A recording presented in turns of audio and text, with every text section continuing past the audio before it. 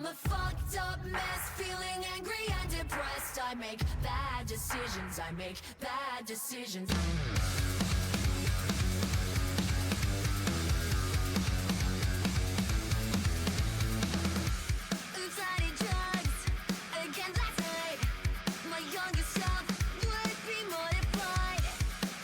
Hi, Chat.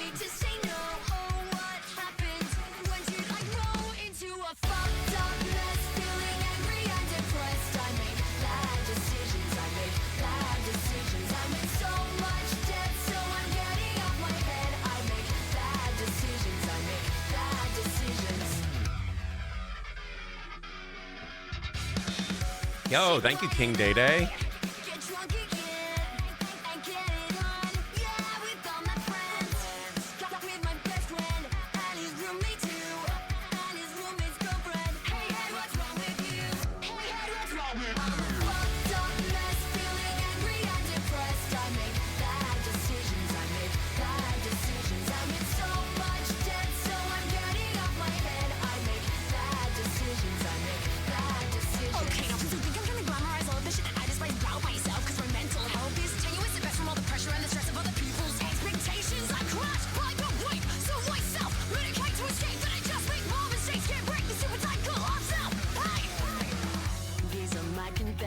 Someday I'll learn my lesson. These bad decisions haunt me, but they make good stories. Yep, you're right, Core. And you'll yap about how you're just gonna go take a shit. I know. Some things never change.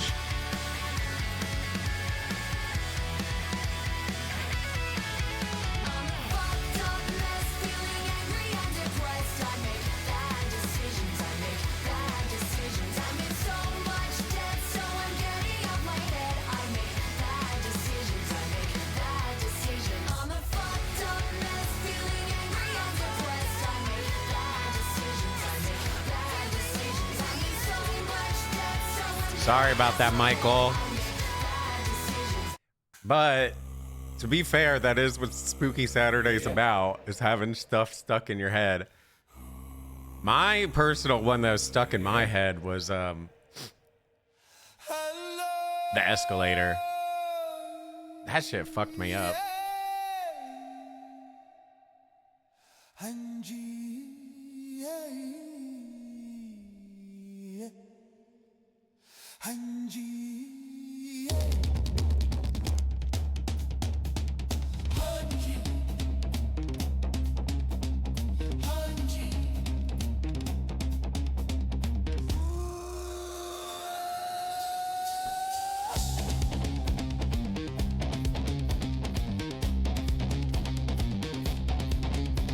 Yeah, how do you drink a whole mug of cum, let alone donkey cum?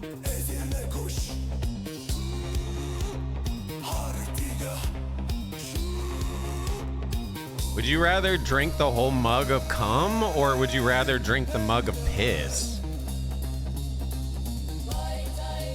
Hands up! HXYH. I don't know, bro. We might have to have this conversation when we actually start.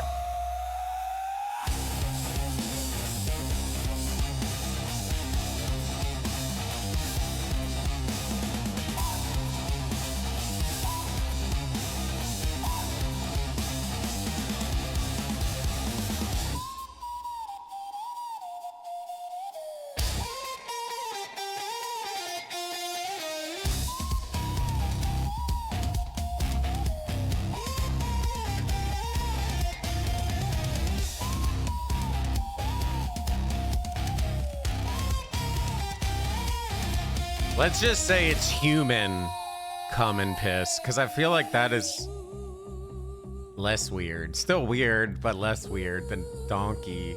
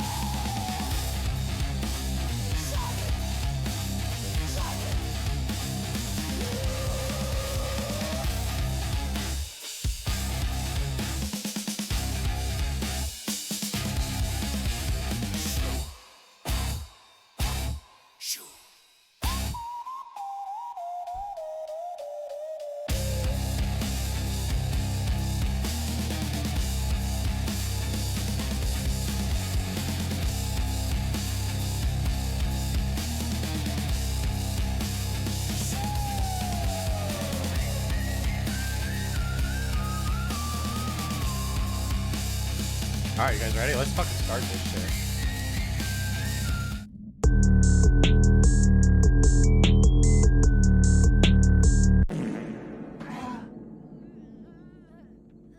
Doom shot motherfucker. Bald L.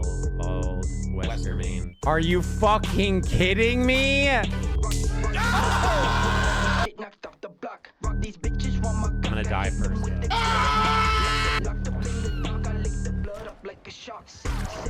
It'll be no!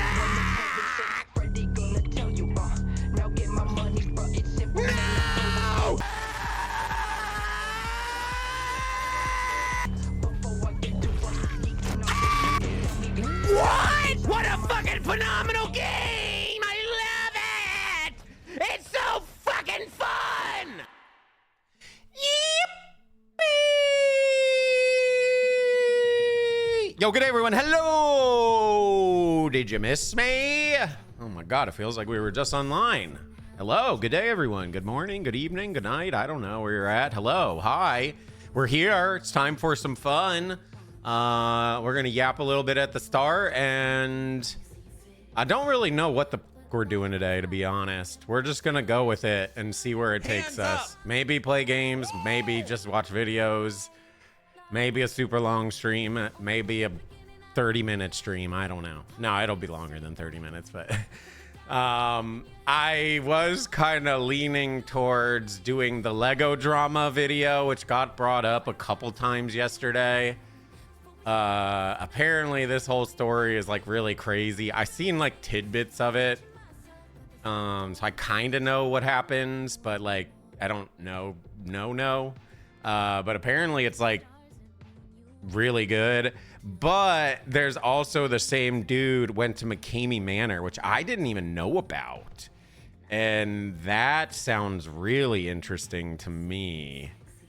So I think we're gonna do the McCamey Manor video, and then if we want, we can do Legos. But if we're like,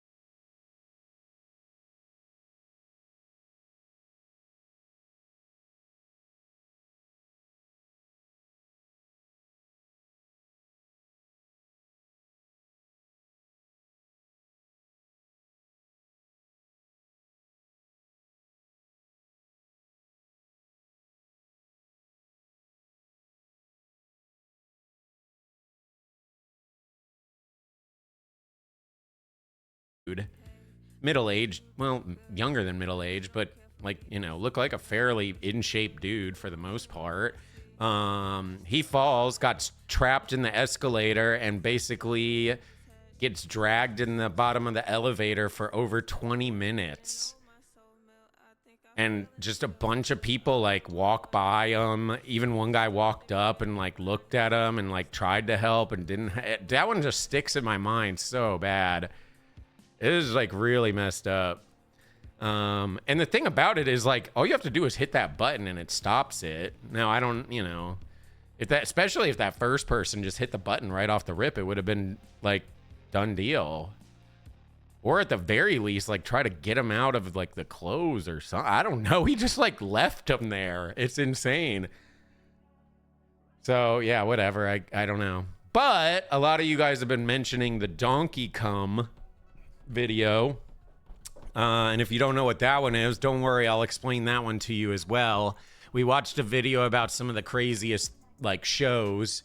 And one of the shows is probably one you're familiar with called Fear Factor. And they had an unaired episode that got leaked online. And the reason it never got aired is because in this episode, one of the challenges was you have to drink a mug, not just a cup, a mug full of donkey cum or a mug full of donkey piss.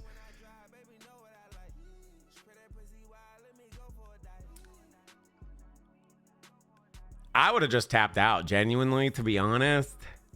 So I thought it would be fun to ask you guys, what would you rather drink? A mug of cum or a mug of piss?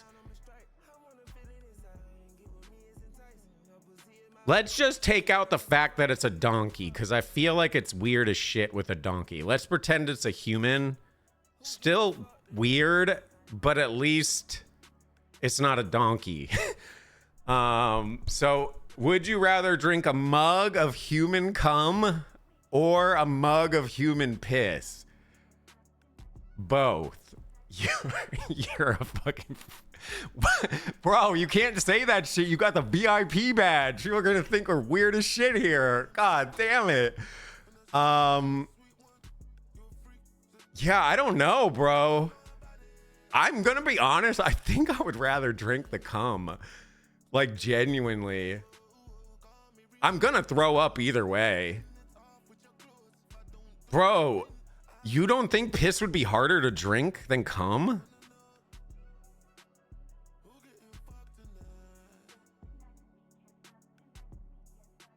Okay, let me explain the piss though, because I don't think the people that are saying piss didn't see the piss from yesterday's stream. I'm talking like piss, dry piss, like yellow piss. Not, oh, I drank fucking gallons of water and I'm basically peeing clear. No, this is dry, yellow piss. Yellow piss. No watered down. That's the piss I'm talking about. Not some, because watered down piss, yeah, you drink the watered down piss, right? Like, that would be way easier.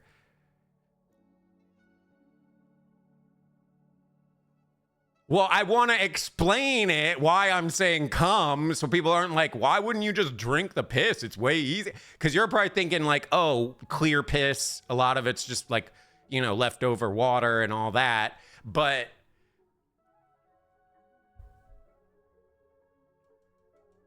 I'm just trying to think, bro. Because like a little bit of either would be like whatevs, right? Like, yeah, okay, whatevs, right? Like I wouldn't. A little bit of either, but it's a mug. And I feel like I could down a mug of cum faster and easier than I could a mug of piss.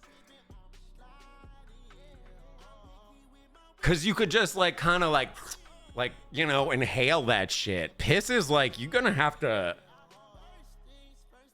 have that shit stewing in there a little bit. I guess it also depends on the cum, right? Because sometimes cum can be like super stuff, and then sometimes it's like, you know, pretty clear and kind of chill.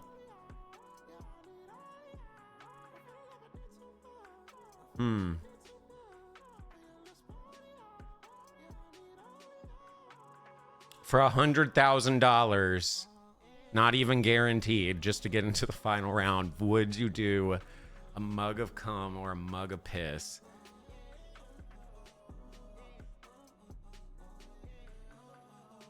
Yeah, I ain't gonna lie. If it was donkey cum or piss, I would just tap out. I would just say, even if it was a gun to my head, I'd just say, shoot me. There ain't no way I'm drinking a mug of donkey cum. Like, good God. So the mug of cum and the mug of piss. So the mug of cum and the mug of piss is one of the contestants. So there's teams of two, right? One of the contestants has to drink the mug of cum. The other has to drink the mug of piss. So both participants have to drink one of each. It's just, which one would you rather do? You know what I mean? I don't know, bro. It sucks kind of either which way then. I'm just trying to think, like, if you took it like a shot, I feel like cum would go faster. But if it's been like cum that's been sitting and it like layers itself because it's been sitting for so long. Okay, now we're getting way too ew. Okay, let's change topics. Anyways, how's everyone's Sunday going? You guys having a good day? Everyone good? Great conversation to start the stream, right? Love to see that. Love to see that. Yeah, I did get me to thinking, because I was just like, what would I rather drink if I had to drink one?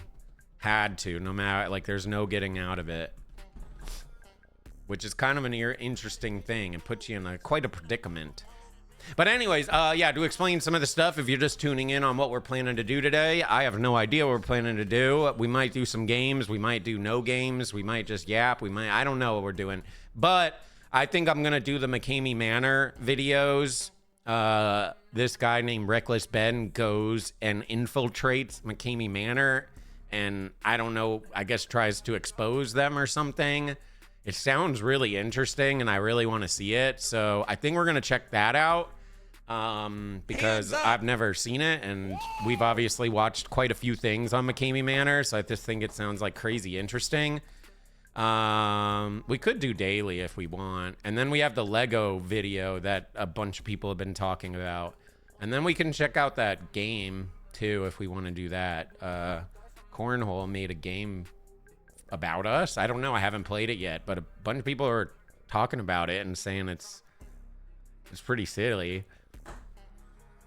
So yeah, hey lady, thank you for the 30 months. Hope you're good. Thank you so much. Appreciate that. Thank you. The McCamey Manor, well, I explained it earlier, so I'll do a brief explanation. But McCamey Manor is basically a horror house, and you have to sign away basically your rights, and they essentially legally torture you, pretty much. Basically, which you can kind of see why this place keeps trying to get shut down. I'll explain it when we actually watch it, if they don't fully explain it, because I know a lot of the details about that place. Because, you know, I like fucked up shit, right? But I don't even know if I would want to do that. You know what I mean? Oh, nice. This song's about biting dicks off.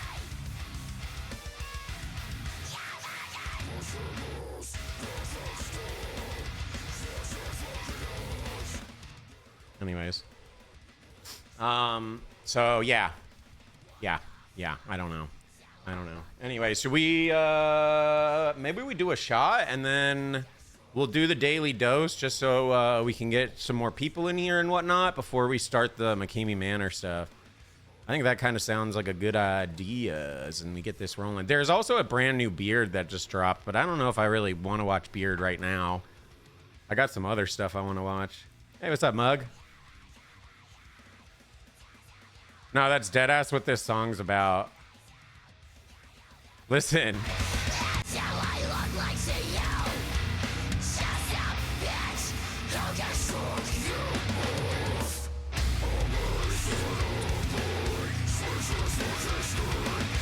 It says, I'll make sure to bite, shred your fucking skin.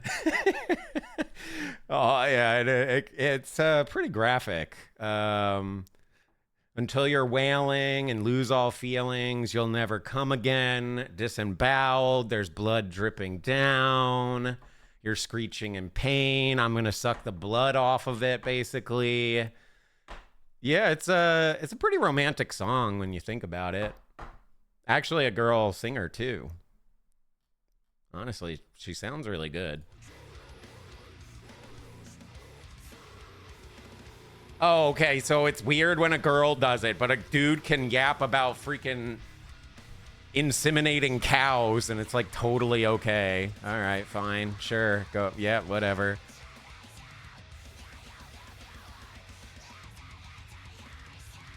Let me change this. I don't want to listen to that. Anyways. Who's doing what with Cal? I'm just joking. Cattle Decap has some pretty interesting songs. If you don't know Cattle Decap, Cattle Decapitation. All right, let's go ahead and do this daily dose, yeah? Oh, wait, let's do a shot. Hope you guys all had fun last night. I had a really good time. It was a good stream. A little tired today, but I think overall it was really fun. We did a 10-hour spooky Saturday yesterday. Kind of crazy, so hell yeah.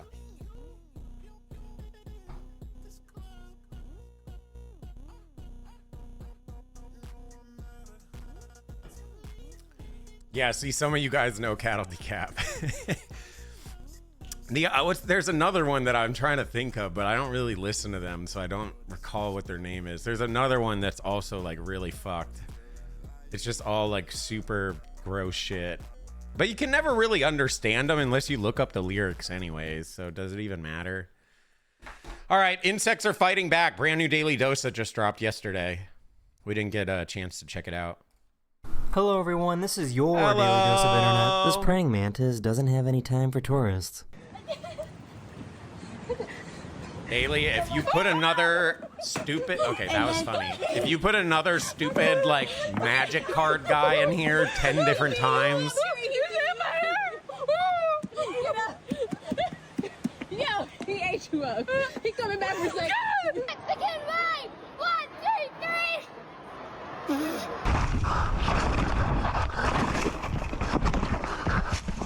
Oh my gosh. Dude, I smell like shit.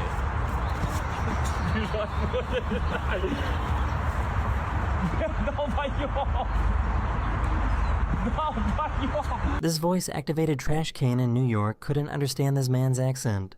Open can. Doesn't matter. Ready? Yeah. It's because I'm not wearing deodorant. Because the tattoo goes like up into my armpit. Creeps convent into regime setogen. Oh, wheelie noise. So I have that weird tattoo smell. Flockens divine. What is that weird? Yo, is there like someone that's smart in chat? What is that weird smell that comes from like tattoos that are healing? It's definitely like this, like the plasma or something that I think causes that smell. It has such a unique smell. It's weird. And then obvious, Jesus Christ, it's a concoction of smells. Jesus, I just need to shit myself now. Lindsay grains this is aim. No, it's not wash. It's just like when the tattoo is like still kind of healing and it's leaking.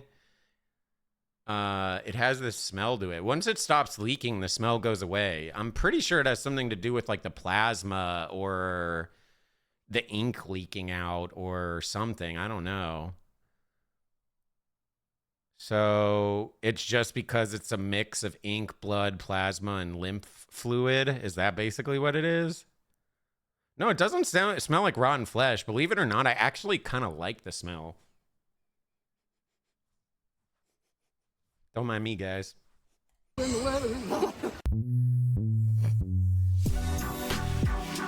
Yes, I'm leaking. She's on definitely stream. right. I wouldn't have guessed that. I can't believe I'm still leaking a week later, bro. Like, hello? This is the first. How am I still leaking? Look at this trash I can. don't really fart very much. How am I supposed to... Look at this.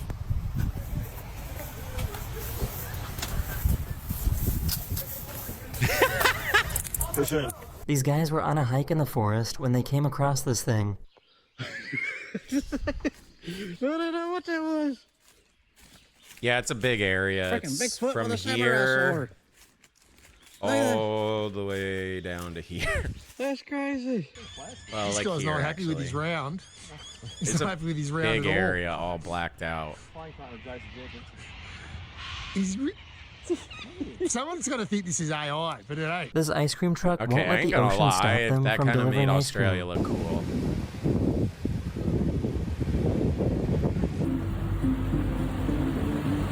Wait, why is this low-key a good idea? These are the types of questions. Wait, that is actually such a fucking good idea. What the hell? Because think about it. You're stuck on the boat, maybe drinking with the boys, and it's just like kind of hot. You don't really want to jump in the water. Ice cream man on a boat drives up? Hell yeah. Get your These are the drink, types of some questions that need snacks, answering. some ice How did they make a cream. waffle Oh before they my had a waffle god. maker and knew what a waffle was? Because you need a waffle maker to make a waffle. So how Well, did it's they not make a $1 million waffle before they knew what a idea. waffle was? Because they needed a waffle maker. So if they didn't make a waffle maker, if they didn't make a waffle without a, if they didn't make a waffle with a waffle maker, how did they make the first waffle? This was my favorite Okay, clip she from this low-key episode. kinda Their does local have a Taco point. Bell shut down, so they held a funeral service in its honor. If you brought an offering to lay at the feet of this gravestone, please make a line over here. The winner of Praise. this R.I.P. offering Taco competition Bell. will receive a bronze Taco Bell bag to commemorate this event. A bronze Mountain Dew Baja Blast. Dang. Please come forward. Fake flowers with Bronze sauce Mountain in Dew them. Baja Blast. Fake flowers with sauce in them. Someone put toilet paper in the front of it. Jesus Christ, dude. That's wild. Oh my god. She really found some You know heat what's at weird? the I thrift have a store. sensitive stomach, and Taco Bell usually does not upset my stomach, believe it or not. Which is so weird, because so many people get upset stomachs at Taco Bell, but I don't. But I get upset stomach, like, all the time with, like, other random shit. After the eruption subsided, a whirlwind formed over the same volcano. Maybe it has to do with, like, the beef or something, because I usually get chicken stuff. Like a chicken quesadilla or that type of nature. So maybe that's why. It's like the meat. They in the microwave heating. Oh my god. This might just be the first Microwave. Nike shoebox burrito in history. First, we start by cutting That's out $1 million a Nike idea right shoebox there. from the tortilla. We then construct the box and add the beans and cheese. So cheesy. Oh yes, perfect. Introducing the Now Nike Nike's shoebox Rito. They're gonna sue you now. Go Darian this way. It's just a door. Oh my god, it's too Darian. And he's right here. One of my subscribers sent me this clip of Home Depot trolling their customers.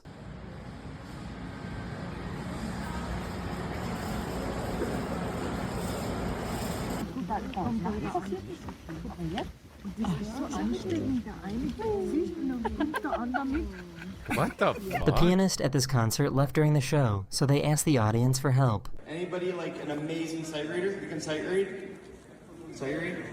Okay. You want to join us? What's a sight reader?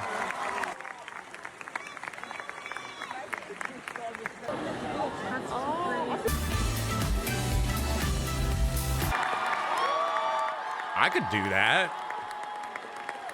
So we're at the movies and we're about to unbox something very special.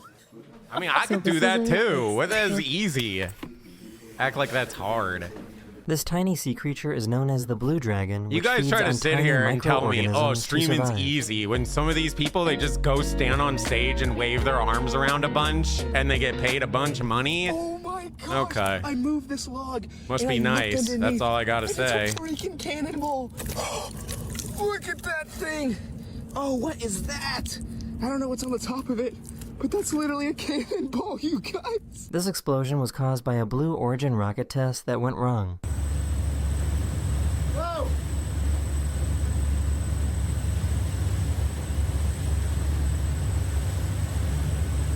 Is there a package? Yo, that's a fat dog. God damn, that's a fat ass dog.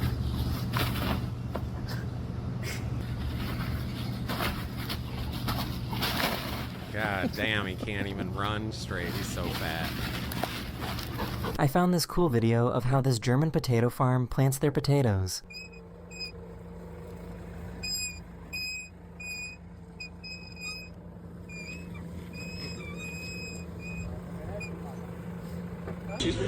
Yes. Still moving? Oh my god, Olive Garden.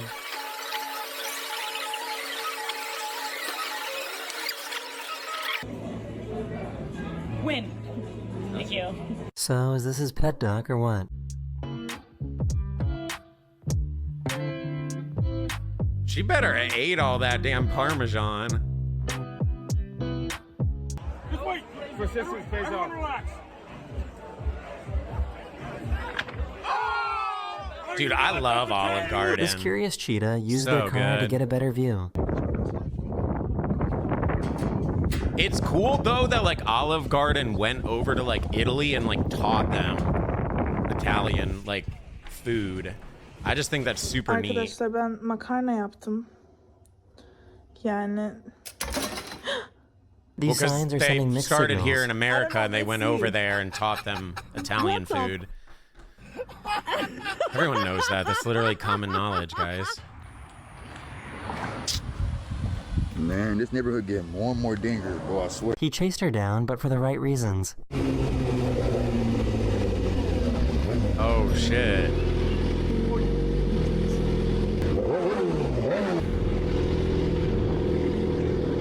Oh my god, that's what I was looking for. Wow, what a nice guy. Thank you. And if I die, be sure to take George out.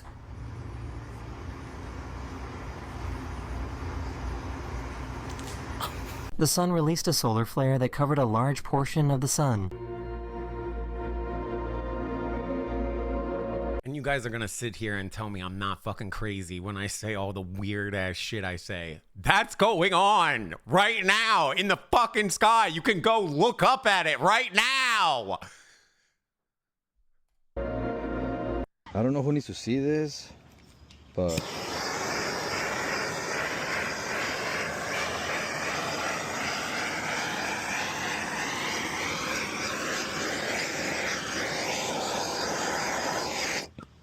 you're welcome. Can anyone explain to me how this works?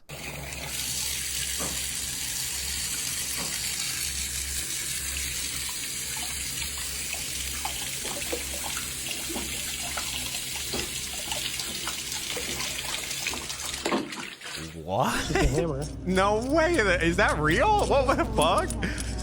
No, it's a screwdriver.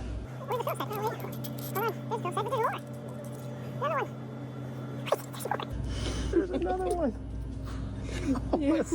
She was filming herself doing reef restoration, and this fish wouldn't stop photobombing her.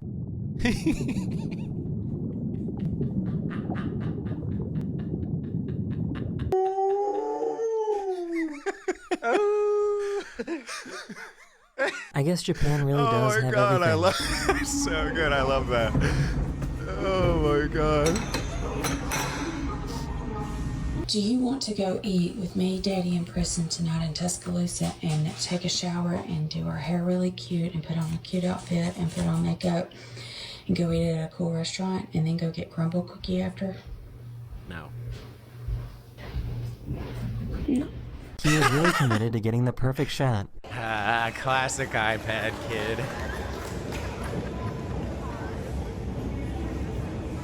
Oh my god, that's so cute.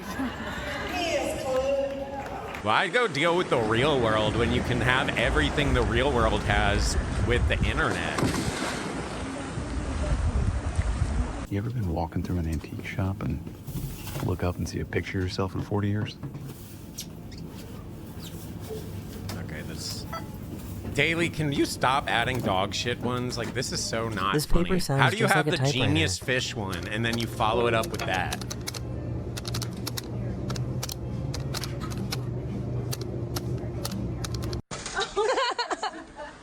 This is fun. Kan ik gleich de door behind you? Thank goodness my graduation wasn't as wet as this one.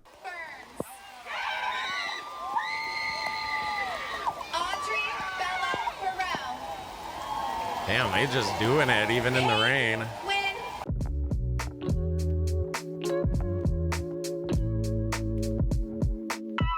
I'm starting to think some people are training for something that I'm Bro, not the aware long of. jump shit is so crazy. So the jump starts here, right? But the way that it's it's able to go is you get 1 footstep, 2 footsteps, obviously, and then you jump. But the actual start is like all the way here. It's so like interesting. And then obviously they launch off of that and then somewhere there, but I'm starting to think some people are training for something that I'm not aware of. Oh, that's a triple jump? I thought that was a long jump. What's the difference between a long jump and a triple jump? Well, besides the triple jump being that. Guys, my friend gave me her key. Oh, there's a bus. Long jump is just a singular like launch, not the multiple. What about this one? Oh, okay. No. Okay. What do we think about this one? You know, it's kind of interesting, like looking back at it. Oh, there's a lot of sports. This video shows off upwards lightning, which occurs. There's a lot of sports that are like, even in the Olympics and stuff, that are the most like, why type sports like ever. But we're still like doing them even to this day. When lightning strikes the ground next to a tall structure. Like that, the long jump stuff, like that's one of them. Like, okay, I guess that's cool. HXYAWW. These waves look really spiky. The other ones that I think were like really like whatever is like the throwing one where you spin. I said knock off. Like, You're supposed to okay, say. I guess that was cool 500 years ago, you know?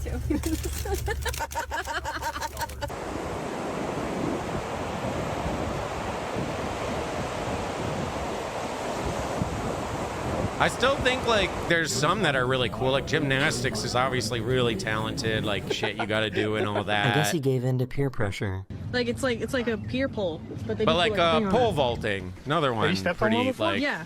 just Wait, don't do fucking it? Yeah. launch yourself into the air. Pole? Why?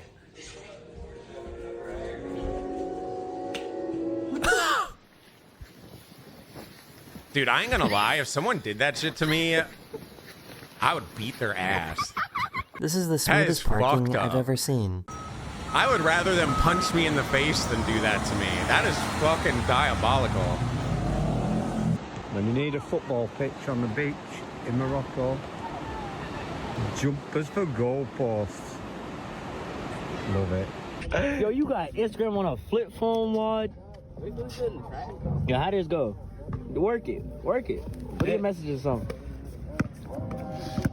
What the f? Help me sign the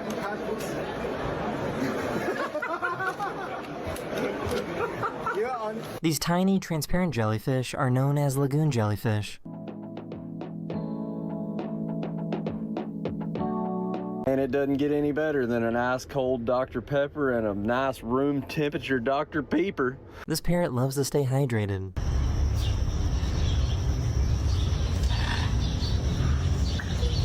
Yo, that's smart as If you like hell. this video, you may like this one too, where I show some of the best puppy videos ever over on my pets channel. And I'll see you guys again very, very soon. Later. Good video, minus that one part. Hated that one part. But other than that, it was good. Yo, Tragic, thank you for the 8 months. Appreciate it, buddy. Thank you very much. All right. I say we go ahead and send this now, because if we want to get to the Lego one, we got to do this now. I don't know if we're going to do Legos or not. but I really want to do this one. And, you know, we're early today, so why not send it? So if you don't know what it is, or you weren't here at the start, this guy, Reckless Ben, is going to infiltrate McCamey Manor. If you don't know what McCamey Manor is, hopefully most of you do, because we've literally learned about it a bajillion times on Spooky Saturday. But it's basically a horror house. But the difference with this horror house is you basically sign a waiver saying they can do essentially whatever the hell they want to you. And if you die, it's not their fault. Essentially, you're letting them torture the shit out of you. And you might be like, why would people want to do this? Well, I don't know why. I guess people like the thrill of it. But if you end up making it all the way through, I think you get $10,000 or $20,000. That being said, no one has ever made it all the way through. Everyone always taps. No one's ever made the money. 20,000, yeah. So it's kind of controversial. And the other thing about it that's really interesting, and I always kind of found this interesting, is they don't charge any money. To get in, you just give them cans of dog food. That's it. Like that's how you like get a ticket. You don't have to pay any money. You just give them dog food. So it's like, it's kind of crazy. You're going to see very quickly some very extreme shit. So I'm prefacing it now because it is going to kind of be pretty extreme, assuming they show, it looks like they're going to show it. So just brace yourself. It is kind of, hopefully I don't get banned. But yeah, anyways, this dude is actually going to go through it and like, they're going to film it, which is low-key kind of crazy. So I really want to see this. So anyways, let's check it out. Here we go. Buckle up. To this day, I still feel inside of me that I'm still being tortured. No, God, stop! I hope that I will recover from it inside of me and in my soul. I don't think I ever will, unless I see Russ McCamey in prison for the rest of his life. I told you it was I want them to pay. I want justice. I want my soul back. It's crazy to think that this woman's bad. talking about a haunted house. Like those things you walk through with your friends on Halloween. This haunted house is McCamey Manor. McCamey Manor. It's called the most extreme haunted house in America. Boom. Just applied for McCamey Manor. That's right. I just signed up for the most controversial haunted house in the entire world. The haunted house that's so scary, no one's ever made it all the way through. And they even have a giant prize for the first person that completes it. Oh, he is going to say it. $20,000. Anyone who could finish. Anyone get through the haunted house, they give you 20 grand. Oh, I'm going to be the first person to win this money. So a little bit about this haunted house. The reason why I want to watch this so bad for you saying, would you do this? Would you? We've actually never really seen someone go fully through it. We've seen snippets here and there. So I'm just really curious what his experience is. Like we saw that one group go through and it shows a little, but then it stops. And then it shows like the aftermath. And like her hair is like all fucking chopped off and she has like tape in her hair and like her face is like, she has giant like swollen face. It's like pretty dang brutal. Like it's not just like, so I don't know what the F happens in here as far as like truly. So I'm curious as to what he's going to go through. It was all created by this guy. And no, Russ I don't McCamey. want to do this. I just like to entertain folks. I'm just Russ. I love horror stuff, but this just doesn't. Russ is just a good guy. You know, I'm not what you think. This is the twisted mastermind who created McCamey Manor. He claims that no one's ever actually made it through his haunted house because he spent millions of dollars to create the scariest and most extreme contraptions that you can't even imagine. So for those lucky few that actually get here, you will be amazed. He claims this on his YouTube literally channel, just tortures where he the actually people. videotapes every single person who goes through trying to win the grand prize. And the videos are intense. We should be here. Why? You guys have lost your damn minds. I finally got to, I just died. That thing right there, I'm never gonna be the same again. How are y'all so sure that someone can handle that? No one's ever completed this thing. Isn't that The crazy? videos of them trying go super viral online, even though he never even shows what goes on inside the haunted house. I'm not going to give away all my secrets. Like people say, why don't you show a whole tour? I'll never show a whole tour because I want people to know, I want people to come here and be shocked and surprised. I'm not going to give away my... Bro, nah. Like, nah. This is not acting. This is like genuine, terrified, just straight sheer terror. I'm like literally dazed and confused, and I'm scared as fuck.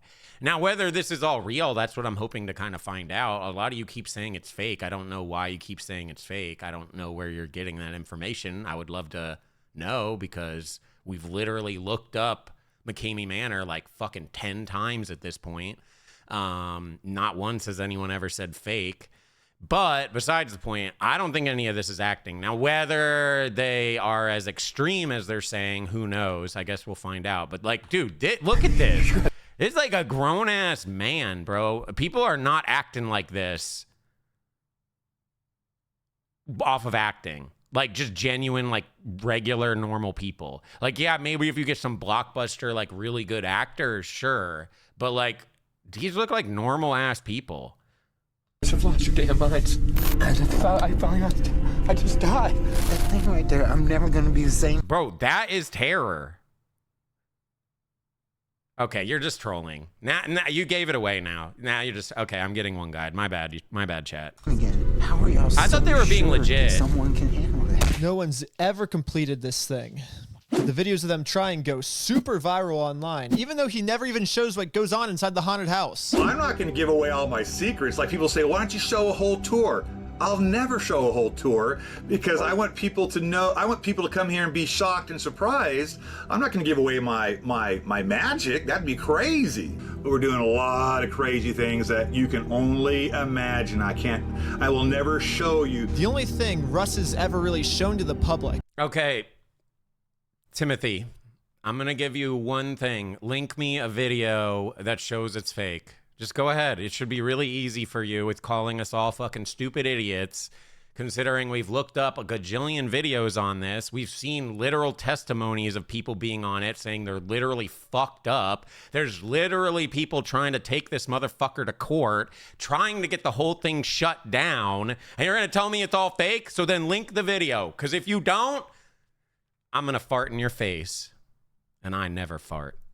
Is the crazy reactions of people who have come out of his haunted house. This is one of the most exhilarating. Yeah, you think this is fake. This is fake, by the way. Her hair's all fucked up. Her literal cheek. I don't know if you saw this lady before. Her cheeks are swollen. Lips are all swollen. They're just going to do that for the memes of it. Yeah, just completely fucking desecrate me. And yeah, we'll just upload it. That'll be sick, dude.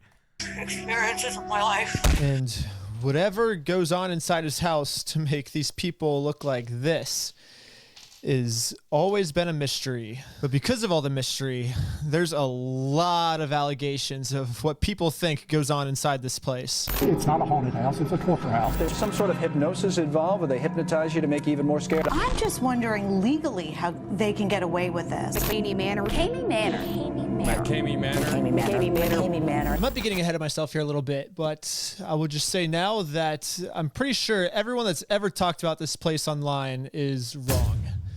And I know this because I went through McCamey Manor myself, and I found out everything. Maybe I went a little too deep down the rabbit hole on this one, but no spoilers yet. Let's start. see. At the moment I signed up for this thing, and signing up for McCamey Manor is kind of an intense process because only one... I genuinely don't doubt that they're not being completely honest, but I do think people are getting tortured here, like legitimately. I don't think it's really a haunted house, and I don't think they have a bunch of attractions personally. I think they literally take these people here and they just push them to extremes and make them tap. That's basically what I feel happens here.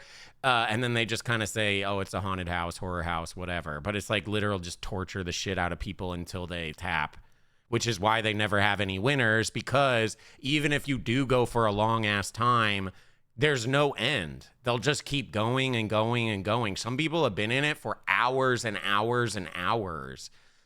and they never end. So like you can't really win the money, which is why there's no winning it.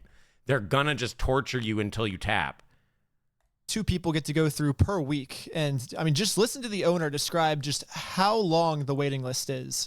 The list is long. As of last year, over 17,000. Boom, just applied for McCamey Manor. It's probably gonna be about 10 to 20 years until I can go through. Well, I've been accepted, guys. Also, it hasn't been 10 to 20 years. It's literally been like an hour. I don't know how I jumped to the front of the line, but looks like it's my lucky day. Anyways, the owner wanted to get on a phone call with me. Really? There's 80 different activities that we can do inside the real manor. There is danger involved, so I need you really to pay attention. You might end up getting hurt or killed. And I'm telling you, one person has died here. That individual drowned inside of a stunt called Spectrum. And you will be doing that particular stunt that she passed away on. You will be doing it. It's called Spectrum. And you'll be doing it. It's a 200-yard underwater swim through an underwater haunted house. Whoa. When I put you in these different situations, you've got to be successful. And he's not kidding, because when I look up the people who have actually already been through this haunted house, I mean, a lot of them come out with serious injuries. I've got a lot of injuries. Broken bones. I mean, Yeah, this just acting, haunted guys. house just seems to be destroying people's bodies. Just acting. It's actually hard to talk. Yeah, that's acting. Severely swollen. But I'm determined to win this $20,000. No, guys, it's so I'm gonna fine. do It's AI whatever and I have to acting. do to make it through this haunted house. I mean, I'm pretty used to going to the hospital. Practically have a hospital frequent flyer pass. I'm there so much. Dude, I think I broke my neck again. Are you serious? Wait, really? My whole life, I've been the kind of person that take huge risks. I love pushing my body to its absolute limit. I told them I wasn't gonna leave until I either land the double backflip or until I injure myself. The whole weight of my arm is just on this bed. Dude.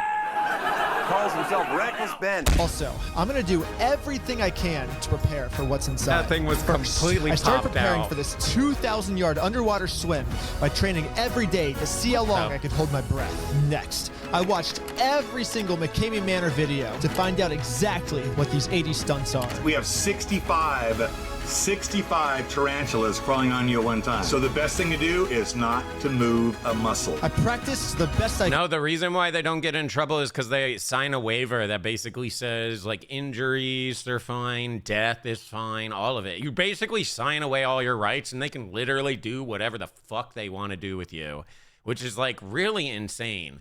could for what I had at my house at the time to prepare for what goes on inside McCamey Manor. You have to walk. It's almost like walking a tight wire, but it's up 25 foot in the air, 25 feet in the air. No net. I trained more than you can imagine for every single one of these stunts until I was finally confident that I was going to be a the lawyer first that takes person it to to court, make it all the way possibly, yeah. through McCamey Manor. I mean, and people win are trying. this $20,000. Or were trying. I don't know what happened. The reason why we're having this little meeting here is that I know on your YouTube stuff you do some investigative work and this and that.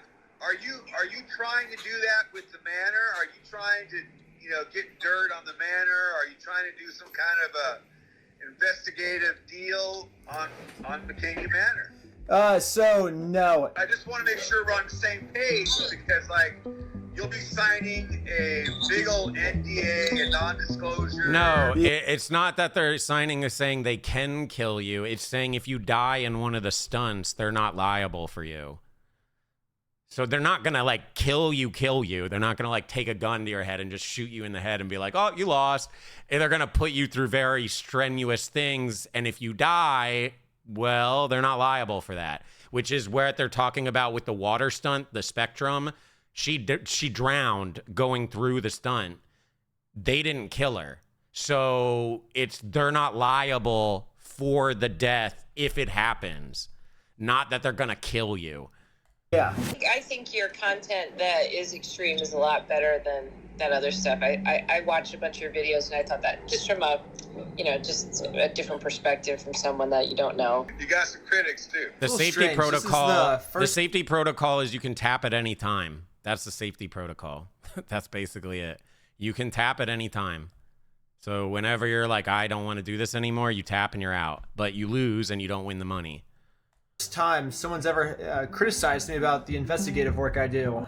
Normally people like it because like I'm taking down things like Scientology or evil cults. The only people that have ever had a problem with my investigative And work Legos. are people that We are might doing watch that bad after things. this. So it kind of makes me think, like, are they doing bad things at this place? Just in case, I thought it'd be smart to come up with some sort of a backup plan, just in case I get caught up in some like legal mumbo jumbo that I don't really want to be in. So here's the problem I'm currently facing. They're going to send you part 1 of the contract, which has the non-disclosure. Participant understands that if they violate this agreement, that they agrees to pay Russ McKamey Manor $50,000 as damages.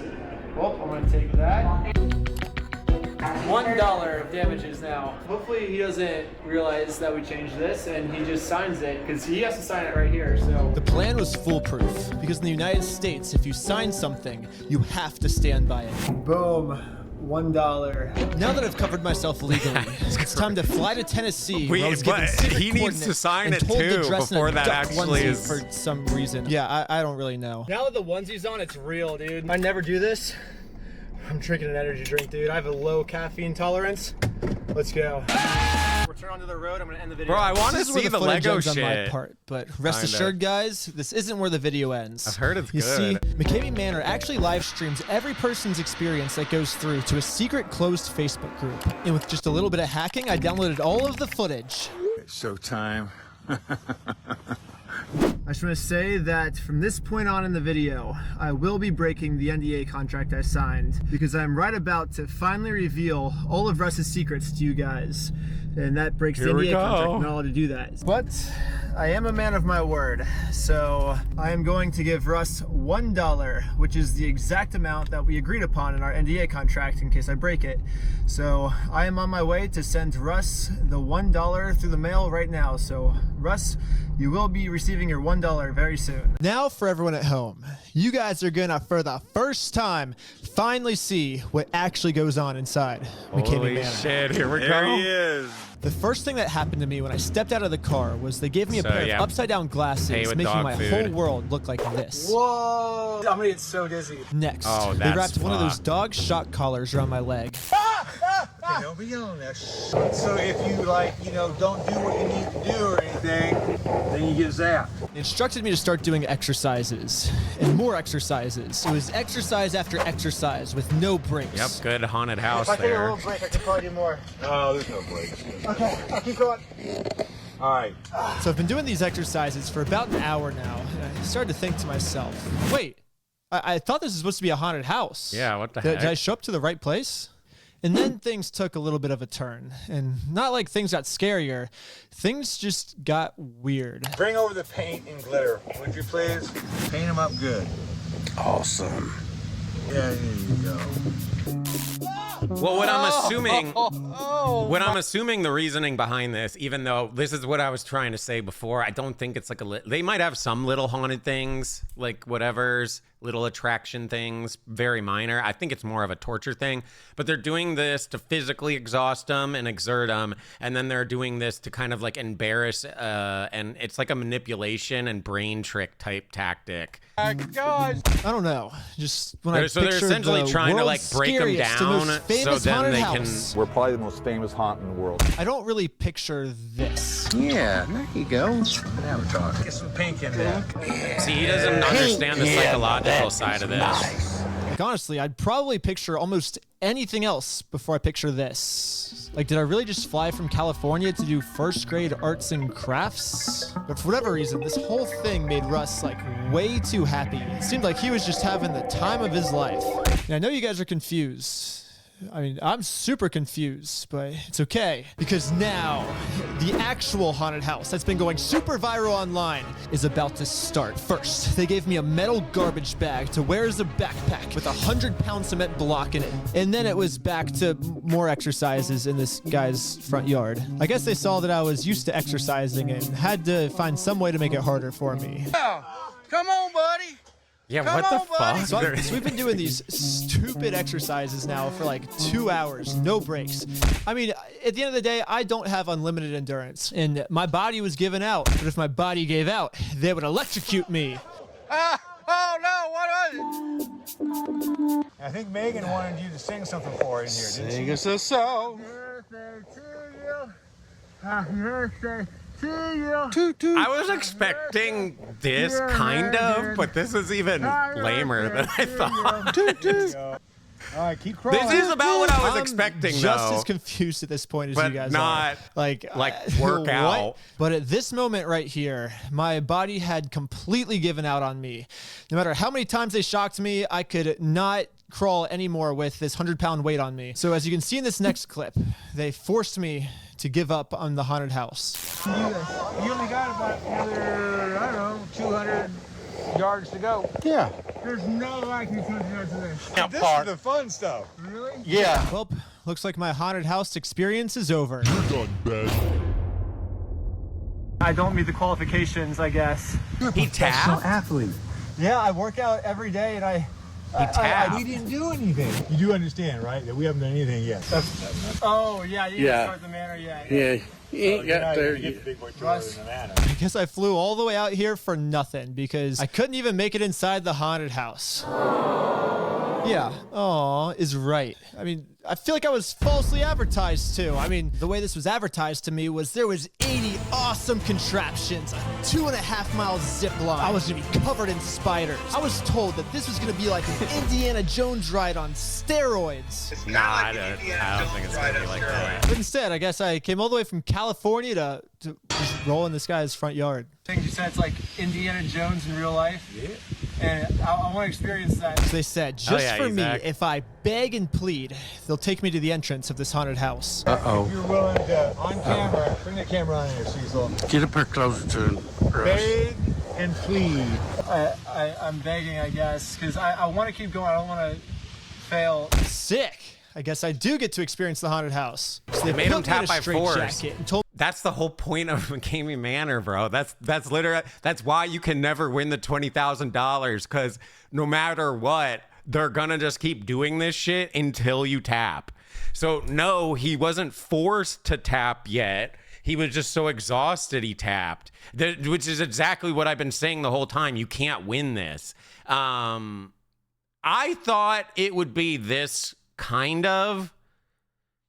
I just thought it would be more mentally manipulative and then kind of pushing the body in the thing, not just like work out, but maybe they were kind of doing this to exhaust them. So they're just like physically and mentally exhausted and then they bring them in. Hopefully we'll see. But I mean, regardless, they're going to torture him or they're going to exhaust him until he taps. There's no winning. That's why they offer $20,000, because you're not going to win. They'll keep you there for 20 hours if they have to. You know what I mean? Like, it doesn't matter. You will stay there until you tap. we have to crawl all the way to the end of a tunnel, because at the end of the tunnel is the haunted house. But I was not able to crawl through the tunnel. And for some reason, when he was filming it, he kind of had his phone to the side, so you couldn't really get a good angle of me crawling through. Hey, come on out. Come on out. Come on out, Ben. I literally went as far as I could go. That gives 200 yards? Yeah. Okay, let's break down what I would have had to do just to make it into the haunted house. After my body had completely, like 100% given out, I was gonna have to spelunk in a tunnel that is the length of 2 football fields, wearing a straitjacket. I mean, like, I already crawled as far as I could without a straitjacket on. I mean, you expect me to crawl further now with a straitjacket? They should have just sent me into the tunnel before they had me do all these stupid exercises. What were they thinking? That would have been... So because of this, I guess I can't enter their haunted house. But for some reason, this actually made Russ surprisingly happy. So it was probably a smart thing you did by backing out when you did. But because I traveled so far to get here, Just because you come such a long way, if you want to. they told me they would give me one more chance to enter this haunted house. All I had to do was escape my straitjacket while inside a coffin, and then the haunted house starts. You need to remove your straitjacket.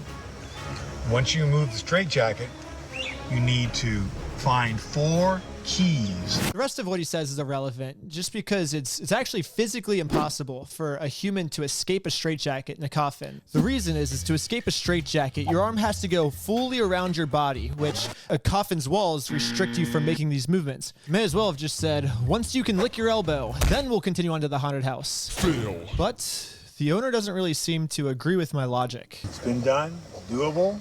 I did it, and it took me about 14 minutes to do it. So to make it harder on me, he's You are so full of shit. Dude, you couldn't even do it out of a coffin. Shut up. What? Come on. gonna waterboard me.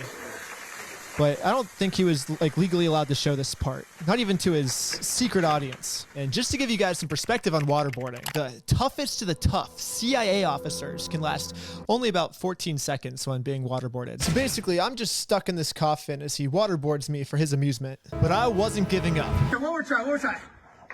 One more try, I got this. Whatever it took, I was gonna keep going. He kept waterboarding me and kept waterboarding me until eventually it kind of seemed like Russ was starting to give up. If we can't do it, we'll move on. One more try, I'm gonna... Okay. And eventually, Russ finally did give up. I'm gonna make a deal with you. We'll keep going. But you've got to start completing stuff. Okay. You gotta complete. You haven't started a clock yet. When you do rat race, once you find a plexiglass container full of the mice, the clock starts. So the haunted house starts once I find the plexiglass container of all the mice. Well, deal. Let's get this haunted house started. You need to find a plexiglass container inside the maze that you're going to be in. You're going to be in a maze. Find the key. You're going to pull the key. Then a teeter board will flip over and release, I don't even know how many. I have no idea. I don't know how many. Dude, this is kind of ruining McCamey Manor for me. I mean, this, to be fair, this is about what I would expect, but I thought it would at least like bring him into like a building and then kind of just torture the shit out of him. Essentially, this is like what I was expecting out of it, because like I didn't think there was really going to be a haunted house. I thought it's literally just like, bring a person, we're going to put him in a scary spot where it's really dark and whatever, and then we're going to have a bunch of little contraptions and we're going to torture the shit out of him and then make him tap. That's what I thought. It's even lamer than I thought. But you're going to find mice. Mice will then fall on you. So every time you open that gate, it releases water. Yeah, do you think it is a fetish thing? A lot of people have said that. I don't know.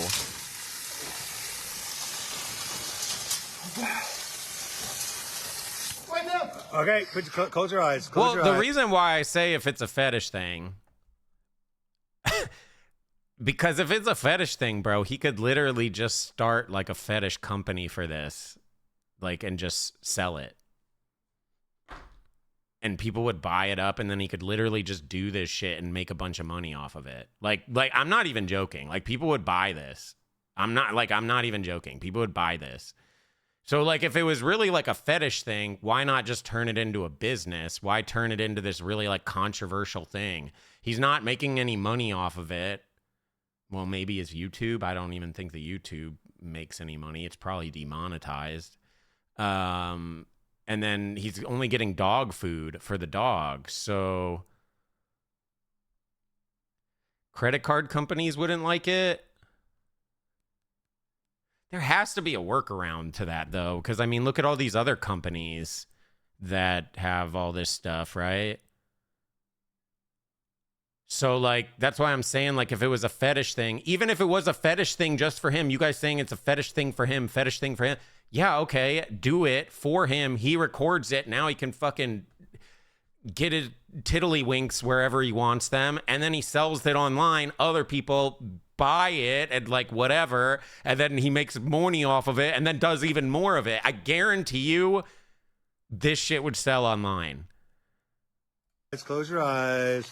Okay, there's a few things that happened kinda, you might have missed, so I'm going to replay the footage to show you guys. First thing I want to mention. That's just what I'm trying to say, though. Like, if it was just his fetish thing, why not just like make it into a business, and then he like makes money, and then it wouldn't even really be as controversial. I was told once I make it through a gate, it activates a lever, which makes the water stop. Once the gate is secured, then the water is secured. But the gate I went through was poorly built and broke on me. So he just kept spraying the hose at me, even though I already made it through the gate. Bro, yes, exactly. I get what you're saying, right? Okay, but think about this. You're a super fat, really nasty, balding, just gross motherfucker, can never get laid in your life, but you got some money. Guess what you do? You start a porn business. Now you hire these models to come suck your dick and you upload it online. Boom. Now you're rich and you get your dick sucked by beautiful people. But you know, you see where I'm going? Like, through, and then it broke.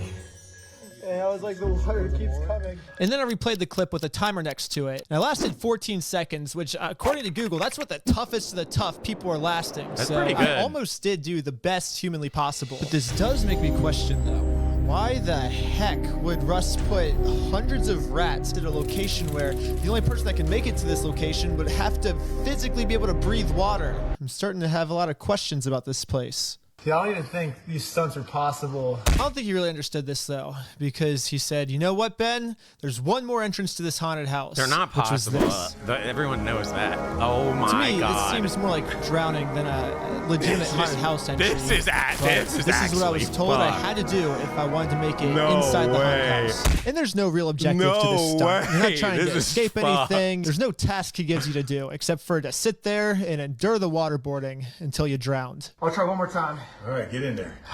Oh, that's so It's not like brutal. if I tried again, I was gonna just like magically be able to breathe water this time. So what gets even worse with this, if you guys aren't realizing, is because he has this like beanie over his head, it's all gonna get wet. And when he's trying to like breathe in, the water's gonna try to go in and it makes it really hard to breathe. It like is really, really not cool. And then also his head is encased in this. But It's he told me if I really tapped, not I cool. wasn't going to be able to enter the haunted house. So, I mean, I told you guys I'm not leaving until I at least get inside this haunted house.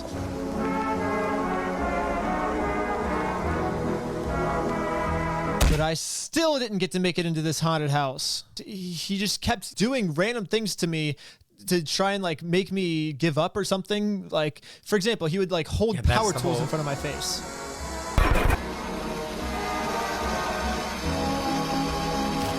Like, what the heck are these crazy haunted house entrance strategies? Like, can't we just go through the front door? Like, that seems pretty reasonable at this point. Wow. Awesome, man. But I still couldn't go into the haunted house. He had to cut me open and give me drugs first.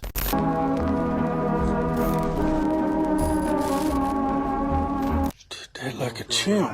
And I know what you guys are thinking. Are you ever gonna actually be able to make it into this haunted house? What? And What? The They're giving answer him is drugs? yes. Right now, they've finally brought me to the entrance of this haunted Okay, house. this I don't is know, like maybe this an is like what elevator I or was something. expecting out of Right it. as they were Where they've been right now is where I was kind of expecting this whole thing to go. It's going to be bring them in a spot like this and just make them as uncomfortable, torture the shit out of them. They'll tap and then that's that. It's not really like a real horror thing. It's just torture the shit out of them. about to send me in. This happened. My low battery just come on. On me it did? Yep. On this phone. I don't know why. There are more phone issues. I know. It's, I mean, this one's on. So I don't know. Come on out. At this point, I'm thinking, okay, there's no way he pulled me out because his phone ran out of batteries. But I was wrong. Well, we're headed back to the vehicle. Oh my gosh, real life. So they told me I wasn't actually going to be able to enter the haunted house, and now I have to drive home. But the deal was, as long as you don't give up, you win $20,000. Technically, I didn't quit, so looks like I just won $20,000, baby! Even though I guess I technically didn't even step inside the haunted house, so now I'm just left with like a bunch of questions. My first question is, who the heck are all these people that are regularly making it into this haunted house? Or has no one ever made it to the haunted house? But that would be a waste of millions of dollars this guy claims he spent on it, which makes no sense. Why would he just leave it empty? Well, I'm going to tell you guys the answer to everything in next week's episode. Yes, come back next week because we're going to find out the answer to everything. This gets way deeper than you guys could ever imagine. Plus, we're going to send in my friend Danny Burke into this haunted house. The only person I know who's actually crazier than I am. It's stinging like crazy. Okay, who is this guy? This dude's actually good. Danny Burke. Yeah, this dude's fucking crazy. Do you know what this is? They put your hands in these things with these fucking crazy ants. What are the ants called? They're the really, really bad ones. Bullet ants. It's just filled with bullet ants. and they just bite the fuck out of you, and it actually makes you go fucking mental, bro. This is actually brutal. But for now, if you want more content, follow me on Patreon, because like the last series, I have a feeling that this series is also going to get demonetized. So Patreon is the only way I can fund making videos like this. But by subscribing, you'll also get extra content like this. Wow, looks like I'm subscribing. But anyways, thanks to my current Patreons, you guys are the best of the best. Yes, come back next week, because... To be fair, minus this beginning part, this here where they start doing this stuff, this is about what I was expecting. Like, no, as I know we're like, this whole part here was like really stupid. Like, I don't even understand. Like, in the beginning, it somewhat made sense. Like, wear them out, kind of mentally fuck with them, and then like bring them in, right? Like, kind of, you know, like start to drain them out before they even really get him in there, so he's not fresh. That made sense to me. But then it just was like, what are you guys doing now? This is about what I was expecting out of it. It's going to be like, put them in these weird things, make them as uncomfortable as possible, actually start to physically hurt them and torture them and, you know, waterboard them and other torture things, and then they'll just tap. And I don't think there's really like a go through this, go through that. It's just you're going to be in these weird spots and tortured. But I guess we'll find out even more. Maybe it's even lamer. I'm somewhat a little disappointed. I knew I was going to kind of be disappointed because this is about where I was expecting it to go. But all you stupid people saying it's fake, it's fake, it's fake, it's fake, it's fake. They're actors. I don't think it's actors. I just think it's freaking dumb dude that, like, you're probably right. It's probably just a dumb dude that has a torture fetish and like found a kind of legal way to do it. That's what it kind of feels like. So he's basically just bringing people here, torturing the shit out of them, and then letting them go. But I don't think these are like genuine like actors. No, you said they were actors. You didn't say fake. You said all these people are actors. None of it's real. It's obviously real. They were doing stuff to him, but I just don't think like the big attraction and I spent all this money to make this attraction is real. But I do think they're like actually torturing people. Last week, I experienced McCamey Manor, the only haunted house that's so scary no one's ever completed it. I can't do anymore. I can't do anymore. Bro, all I'm gonna say, I would love to have you sign a waiver and let me torture the fuck out of you, because you talk like, oh, they're just acting like this. Motherfucker. I'll make you look like this. I guarantee it. So you want to fucking try it because you're acting really tough. This is actual terror on people's face, bro. You can genuinely tell this is like straight terror. Like genuine terror. It doesn't matter how big or small I am because you'd sign a waiver to let me legally torture you. You would have to just sit there and take it. There's no, we're fighting. It's you sign a waiver, I'm going to strap you down, and I'm going to fucking run my mouth in your face and probably spit in your mouth and then really get nasty with you. But that's a whole different topic. I'm saying you say this because you've never done some of the more... We'll just leave it at that. You've never done some of the more interesting things. I just know it for a fact. It can be genuinely scary, bro. Regardless if there's like a whole... I agree with you that I don't think there's like a whole horror house. But to say these people are acting and they're faking these reactions, I don't think these reactions are fake. These are people being tortured. They're freaking the fuck out. And that's basically what it is. It's not a haunted house. It's just we're watching people get tortured, basically. That right there, I'm never gonna be the same again. How are y'all so sure that someone can handle that? But I'm not giving up, no matter what. And I haven't even gotten into the haunted house yet. For some reason, the owner just thought it'd be fun to take an active chainsaw and wave it around my face. But anyways, I was seconds away from... Chat, I'll tell you a big secret, okay? And this is one thing I've learned over my lifespan, okay? As Unk, okay? I've earned this. As Unk status, I've earned this. You can never judge a book by its covers on how they will be when it comes to the more deviant side, the sexual side, all that type of stuff. You can never judge a book by its cover. Bro, it can be the most innocent looking motherfucker and they're so fucking like kinky, it's crazy. It can be the person that never says a damn word. You get him in the bedroom, what the fuck are you doing? It can be someone that's so fucking confident and talks all this shit like they're the shit. They get in the bed, they have no idea what they're doing. You can never judge someone how they are in the bedroom just based on like what you see of a person here, because what you do in the bedroom, you're consenting to, you're agreeing to, you have an understanding of, and you kind of, I don't want to say like it's full role play, but you can role play to a degree. You get in like your character, you get in like your mode, as well as you kind of get just like kind of horny brained, I guess, but that's a little different. Entering the famous McCamey Manor. And then the owner's phone ran out of batteries. People were just calling me out saying I can't do some of the shit I'm talking about. I am very confident I can do the shit I'm talking about. I don't really like to do it, but hands up.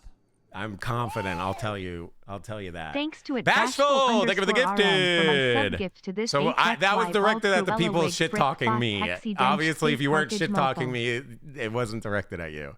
I'm just trying to say you can't judge someone based on anything until you actually get them into that situation.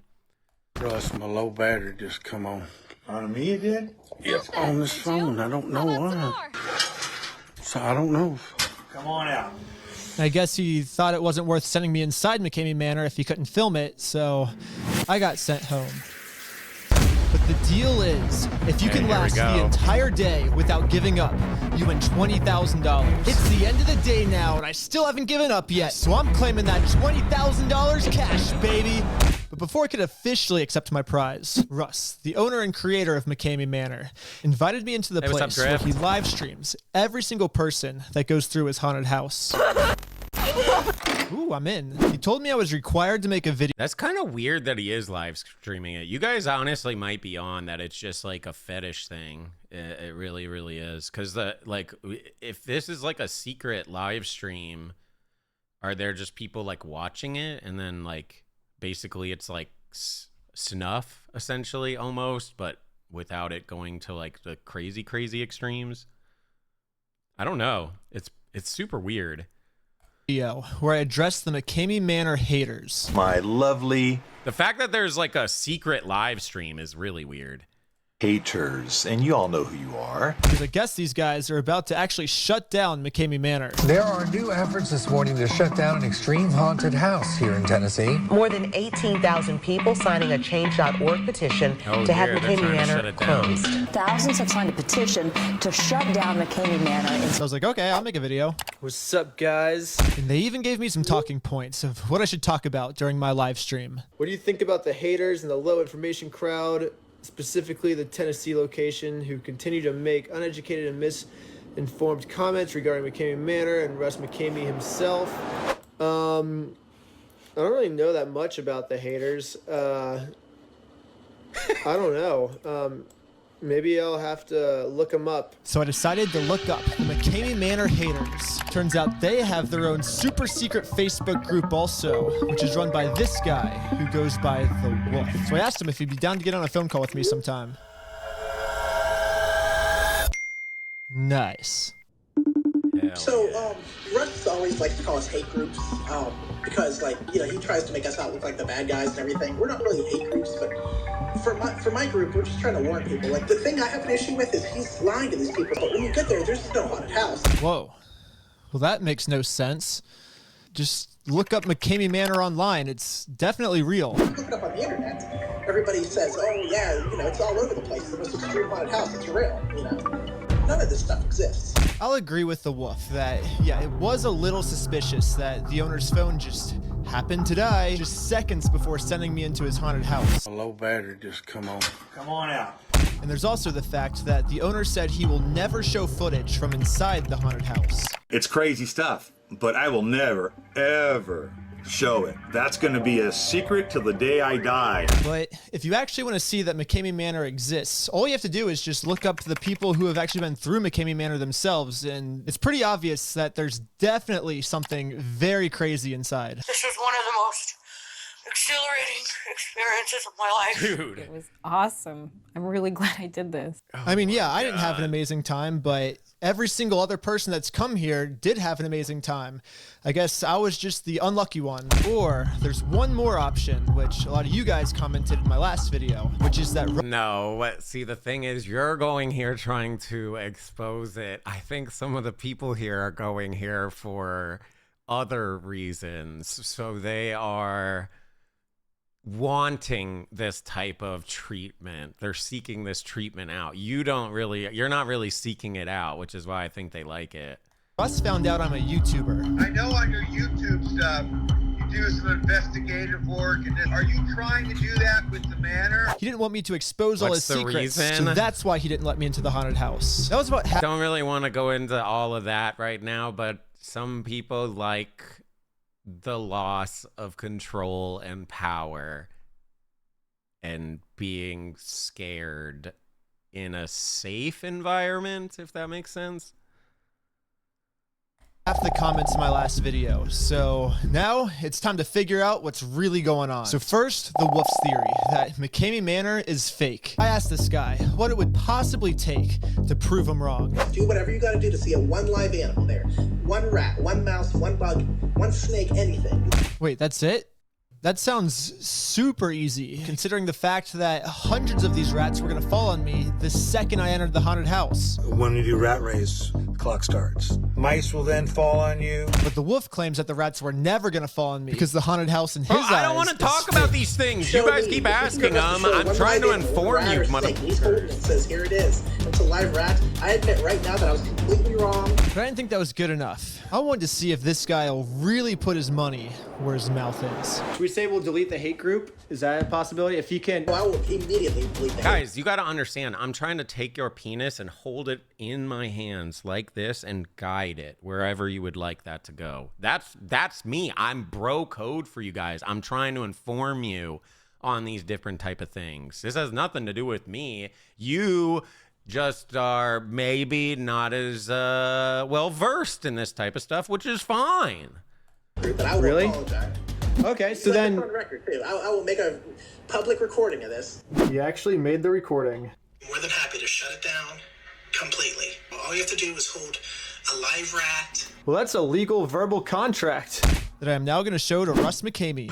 You asked me to ask one question about, like, what do I think of the haters? Yeah. And I finally have an answer, I think. Okay. I think we could actually get that group, like, taken down, like, once and for all. Oh, that'd be great. And all the defamation of character that they do, shit. It's just horrible stuff that they do in there. So take them out.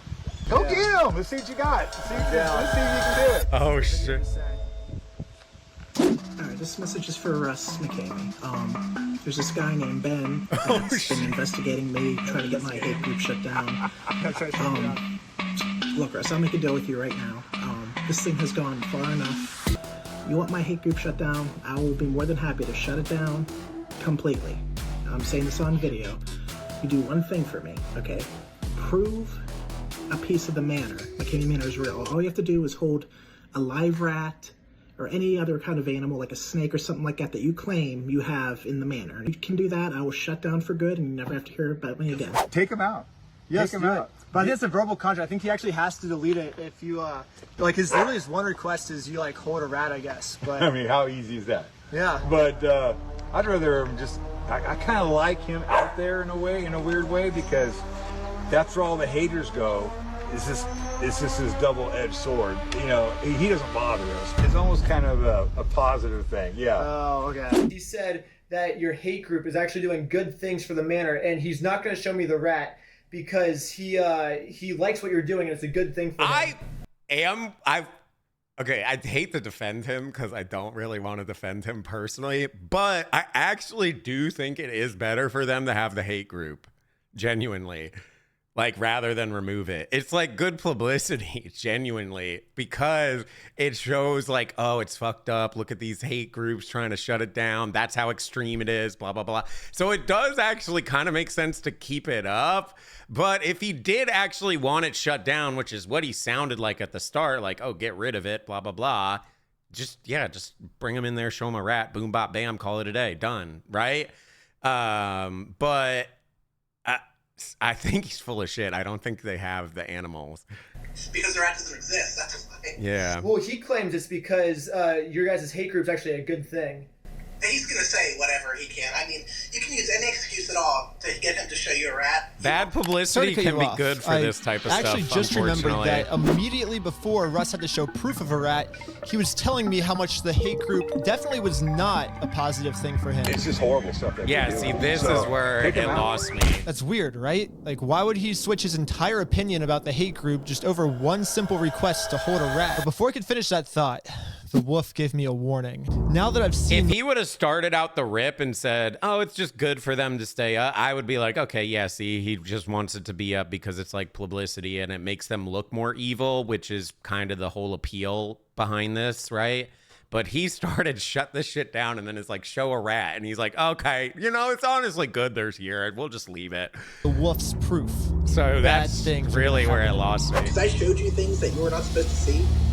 You're deemed a hater. What if I just wanted to hear your perspective so I could answer his question that he gave me? Get a perspective. It's like a cult, and that's why my guys like the Kool-Aid Man. But I'm doing it to answer his question, so he's... Oh, it don't matter. Huh. You've seen what Russ doesn't want you to see, so you're pretty much a hater. Okay, let's take a second to logically think about this. Why the heck would Russ send me into a hate group just to then turn on me because I did what he said? This wolf guy is starting to sound like a crazier conspiracy theorist than the flat earthers. Those guys were crazy. But anyways, I was interested in this and decided to travel deep down the internet to find out more. And what I found was even the people that used to be in Russ's close circle have said the same thing. Yes, Russ will tell you to go in there and spy. And then more often than not, we'll say, well, you turned. I questioned him one time, and it's just like a switch flipped, and I was public enemy number one. I was fucking humiliated and bullshitted enough and harassed. Started asking questions, and that's what Russ does not want. If you start asking any kind of questions at all, Russ gets so fucking offended and he gets pissed, just like a cult, just like a fucking cult. But before I could look any further, I got a voice message on my phone from an unknown number. Ben, this is Kelly from McCamey Manor. I'm one of the admins that runs the page, reaching out to you regarding the bullshit with Wolf. It's ridiculous. I'm gonna put it right out there to you. This is fucking ridiculous. It's corny. I really don't know what your goal here was. I think what you did was dumb. I think it was obviously reckless, and that's your name, so fitting there. And I think that if you really sit down and do some soul searching, you'll realize what you're doing ain't it. This just ain't it. And you seem like you're very fucking lost. Kind of feels like McCamey Manor is starting to turn on me because I know too much. I don't want to be in the same situation as these people. Yo, thank you again for the gifted and purple. Thank you for the 4 months. If bad things do happen to me, I at least want to make sure I'm protected first. So here's what I did. First, I created a legally binding contract between me and Russ. Russ McCamey acknowledges and accepts that Ben Shire's involvement in the McCamey Manor hate group is solely for the purpose... I'm low-key kind of wishing we didn't watch this. I mean, to be fair, this is about what I was expecting, like, genuinely, because I don't really think there's a haunted thing. I think it's just bring him inside and torture the shit out of him. But I was, like, expecting that to be the thing.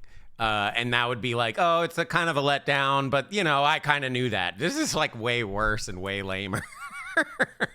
Of investigation, Russ McCamey agrees not to ostracize Ben Schneider. Basically, Russ is not allowed to punish me for doing the very thing he told me to do. The next step was to trick Russ into signing this contract. I figured the easiest way to do this was just to sign up another friend from McCamey Manor, Danny Burke. If you're thinking, how the heck does this help, Ben? Well, just keep watching. You'll see. First, you guys remember the bullet ant, the animal with the most painful sting in the world. Oh my god! Well, this was Danny's reaction when he got stung by 200 of them all at once. Yeah, that was Coyote Peterson with one, by the way. He'll be perfect. Remember that haunted house I was telling you about a while ago? Just to put into perspective how brutal that is. And the burns? Like, what are they gonna do? I would love to do it, dude. Danny was super down. The only problem was there's currently 17,000 people waiting in front of us to go through McCamey Manor also. I had a 1 in 17,000 chance of getting picked. And the odds of that happening again are 1 in 289 million. Yeah, now that I'm looking at it, it doesn't look too promising. But then... I got a message 20 minutes later saying I'm in. Nice. I don't know how we pulled it off, but we pulled it off. A few days later, Danny got a non-disclosure agreement saying he couldn't spill any secrets that go on inside the haunted house. And this, yes, page 14 of Danny's NDA is where I decided to hide the contract I made from before. And Russ is expected to sign right here. He's gonna think like, oh, I already created this, so I don't need to read it again, you know?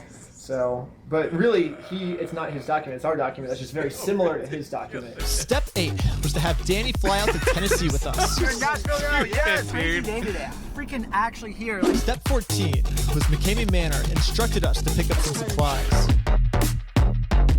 Bro, that's why you need to read But contracts we broke before you McCamey sign. Manor's and rules. most McCamey people Manor don't. actually told us not to go to this Walmart, but to a different Walmart that was like further away from their house for some reason. Last week, I followed their rules, and it made me late to their haunted house. Also, there was a Walmart Supercenter on the way, but he directed me to a Walmart that's like 30 minutes out of the way. But this time, we're not making the same mistake. We're not going to be late this time. We're going to the Walmart right by Russ's house. Of course I know McCamey Manor. He actually works here. What? They can break your bones, pull your teeth, shave your head, freeze you. It ain't really scaring you. It's just, he's gonna torture you. It's gonna hurt. People go out there with broken bones, broken noses, broken teeth. Their teeth broke out. It was confusing, like, why wouldn't he have let us come to this Walmart? Like, it's so close to his house. Step 284 was to print out our contract. Danny's contract's printed out. Step 285, which is finally the last step, by the way. Oh my God, that was a lot of steps. Danny now has to trick Russ into signing this. Just what happens if we go over this contract and he sees the changes that you made? Well, that's not going to happen, Danny,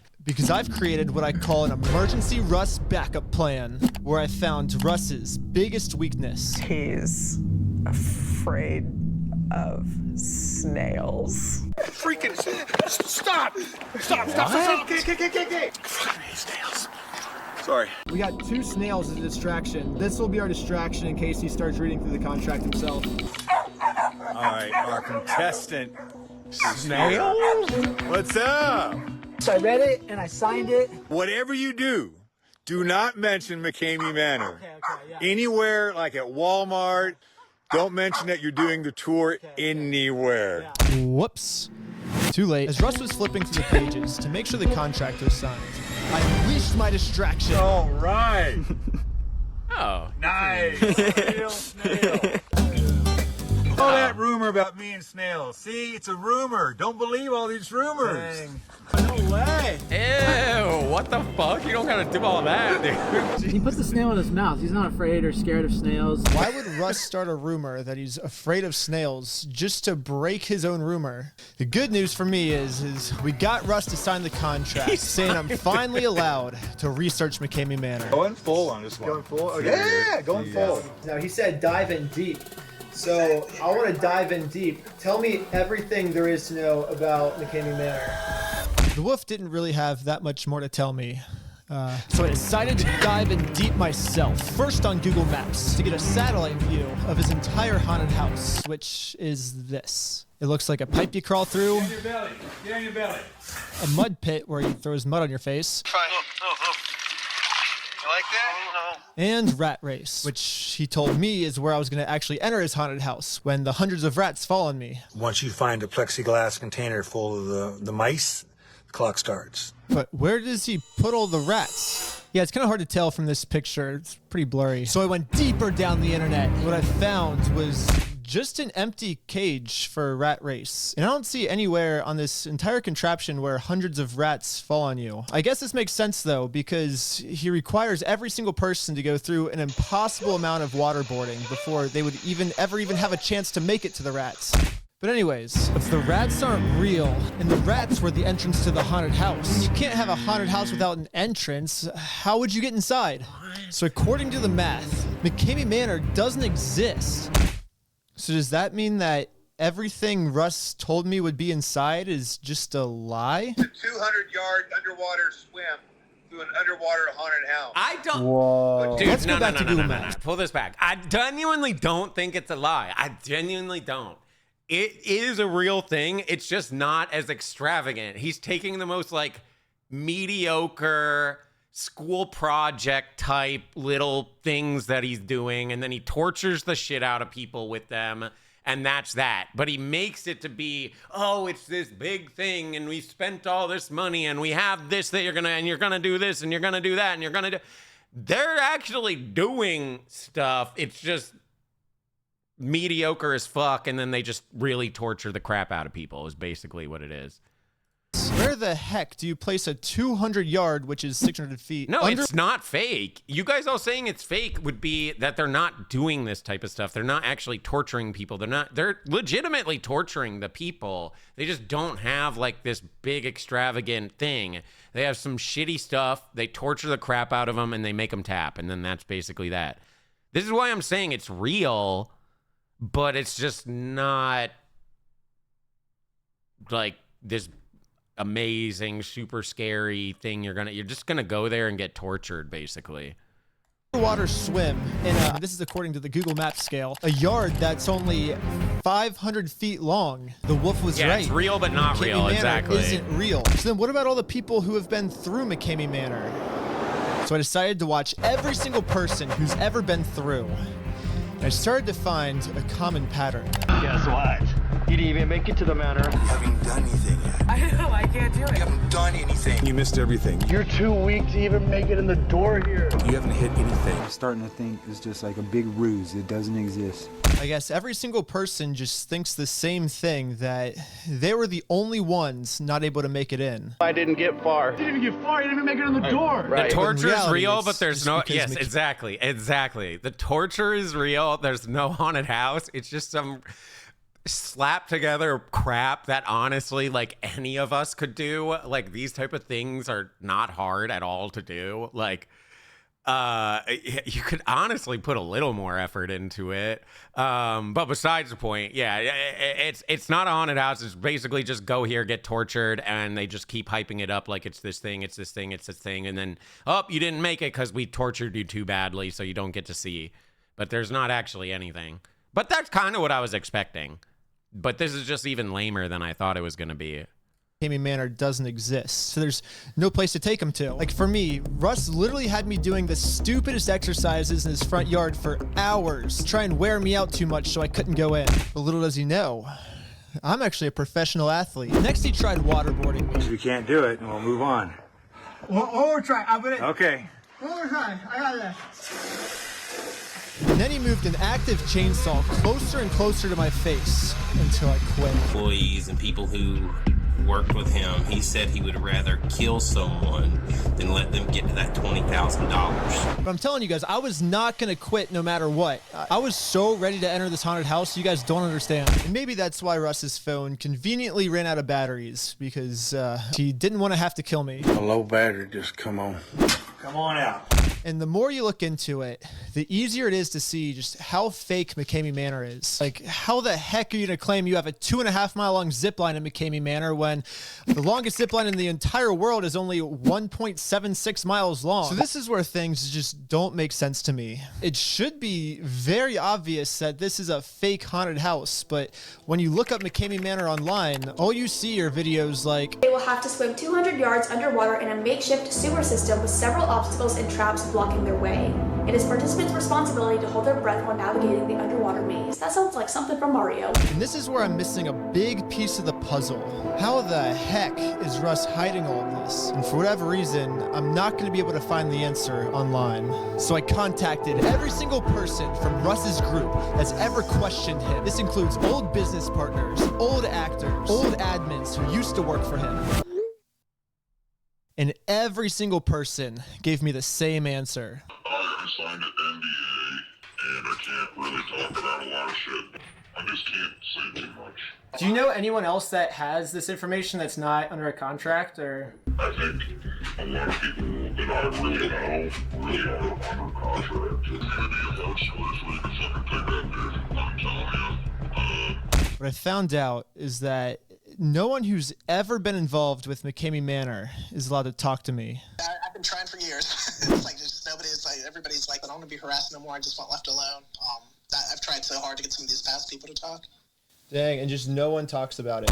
Well, if everyone has to stay quiet, then I'm just gonna find out myself.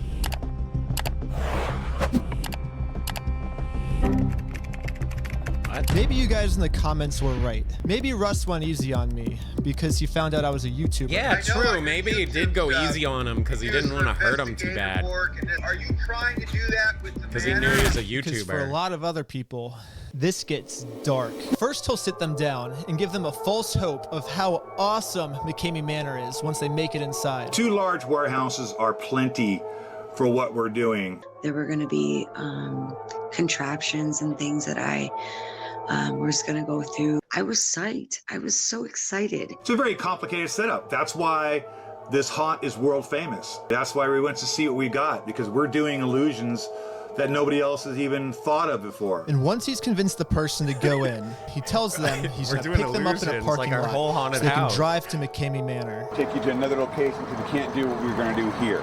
Told that, you know, I was only going to be in the van for 30 to 45 minutes and then I was going to go to the warehouses. You were going to be taken to different warehouses.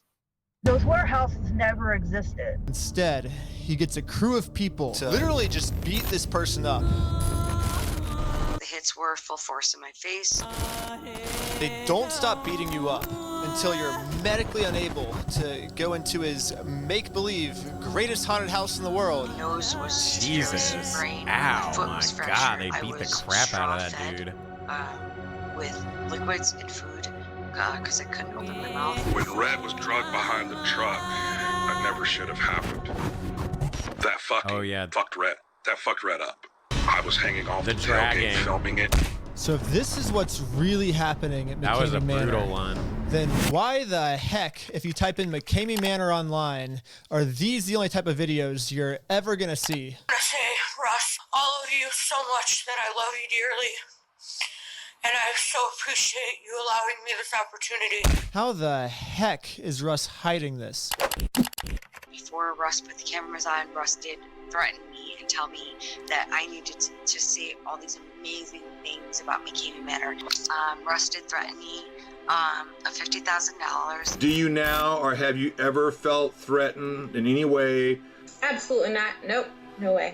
Russ made me say how exhilarating my tour was. This is one of the most exhilarating experiences of my life. Yeah, fuck you, Russ. He made me lie. But it works, and it tricks more people to come to his haunted house. It's personal to Russ, and that's all it is. It's all personal. He likes to see people in pain. That's what he likes. The man told me specifically that he has PTSD, and the only time the voices go quiet in his head is when he's doing a show or when he's watching a show. That's why when someone drops out, he is so fucking desperate to fill that slot. On top of that, he takes footage of the person right after they got beat up and edits it together with their positive review. It was awesome. I'm really glad I did this. When you watch the now completed video that Russ made, it genuinely looks like the crazy stunts inside the manor is what made this person have such a crazy time. If you really want to see all the new stuff, all the things that freak people out, and you know there's a reason why people freak out. So if you want to see those, come on down. Everything in the videos is the definition of false advertising. I can promise you, Guys, they're not acting.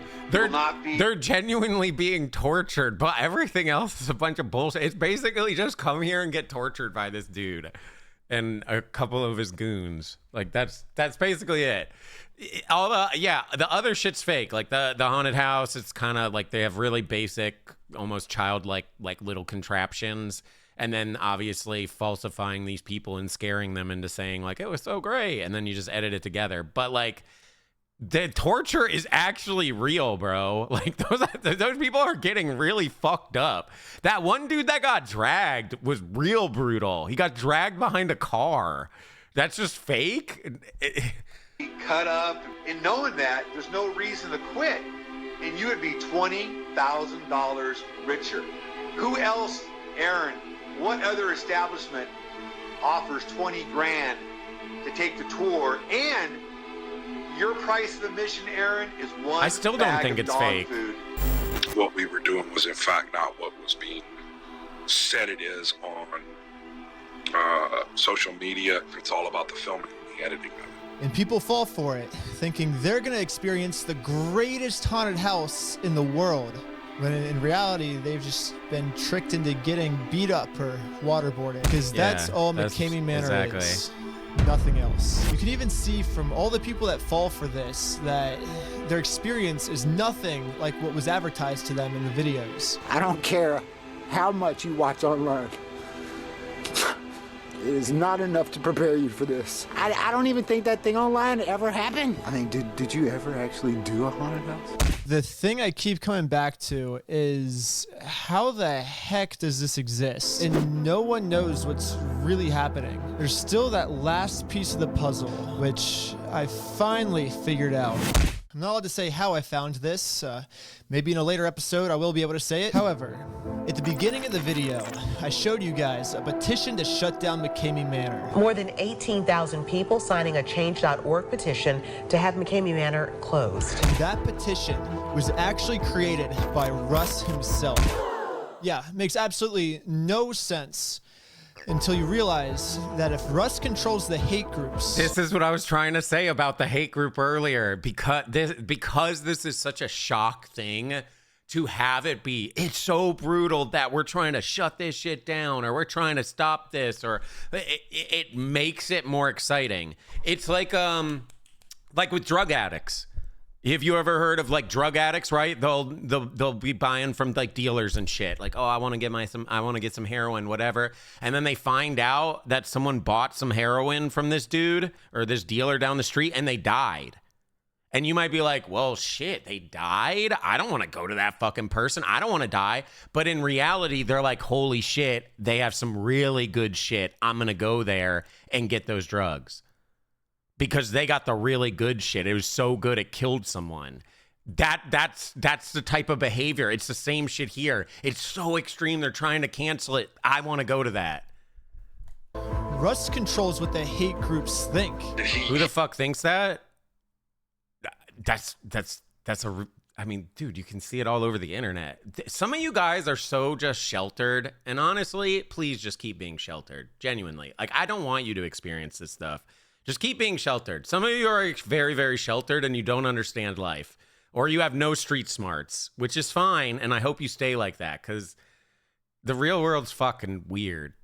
He planted the seeds for all this hater stuff. Almost every single person who wants to see Russ in jail. This man needs to be behind bars, please. He has them completely distracted from what's actually going on. McCamey Manor is practicing Project Monarch on its victims. MK Ultra were injected with large amounts of LSD at McCamey Manor, which adds a whole new level to this shit. Now, I really didn't want to believe that this is actually what's going on here, but all of the signs are pointing to this. These people really believe in this shit. Really believe that MK Ultra is real. People really fucking believe this shit. And if everyone is this distracted, then when someone finally comes and talks about the truth, they just seem like a crazy conspiracy theorist. Like, for example, almost every single person who got beat up in Russ's van has gone to the police. I want this man to be in prison. Unfortunately, this Detective Shepard was on Russ's payroll, and anyone that went through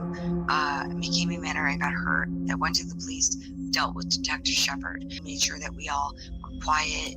I think the FBI should be involved. I think that all of these people should be taken down. So if anyone ever brings this up to Russ, then Russ knows how to publicly make them look like just a crazy conspiracy theorist. Corrupt.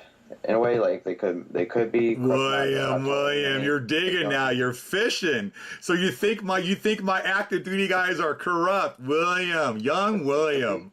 I'm just saying, like that's the thing that they could be. There you go, audience. We have two corrupt law enforcement officials working here, and they're like hiding McCamey Manor. I like that. All right, that's a good rumor, and you can take credit for that rumor and pass that one along. That's a good one. I like that one. All right, so that's your job. You keep that one going.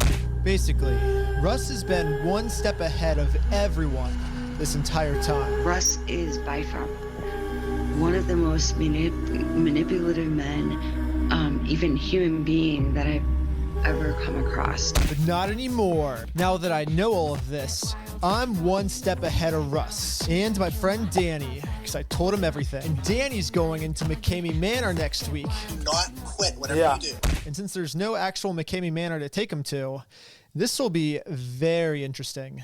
Most importantly, guys, my last video got flagged and is not doing too good. Apparently, it's impossible for you to find it unless you like actually search it up on my channel. And I think that's going to be every video in the series now. So that means unless you're subscribed, you're probably not going to see my videos. And let me tell you guys, this is just the beginning.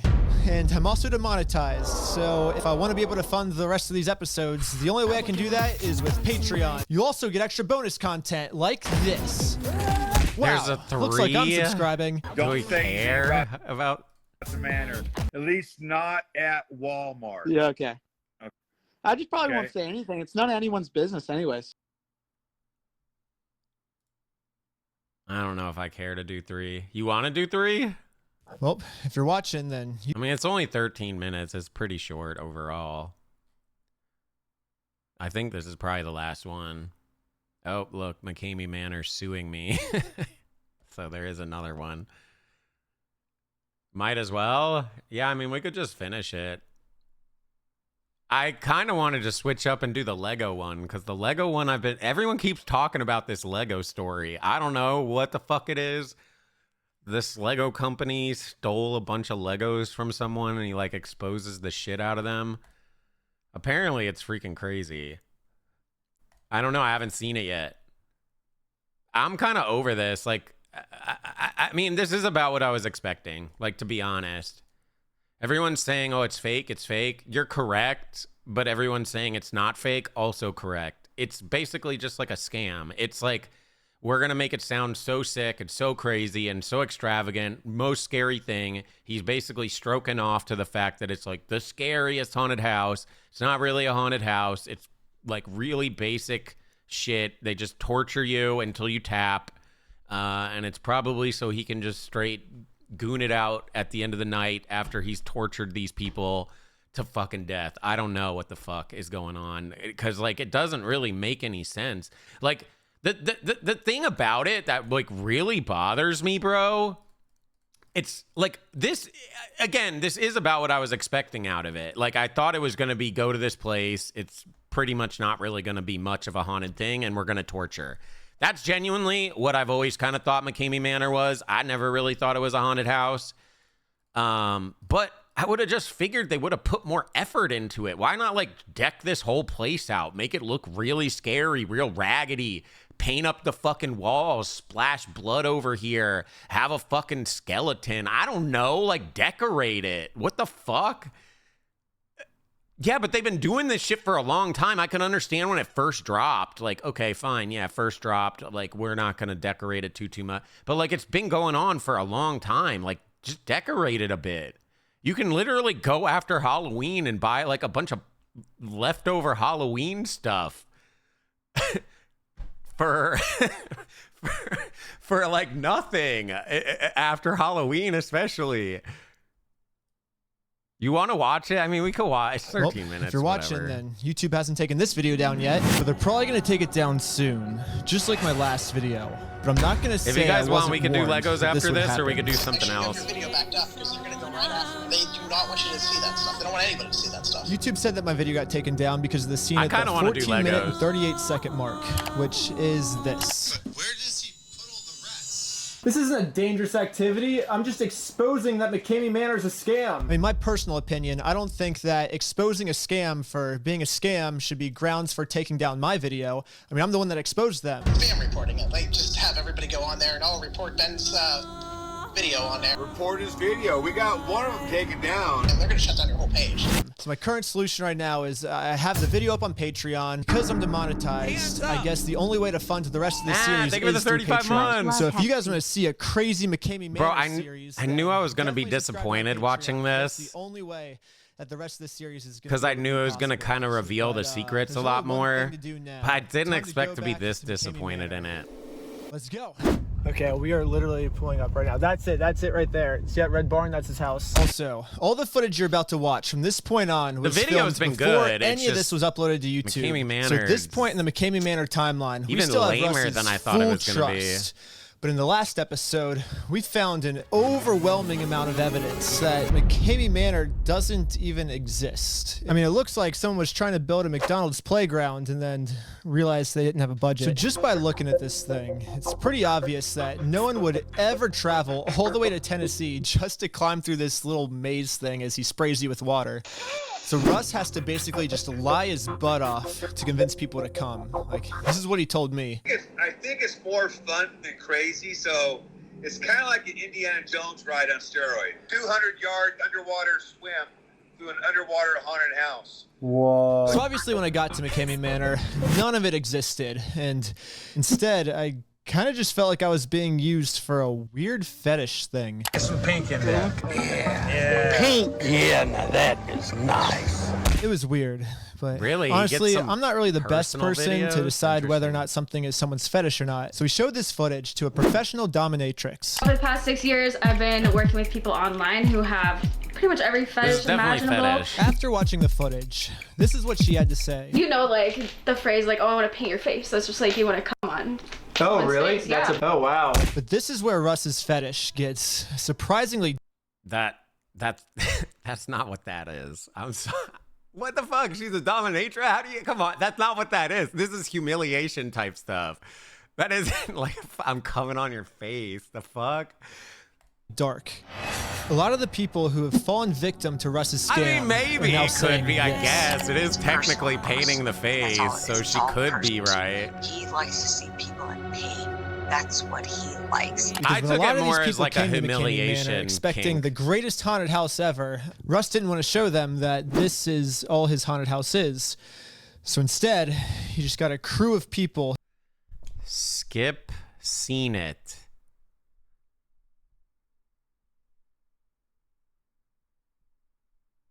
What sites are you going on, dude?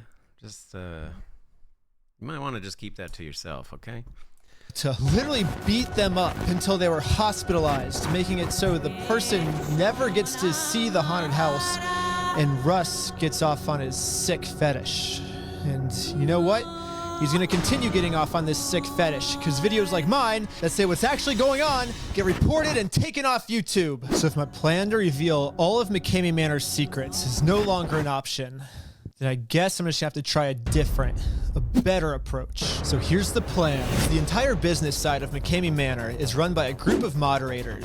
The thing about these moderators, though, is they are fully brainwashed and do whatever Russ tells them to do. Like, listen to what happened to this guy when he decided to ask Russ a question. I questioned him one time, and it's just like a switch flipped, and I was public enemy number one. I was fucking humiliated and harassed. If you start asking any kind of questions at all, Russ gets so fucking offended. But it's just like a cult, just like a fucking cult. So hear me out on this. If we can accidentally show every single moderator all at once what's really going on, Russ will have to banish all of them at the same time. And without these moderators constantly recruiting and screening people, McKamey Manor just won't be able to operate. No one else will ever get scammed again. But my plan's not just going to be as easy as going up to these moderators and saying, McKamey Manor's fake. Yeah, it's going to be a little bit harder than that. I mean, look at this guy. He's got a Confederate flag hanging on the back of his wall. This is Hexy's You really think he mods? listens to what people tell him? What So do you instead, mean? we're just going to have these moderators see the truth for themselves on Russ's next live stream, where my friend Danny Burke is now signed up and ready to go through McKamey Manor. Danny's the absolute perfect person to ever go through this haunted house. I mean, Danny's such a crazy person that they're even making cartoons about him. Check out this video on YouTube. Holy fuck! If it's on YouTube, how bad can it be? Oh my god! The ants have the most painful venom on Earth.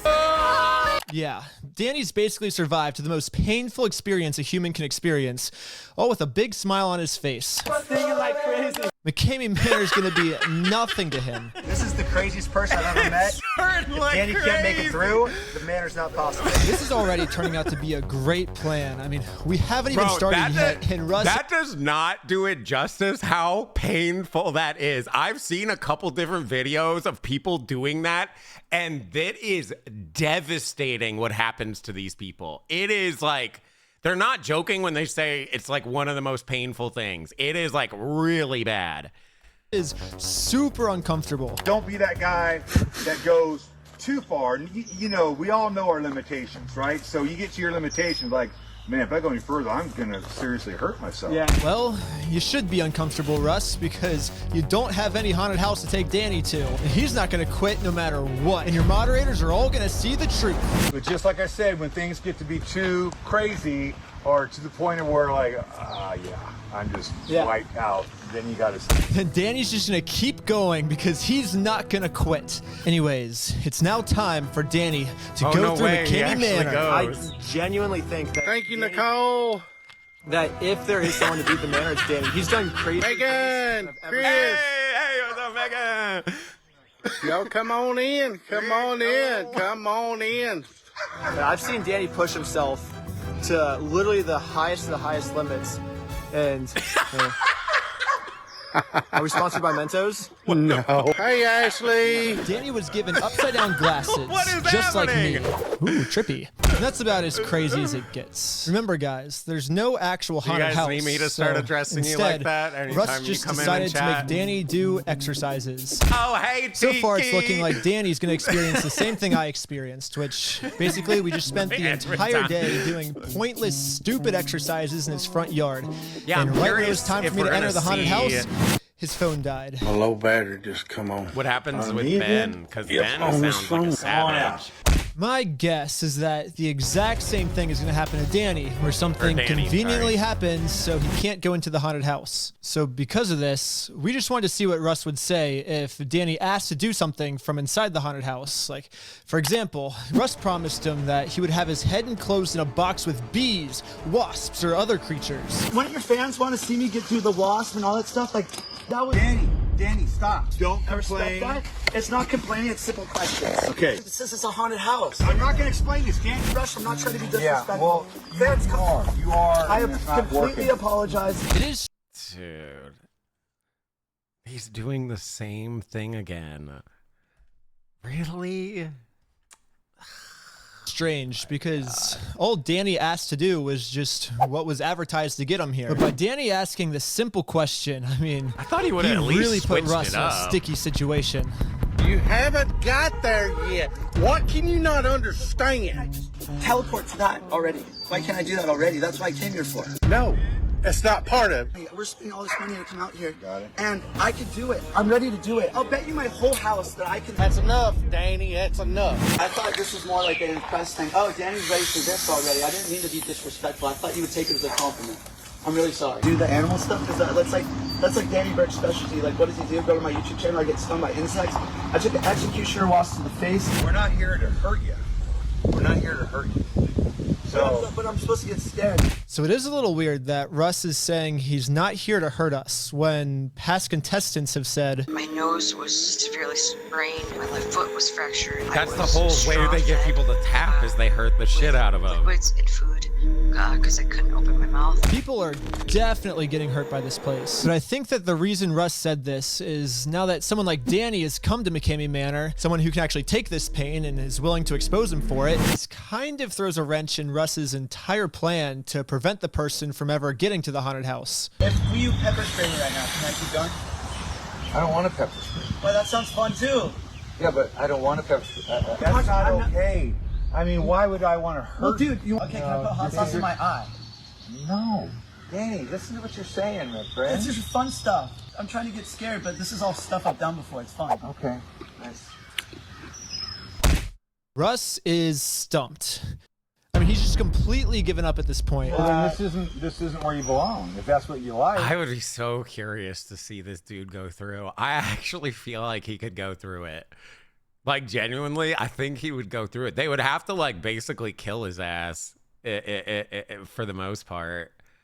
I mean, too crazy. Dude, it's so fun. Dude, that's so fun. Then you're not the right person. Which is probably why he doesn't want to do that. Russ really just said that Danny is too extreme for McCamey Manor. I won't say one word if you let me keep going. I won't say one word. Yeah, we can shake out right now. I won't say one word. Unless I have. I mean, I'll shake your hand, but it's over. Well, you heard it, guys. Danny's McCamey Manor experience is over.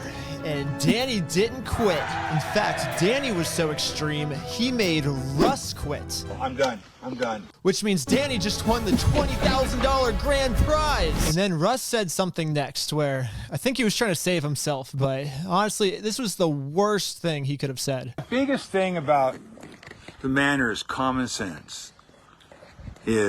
I need you to have really good common sense and make good, sound decisions. At this point, I turned to look at Danny because I was like, did Russ really just say to use common sense on McCamey Manor? I mean, you would think that common sense would be Russ's worst nightmare. But I mean, okay. Remember that underwater haunted house you were telling me about? It's a 200-yard underwater swim to an underwater haunted house. 200 swimming pool. You need acres for that. Like, this is You don't know how far big this place is. Actually, Danny and I do know how far big this place is. It isn't far big enough for your swimming pool. But by us asking that question about the swimming pool, we really crossed the line with that question. Because if you remember before, there's no questions allowed. If you start asking any kind of questions at all, Russ gets so fucking offended and he gets pissed. I can't have you, like, question everything. I'm not explaining nothing else to him. Why is the contract not real then? Yeah, it's real. I'm done talking about Because it. there was stuff in the contract that didn't seem real. Danny, stop.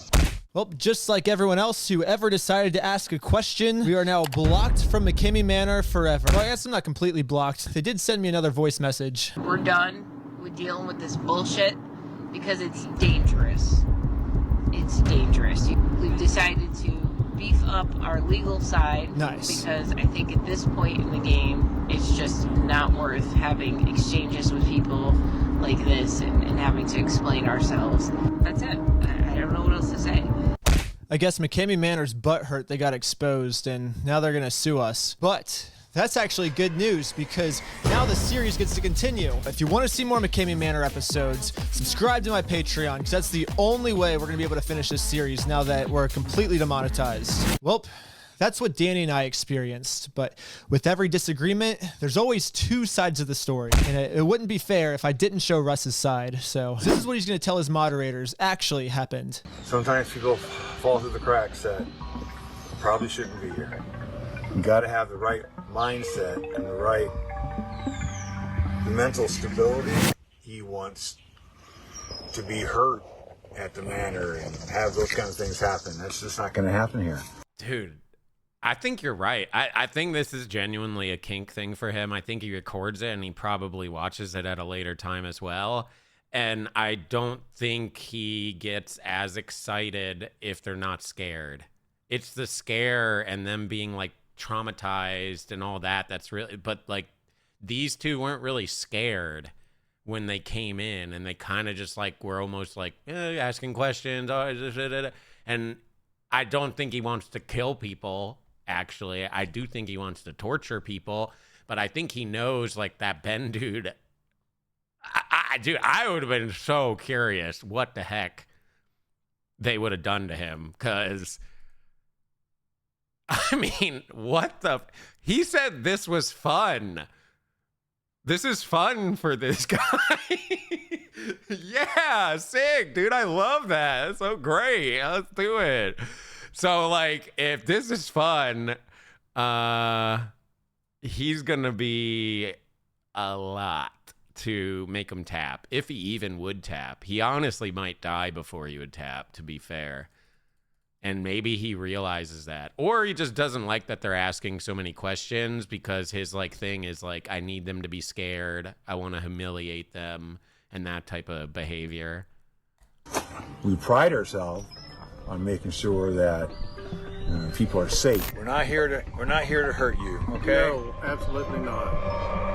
Absolutely not. We don't want to hurt anybody. No.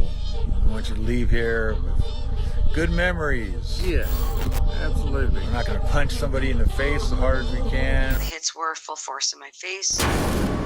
Don't understand none of his expectations, You but, know? you know, So Amy Manor. I think it's that, and then also another probable aspect of it is these are like both, you know, famous YouTubers, right? So, and he knows they're recording it. So if he really like does this shit with these people, you know, wherever, like this shit with them, like all of that's gonna go online. Like they are gonna post this shit for sure, you know? So like, I don't think he wants to push the real crazy extreme stuff for that reason as well. Because then it makes him look really, really, really, really bad. Because right now he can just lie, right? And be like, oh, I am looking out for people's safety. See, we didn't mean for people to get hurt and da-da-da-da-da. And he can like play into like, oh, I'm, you know, trying to keep people safe. But which is just bullshit. Well, that was a huge fucking letdown, not gonna lie. I mean, kind of what I was expecting. It looks like there's another... Oh, there's 9 of them. Yeah, I don't want to watch any more of this. I'm over it. This dude fucking sucked. I mean, it was cool to see. This is about what I was expecting out of it, but it's even lamer than I thought. So, yeah, I mean, whatever, I guess. It is about what I was expecting. I just thought there would at least be some rooms they'd bring them in, and it would be like, holy shit, you know, here it is. It's so scary, and da-da-da-da-da, and then they would just torture them.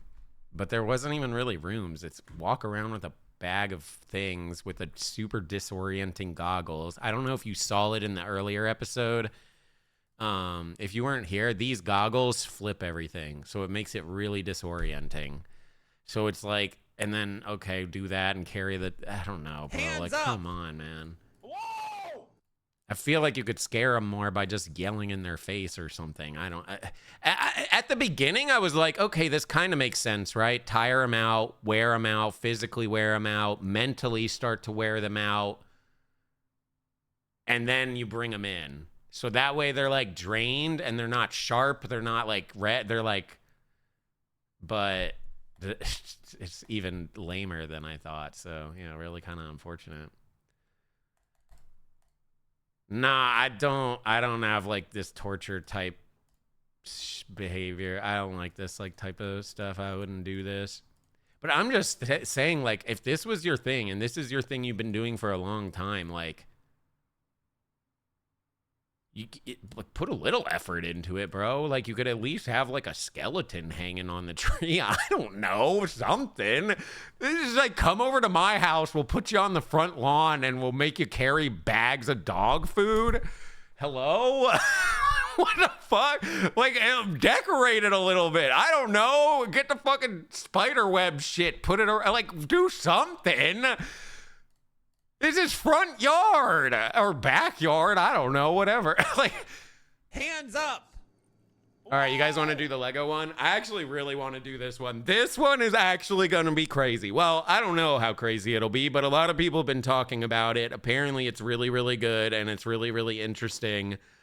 And it's kind of funny, too, apparently. I don't know. I haven't seen it yet. But this is the whole reason I even brought up the channel today. But then I saw the McCamey Manor stuff, and I was like, holy shit, I really want to see the McCamey Manor stuff. Boy, was I disappointed, to be honest. Oh, there's another one here. Oh, they re-uploaded it. Okay. Or this is... Oh, these are some of the other parts. Oh, there's a bunch of them. Oh, my God. Suing me, The Real Truth, More Truth, secret footage stolen... And I shut down McCamey Manor. Wait, he actually got it shut down? I did hear that it got shut down, but I haven't really like looked into it ever after that. Is it shut down actually? Oh, they did shut it down. Honestly, good. I mean, like, if it's just literally come here and we're just gonna torture you, it's really lame. As much as I would not want to do a thing like McCamey Manor, I can understand why some people would seek out that kind of thrill ride. The thing is, you need to have an attraction, a ride, a spectacle, a thing, not just torture. I wouldn't last 10 minutes. I mean, I would last an hour. All I have to do for the first hour is carry around a bag of dog food, bro. Come on, I can last an hour. Oh no, I'm carrying around a bag of dog food. Oh God, it's so scary. Oh God. Oh no, bag of dog food. So I could at least make it an hour. I'm gonna grab a drink real quick and then we'll send this Lego. Sound good? Great, fantastic. Let's do it. I'm excited for this one. This is the main one I wanted to watch today, too, by the way. So I'm excited for this. With goggles on? Yeah, it would be disorienting. I honestly probably would throw up. I get motion sickness really bad.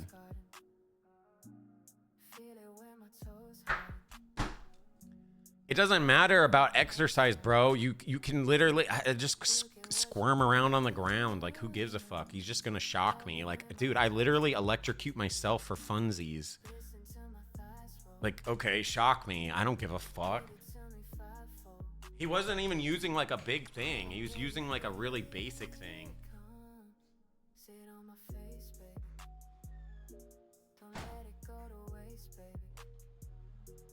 Oh wait, I need to...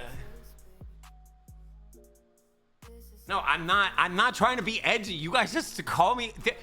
I will never understand this, chat. Okay, I'm gonna stand on this. I'm gonna stand on this business. I will never understand this. I get a lot of the jokes. Sure, a lot of the jokes you guys make, very funny. But some of these jokes make no sense. Look at me for 3 seconds. Do you need... Look at me for 3 fucking seconds.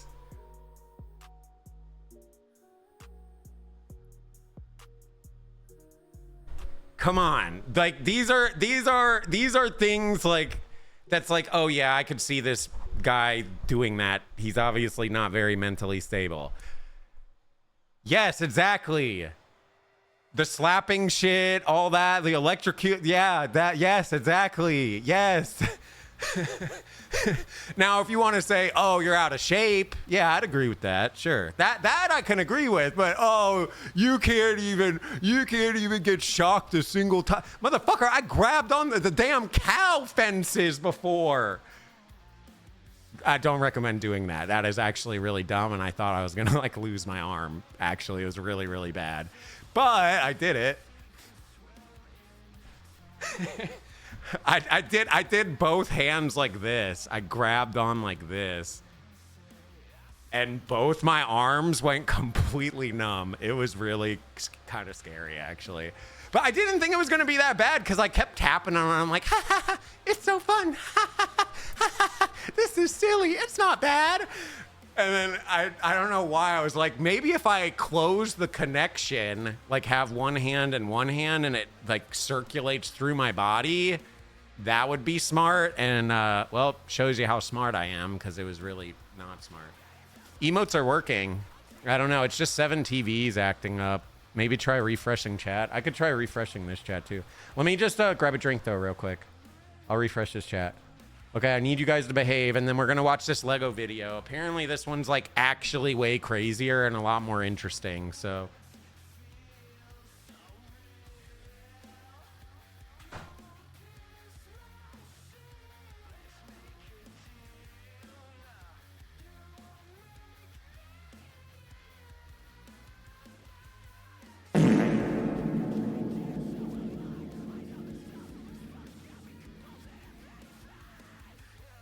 I met that nigga last night, then I rode his dick like a bike. He's so thick, he looks like a dyke, but that's okay, cause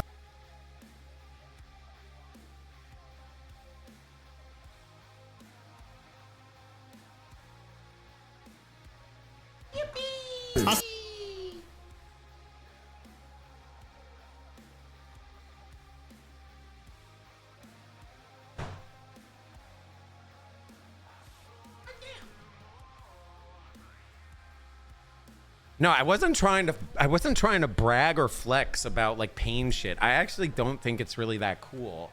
But I'm just not very stable, guys. I mean, that's just the I don't know. That's why I like am totally down to do the slapping thing. Why do you think I'm down if I go to Vegas? I'll get together with Cupcake, who literally does like real crazy shit, and they're gonna make me do something. I don't know what it's gonna be, but it's probably gonna fucking hurt. But as long as it doesn't kill me, like whatever. Have some fun with it, right? So like I don't know. I like doing crazy stuff because I find it kind of interesting and kind of fun. It's kind of just interesting to see what the body can do, as well as I just really want to get knocked out. I've never been knocked out. I really want to get knocked out. I've been choked out and had someone choke me out till I passed out. I did that on purpose. But no. I had a friend choke me like this and made me pass out because I wanted to pass out. I'd never passed out. It worked. So yeah. But I want to get slapped in the face so hard it knocks me out. All right, you guys ready? I think this one's gonna be a good one. That's so cool. I'm gonna stop. You guys are so lame, bro. I'm not even trying to. Yeah, I'm not even trying to brag. I'm just defending myself. This is the one thing you guys can't shit talk me on, man. All right, you guys ready? I tracked down the thief who stole $200,000 worth of Legos. This man spent his life collecting what's now known as the world's largest... Oh, yeah, cheers, by the way. I don't know, what are we cheersing to? I didn't really have anything in mind, but I did want to do another cheers. Cheers to drugs. No, wait, we can't cheers to drugs. That's bad, actually. Cheers to torture. Kidding. I don't know. Whatever. Here, we're just gonna play it, and I'm just gonna do the shot. Yeah, right. Thank you very much for the 47 months. Appreciate it. Because I'm an alcoholic. I'm not. I am an alcoholic. Fuck it. Cheers to. But saying cheers to torture sounds so fucked up. Cheers to different varying kinks. There you go. How about that? That sounds a little more appropriate. Cheers. Just Lego Star Wars collection ever. It's estimated to be worth around $200,000. And then the entire thing got stolen, and the police are actively working with the thieves to cover the entire thing up. But the craziest part is that the collector doesn't even know that his collection's been stolen. Yeah, the collector's son, Brian, well, he reached out to me because he has no clue how to break this news to his dad. At this point, my father had a health episode. We can't bring any stress to him. The reason he's reaching out to me is because the police are covering this entire thing up. And at this moment, I promised Brian that I would not end this video until I get his entire world record Star Wars collection back. But anyways, the thief of this collection is actually a corporation called Bricks and Minifigs. Bricks and Minifigs, the biggest toy store of its kind. Is the largest toy store. Bricks and Minifigs were not just your average Lego store. For collectors, Bricks and Minifigs is basically seen as the best and safest way to sell your Lego collections. I'm selling my Legos. So what I'm planning to do with them is take them to my local Bricks and Minifigs. Because there's so much positive media about them everywhere, Brian thought that this would be the perfect store to finally sell his dad's Lego Star Wars collection. So I wrote up a contract. In the contract, it says that these are still the family's Lego sets, but every time one gets sold, the store gets to keep a small percentage of each sale. This was a store So they inventory. give so it, store and then that they try day to sell it was for them, and nothing then they but get my a dad's percentage. collection. Like all the shelves filled. They had to bring in extra shelves and filled the whole party room with shelves. But the owner of the franchise, this woman, well, her husband had to actually leave the country due to some work-related reasons. My husband and I were planning on moving out of the country. I reached out to corporate to let them know, hey, this is something that's coming up in the next in the next like 4 or 5 months. It's not like GameStop with Legos, because they don't just buy you outright. You bring it there and they'll put it on their shelves, and when it sells, they get a percentage and you get a percentage. I don't know what the percentage is, but she told the Bricks and Minifigs head corporation that she was planning on selling the store, so the corporation actually was able to find a buyer to buy it from her. They let me know that they had somebody who was interested in purchasing selling a on franchise consignment in the area. Yeah, it's actually kind of a smart He was going idea. to be in town, and he was going to stop by and just take a look at it. Wasn't until Brandon got there that he informed me that they were terminating my franchise agreement. We were getting threats from Brandon and from corporate that if we didn't leave the store immediately, the police were going to be called. I told corporate I wasn't comfortable leaving that night without the inventory. I was also told I was not going to be able to stay there long enough to do that inventory. But we don't just have to take this woman's word for it. She was actually able to save all the security camera footage from that night, proving that everything she just said is true. All the footage and evidence is there. In the security cam footage, it's him at the store kicking her out. In that footage they sent us is Crystal asking him, how am I supposed to pay this guy? These are sets he has not been paid for. These are ones that he has not been paid his percentage yet. And if I don't have the tickets, I won't know how much I need to pay him. That's a business thing and not necessarily yours. He's taking on the business, he takes on all that consignment.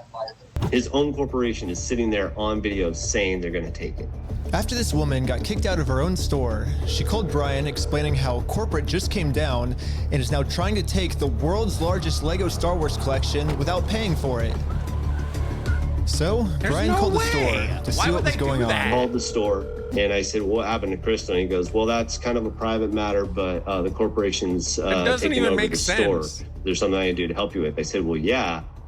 I am the owner of about half your store's inventory.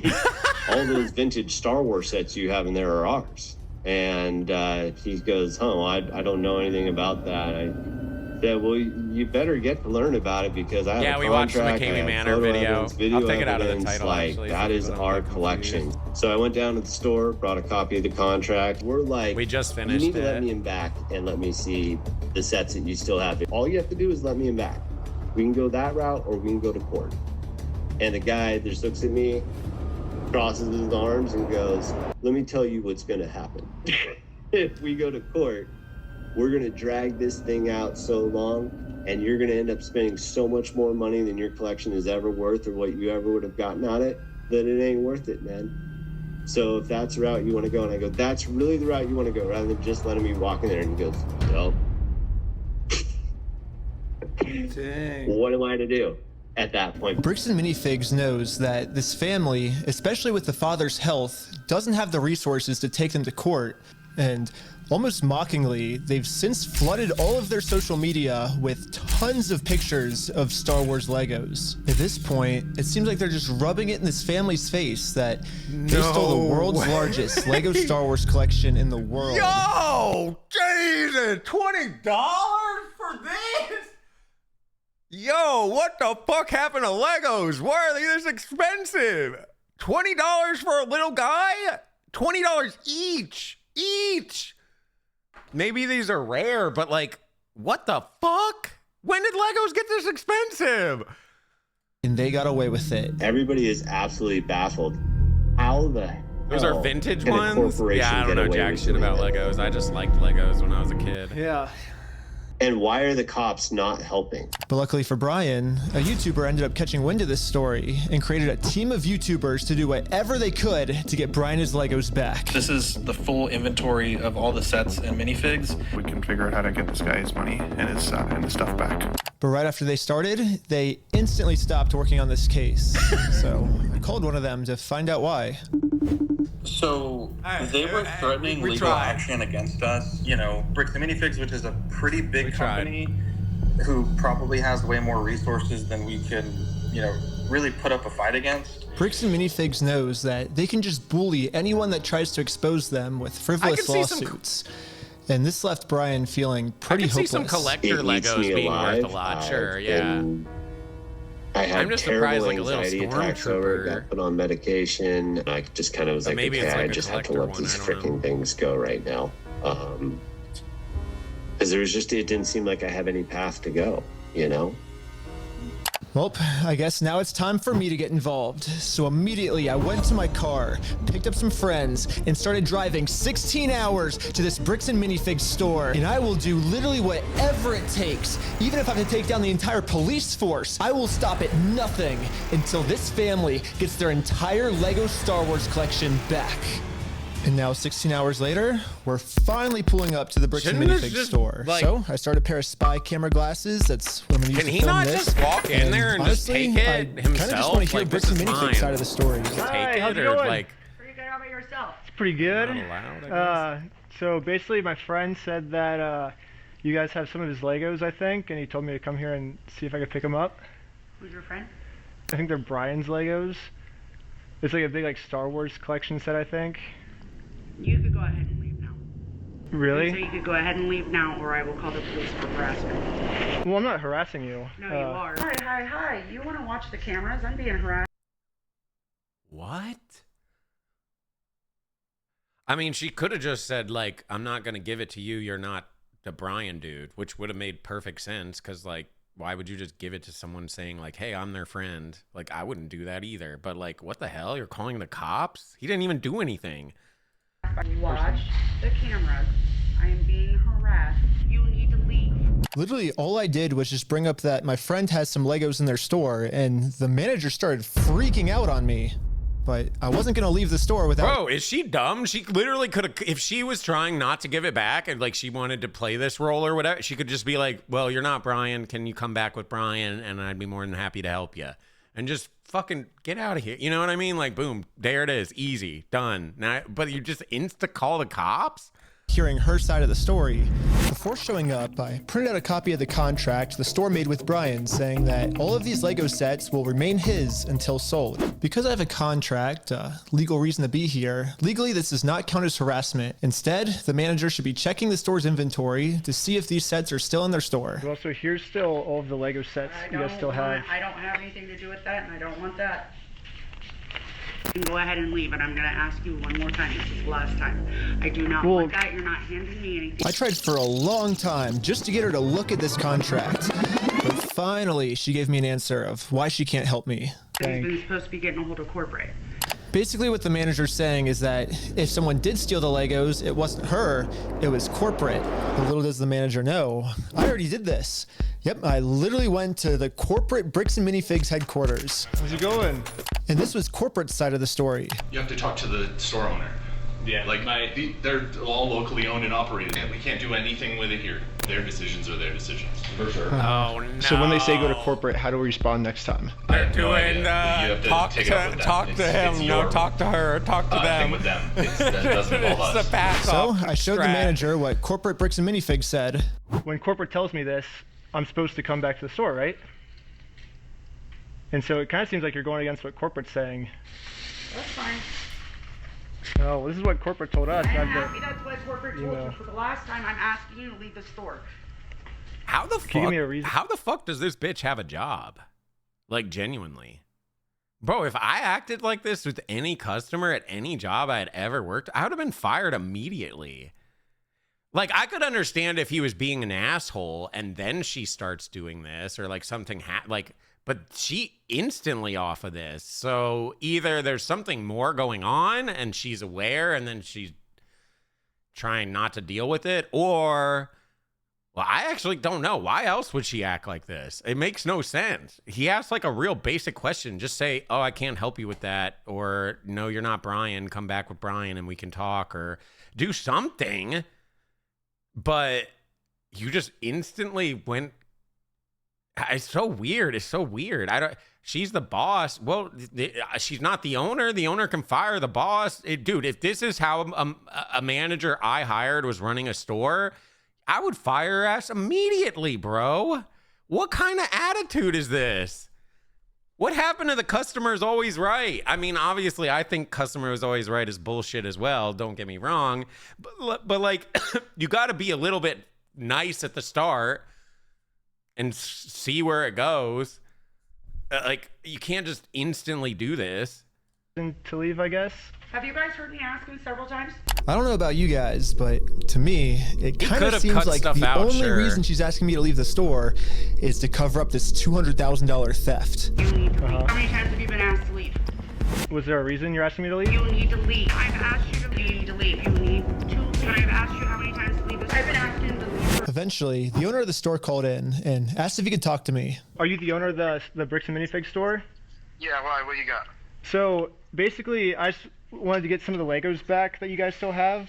I think I'm looking for the clone turbo tank. Why do you think you would be entitled to our inventory? Well, at least I confirmed the Legos are still here. The only thing is the owner's claiming that he's the owner of these Lego sets. I mean, it's pretty stupid of him to say that, considering I'm literally holding a copy of a contract he made with the store that said that this Lego Star Wars collection is not the store's property. It's the family's property. The contract makes all... I agree that the customer is always right is a bit of bullshit, sure. Obviously, customer isn't always right, but you should at least be friendly for a bit and see where it goes. And then if you want, then get passive-aggressive, because that's the most W shit ever. I'm going to give this advice to you guys, to anyone that works in retail. At least it worked, like, amazing for me. And it was one of my favorite strats to do with asshole customers. You just be as stupid as possible. You be as friendly as possible, smile, but you be as stupid as possible. And what I mean by that is, because they can't really get mad at you for just being stupid, right? So when they go, oh, can I have a pack of the Marlboro Reds? You'd be like, oh, yes, sir. And you grab the wrong cigarettes and you give them the wrong cigarettes. And then no, the other. And then you give them, and you just fuck with them like crazy, but you're super friendly, you're super nice, you just play like you're dumb as shit, and it works every time. I've never gotten in trouble for doing it, and it really just triggers them even more. But you come off as like you're totally good, you're the nice guy. No, these are like people that are being assholes, like they're being an asshole. I was just giving an example of like a situation. Yeah, basically just gaslight the fuck out of them. It's passive-aggressive as shit. But the thing is, because it's passive-aggressive, you're not really being mean. They're just going to think you're stupid.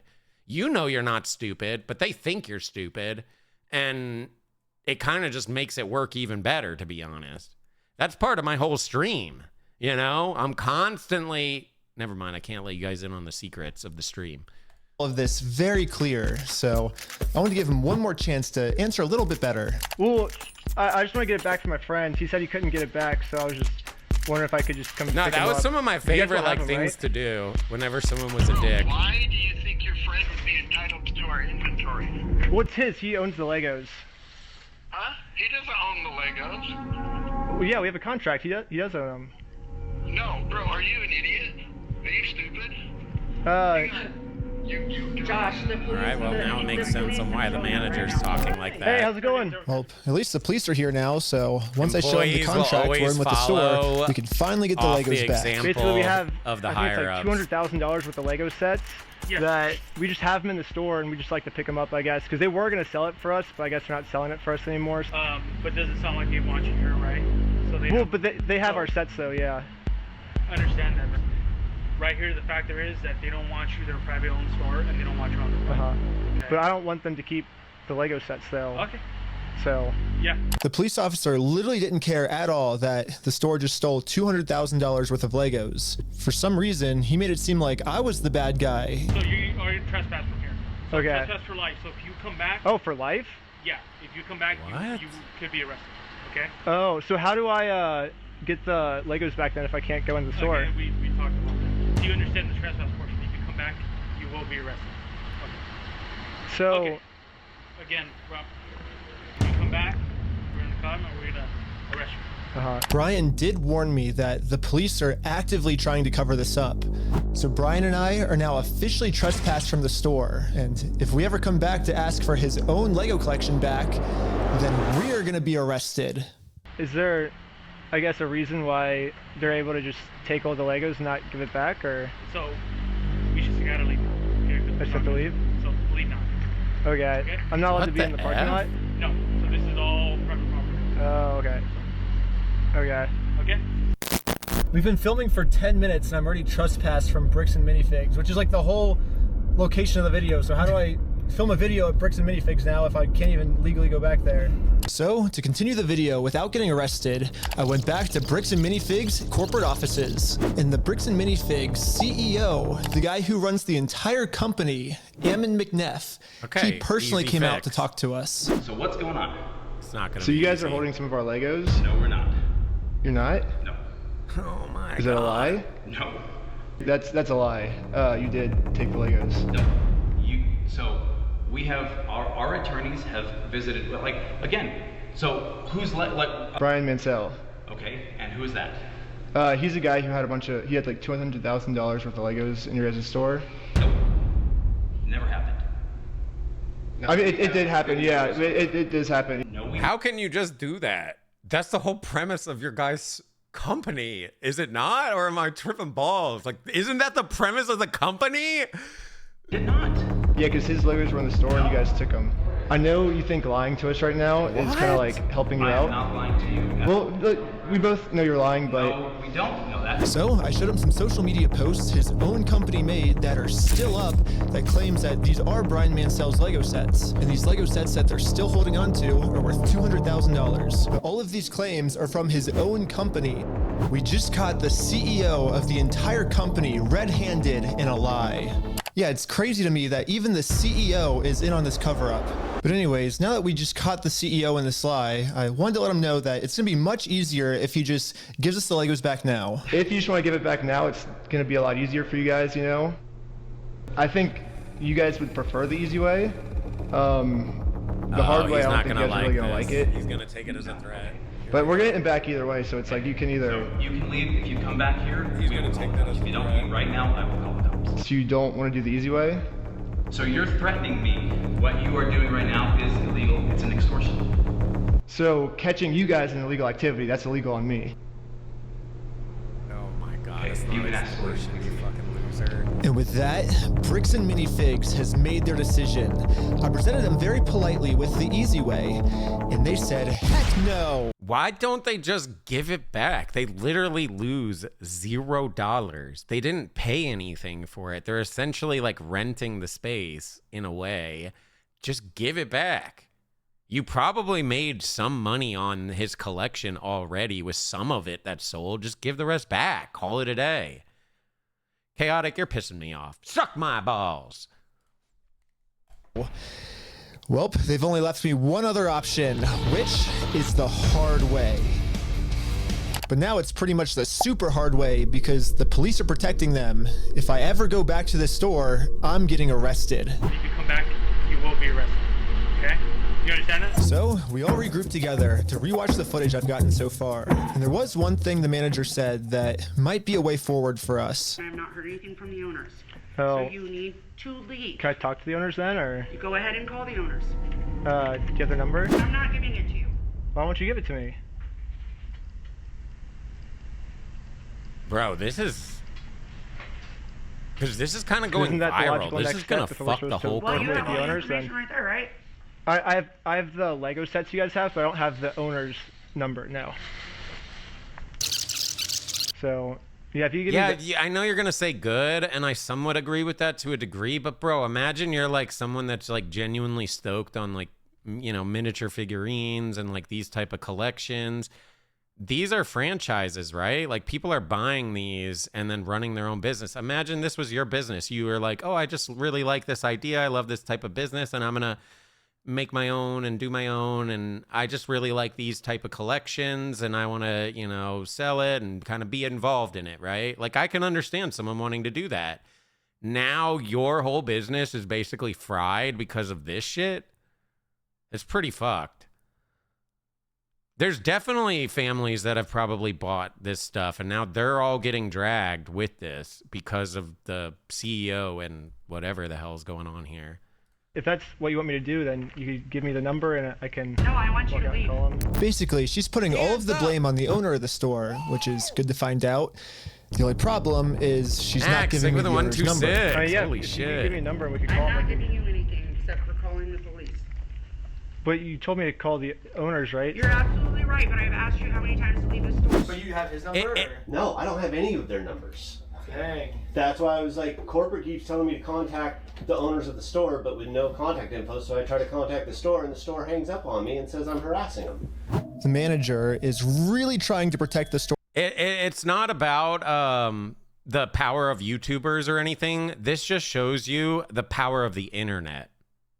This is the power of the internet. It's not even just YouTubers, Twitch streamers, content creators. It's none of that shit. It's just the power of the internet.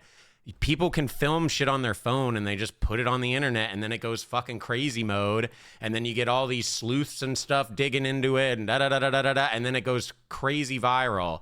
And it can make and break careers, literally. People have become super famous because of like a dog. I mean, dude, the Hawk Tua girl became super famous because she said Hawk Tua spit on that thing. Like fucking 3 seconds. You know what I mean? Like, so like this can completely just decimate an entire company because of the internet more so than YouTubers. But it does help that he's like revealing all this. Owner from getting in trouble. So if she's not going to give me his number, I'm just going to have to find it a different way. When she hands me the phone, we might be able to see his name and number. Josh Lego. Well, imagine becoming a millionaire saying Josh. shit on that thing. However, the number was way too blurry on the spyglasses. No, well, so he became a millionaire doing a I rug checked the pull, store's Instagram to see if but it follows anyone named Josh, which it doesn't. So I checked their business records, but everything got scrubbed. This owner is really going to any length he can to stay fully anonymous. After watching the footage over and over, my final conclusion is, yeah, the manager sucks.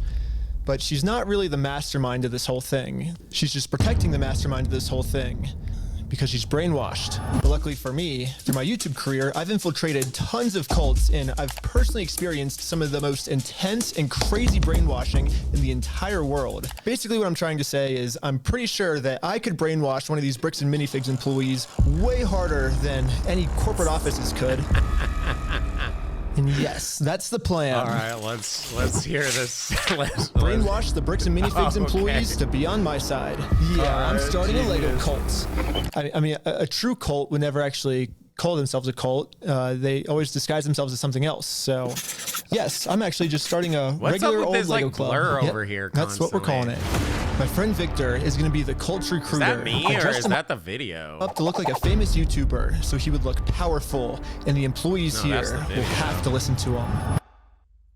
My name's Victor. We're going to Bricks and Minifigs. Let's go. All right, guys. We are heading into the store right now. He was Maybe I doing do this amazing, then. but we had to make sure that these employees know that Victor is the real deal.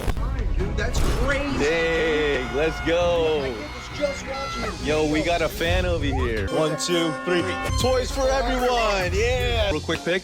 Hey, I'll send you that clip later, all right? You can? Yeah. So far, everything we had set up was working perfectly. But now, we have to come up with some type of way to get one of these employees out of the store so we can brainwash them. How are you gonna Hey, what's going on? So we're brainwash them? filming a quick video. Maybe you and her want to do like some kind of challenge for like $100. I mean, sure, I'm down for that. I don't want to. What's happening right now? Do they believe it? He's doing the challenge. How are you not gonna believe the challenge? 3, 2, 1. Yellow. Go, go, go, go, go, go. And these employees started their YouTube challenge. And yeah, I'm just going to fast forward to this part. Sick YouTube I'm not going to content. torture you guys with all this. All you really need to know is that this girl ended up winning. High five, sweet. So now He I'm gonna does call actually kind of look like a YouTuber. How's it going? We're partnering with the local Lego club, and we're gonna kind of do like an award ceremony. Like the Lego club wants to host the award ceremony for you, so yeah. And just like that, she's in.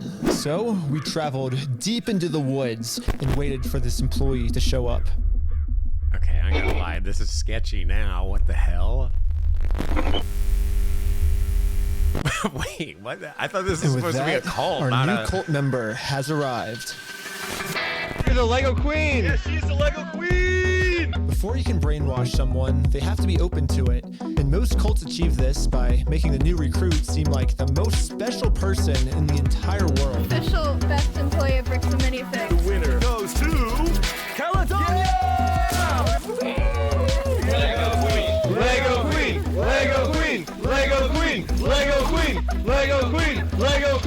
Lego Queen! Lego Queen! Another thing I've personally seen a lot of cults do is they instantly give new recruits power.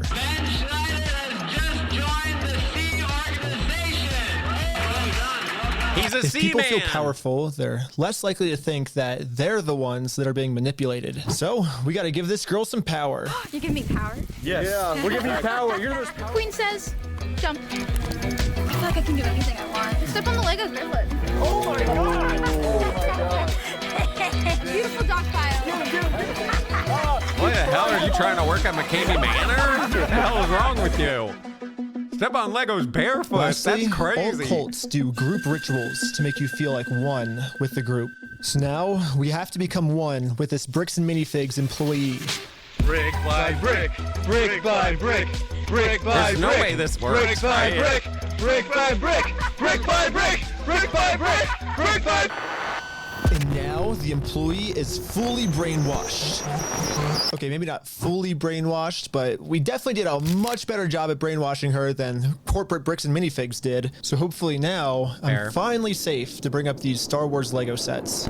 We heard something about like some Star Wars sets. Yeah. Do you know anything about that or? I know some of it. They were gonna reimburse him for everything, and then I think they did, and he's still upset about everything, which I get. They reimbursed him for everything? Yeah. Yeah, we don't have any of his stuff on the shelves. Really? Yeah, we don't have any of it. But just like every other cult member out there, these employees have been told a lie and are now willing to pretty much die to defend this lie. But good thing now, she's been brainwashed even harder by our cult, and our cult is now going to give her the freedom to finally be able to think logically about this situation. So we think they've been lying to you. So these were all the sets in the store, and they're all metadata time-stamped. Wait, we do have these ones. Yeah, those are all his. No, some of them I think we do still have. Yeah, I know you guys do. You showed me one of them when I asked. Did I? Yeah. Wait. Oh, it's called on you? Yeah, all I did was. Now you put it together? Oh my god, dude. You know what's really funny is after you left, I got a call from my boss, and it was like, how do we get them arrested? How do we Dang. get them arrested? Now that we have a Bricks and Minifigs employee on our actually side, worked. The it's hell? time to finally complete our mission and get Josh, the owner's number. Wait, but you have like their numbers and stuff, right? Yeah, I do. Oh, did he give you Josh's number? Bro, this is the shit that I try to talk about constantly, and I know we kind of turn it into a joke with like W gaslight and manipulation and da-da-da-da-da, like all that shit. But this is why I talk about it a lot, is because it's like really easy to manipulate people a lot of times, and it's kind of scary how easy it is. Can I take a picture of it? Yeah. Oh, nice. Well, now that I have the owner's number, it's time to give him a Yeah, call. she's young too, obviously. Hello. I'm just calling to get my But Legos yeah, back. adults still go for it I think too. they told me to talk to you about it. Oh, okay. Yeah, what Legos? I think it's the Star Wars set. I have a list. I can kind of pull it up. I was just wondering, like, how we can get them back. Should I, like, if I get your okay, I can just walk in the store and. I don't know what Legos you're talking about, dude. What are you talking about? I think one of them's called like the Super Trooper set. I think we got, what else is there? I don't know what you're talking about. Keep going. Is that a rare set? Since Josh was Any pretending to Lego not remember nerds? any of the Star Wars sets that make up half of his store's inventory, I decided to send him over a picture of the contract new to one? stores in. What contract is it? I didn't sign a contract. I didn't sign that agreement. I didn't agree to anything in that. And now I finally understand the legal loophole that Josh is using to get away with this. It's probably the stupidest loophole I've ever heard in my entire life. Josh is claiming that it's not his name on the contract, it's the previous owner's, which makes no sense because in the security camera footage, he tells the previous owner that he's going to be the one taking over the contract now. He's taking on the business, he takes on all that, can't sign that liability. And I guess this is some sort of just contract loophole he's trying to use to steal the world's largest Lego Star Wars collection. He's gonna try to get him to drag him to court, and it's just not worth it to go to court. Or you had to take it over from the previous owner, right? Nope, that's not how the law works. Oh my Yeah, it is. god. It is? So If that's how the law works, then sue me for it. Oh! you don't just want to give the Legos back? Like, Sue me. Let's go to court. I'm calling the police right now, and you guys are going to be arrested for harassment. No, He's right and wrong. It is how the law works, kind of, but it's not how the law works, kind of. They basically have to drag him to court to like really resolve this. But most people don't have the money to drag to court, especially if they end up going against corporate type shit. Who knows? It might just be against the actual owner, though. And then 2, even if you do go to court and even if you do win, they can drag that shit for a long time and just make it financially not worth. Like, he could end up spending like $100,000 just like getting dragged out and dragged out and dragged out and just like dragging it forever, that it just basically becomes like not worth. Do you feel threatened right now? Yeah. I was surprised at how much the owner wanted us to sue him. He wants this because Brian already tried to sue him. This can't go to small claims. Small claims doesn't do 200K. Small claims is, I don't even know how much. It's not that much. 20K, 10K. It can't be more than 30. It's like 5 figures. It's 10K, 10K, 10K, 7K, 5K. Yeah, it's pretty small. If this was small, yeah, it would go to civil and it would go to small claims court and all that type of shit. But like, this is a big amount, so it didn't work. We've been to a couple attorneys and they basically spelled it out saying, here's the path that's going to happen if you go down each of these routes. They're now in Spain, so we're getting into that whole international thing just to have them an injunction on the store to have them go back and prove what they sold and not. That's like $60,000 to $70,000. Yeah, Bricks and Minifigs knows that Brian and his dad don't have nearly enough resources to sue a company as big as Bricks and Minifigs. He's like, we're going to keep crazy. You're going to walk away from this. You're not coming back. And if you choose to sue us, we will drag this out in court till it is well past what this collection is worth. So let's lay out the puzzle pieces really quick. Wow. If Brian and his dad sue Bricks and Minifigs, it's going to ruin their lives. And by the way, this Bricks and Minifigs company has been treating this family. I only think it's fair if they're the ones that get their lives ruined. In order to make things right, it looks like we got to do this. Now Bricks and Minifigs has their life ruined, and you can see Brian and us, we are the ones now doing the illegal activity. You're losing so me, I told my group the plan. We have to do something illegal. Following. Well, you said you didn't want to do anything illegal. Right. Well, but the thing is, they're getting screwed because of it, because they would have to upfront the cost, and then if they take us to court, then it's I'm down illegal. I'm down for the illegal stuff.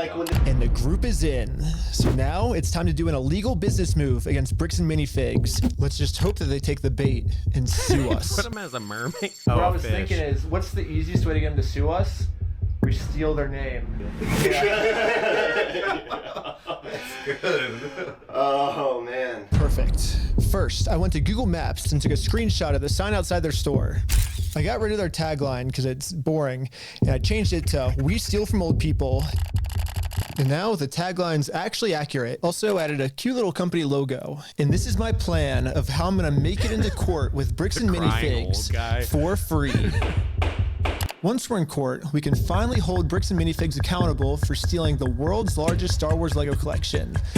And of course, they're also gonna try and get me in trouble, but this is where I'm gonna make my grand reveal. You see, this entire time, my company name was actually called We Steal From Old People. Yeah, the words Bricks and Minifigs, that's just the company tagline. In America, there's no specific law that says whether the tagline has to be above or beneath the company name, so I'm just allowed to do this. But can you actually straight jack the logo? It says whether the tagline has to be above or beneath the company name, so like, they're just straight jacking the logo. Can they jack the logo? That actually is right, like being able to do this with this, but like this is a straight copy of the logo, so like I'm just allowed to do this. So people are just assuming that the name is Bricks and Minifigs. they want them just to- the yeah, tagline okay, of our yeah, company. I'm following. And our Okay, company they name is want them to actually sue, yeah. We Steal From Old People. Yeah. And now, because I'm actually not stealing their name, it's gonna be so easy for me to win this court case. And Brian's gonna get his entire Star Wars Lego collection back. All while Bricks and Minifigs pays for all the legal fees. So I registered We Steal From Old People as an official Oregon company. And now that my company's legally approved, I made a website, and you can visit us at www.westealfromoldpeople.com. You can help support us by buying some of our We Steal From Old People merch, or give us a call. But as you can see, we have great reviews. It's not to promote this website. I'm going to put my. Wait, what did Michael say? I'm not old enough to get stolen from yet, but hopefully soon my time will come. Getting excited for the future. We have great reviews. It's not to promote this website. I'm going to put my company logo directly over top of the Bricks and Minifigs company logo. So I asked ChatGPT what the dimensions of this billboard is. Sick. I'm making my logo with the exact same dimensions. Yes, dude! Oh my god! It looks exactly the same. This is where we started to realize we're taking this way further than just a bad business practice. I'm pretty sure putting my logo over their logo is actually criminally illegal. But luckily for us, though, if we go back to the beginning of the video, Bricks and Minifigs actually gave us a solution of how any company pretty much can get away with this. You have to talk to the store owner. Yeah, like they're all locally owned and operated. We can't do anything with it here. Their decisions are their decisions. For sure. So when they say go to corporate, how do we respond next time? I have no idea. You have to take it up with them. It's your thing with them. So basically, if you put all the blame on your lower franchises, and what you're the safe. fuck is the point of your guys building in the first place? We Steal From Old People company. Who wants to be the owner of the first company? Ooh! I want to be an owner. Congratulations, you're a franchise owner! If you choose to put a bunch of banners on their store, I can't get in trouble for anything. Yeah, every one of my friends is now a legal franchise owner of We Steal From Old People. Dude, there's... Okay, I see why you guys told me to watch this shit. This is like such an effort for like, what the fuck?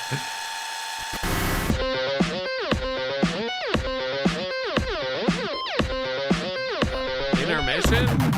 What? Lego for partying?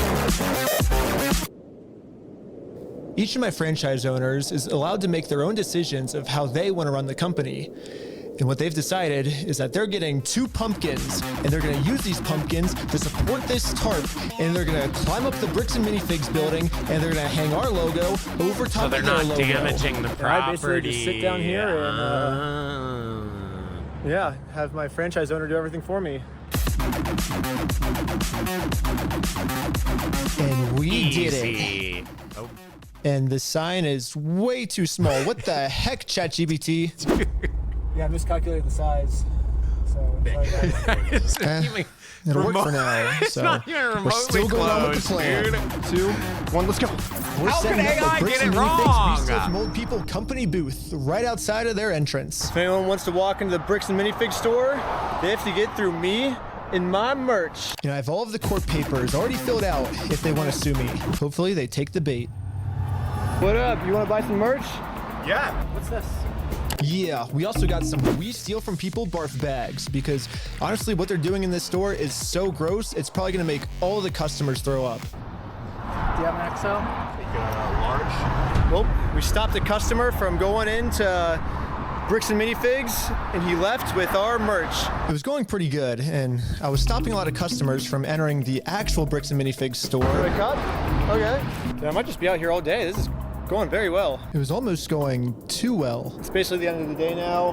They haven't really seen me because these windows are tinted, I guess. In order to get the store's attention, my friend Jay is going to walk into the store just pretending to be a normal customer and ask what's going on. Is this the main store or is it the one that's out front? What do you, like, is this the main entrance? Yeah. No. I'm saying like the counters, there's 2. There's one here and then one outside. No, there's a guy who's selling stuff out front. I don't know what he's selling. Wait, what? What? Hello, you want to buy a shirt? What? If you want to buy one, I'll give you 50% off if you want. No, you cannot be out here doing this. Why not? Were you the guy that was just trespassed out of here? It's the guy that was out there. It was the guy that we just trespassed. What? Was it? Yes. She's calling the cops right now. Uh-oh, the police are here. This is a problem. The police told me yesterday that if I ever come back to this store in my lifetime, I'm getting arrested. If you come back, you will be arrested. Okay? You understand that? But as you can see, they still haven't sued me. I can't just give up on the plan before being sued. So I did a switcheroo with this guy. He's wearing my exact same clothes and his legal name is also Ben. And once the police find out that they caught the wrong Ben, I'm gonna be super far away. Oh, it was so cold. Okay, I couldn't get that far away. The water was freezing, but I think I got far away enough at least. But anyways, back to the store. The police instantly tried removing our booth because us stealing their name is very illegal. But if we want to get away with this crime, all we have to do is copy Bricks and Minifigs. We have to put all of the blame on an anonymous corporate person, and then when they ask who corporate is, we just don't tell them. Police wanted to speak to corporate. Oh, hello, this is corporate. We steal from old people. How's it going? You do what? Well, the corporation is called We Steal from Old People. And our tagline is Bricks and Minifigs. We're a legitimate business, so yeah. What? Who am I talking to? Dude, this is corporate. I know it's corporate, but who are you, corporate? Corporate, we steal from old people. No, I know who you are. I mean, who are you, the person? Actually genius. Oh, I'm just the owner that runs it.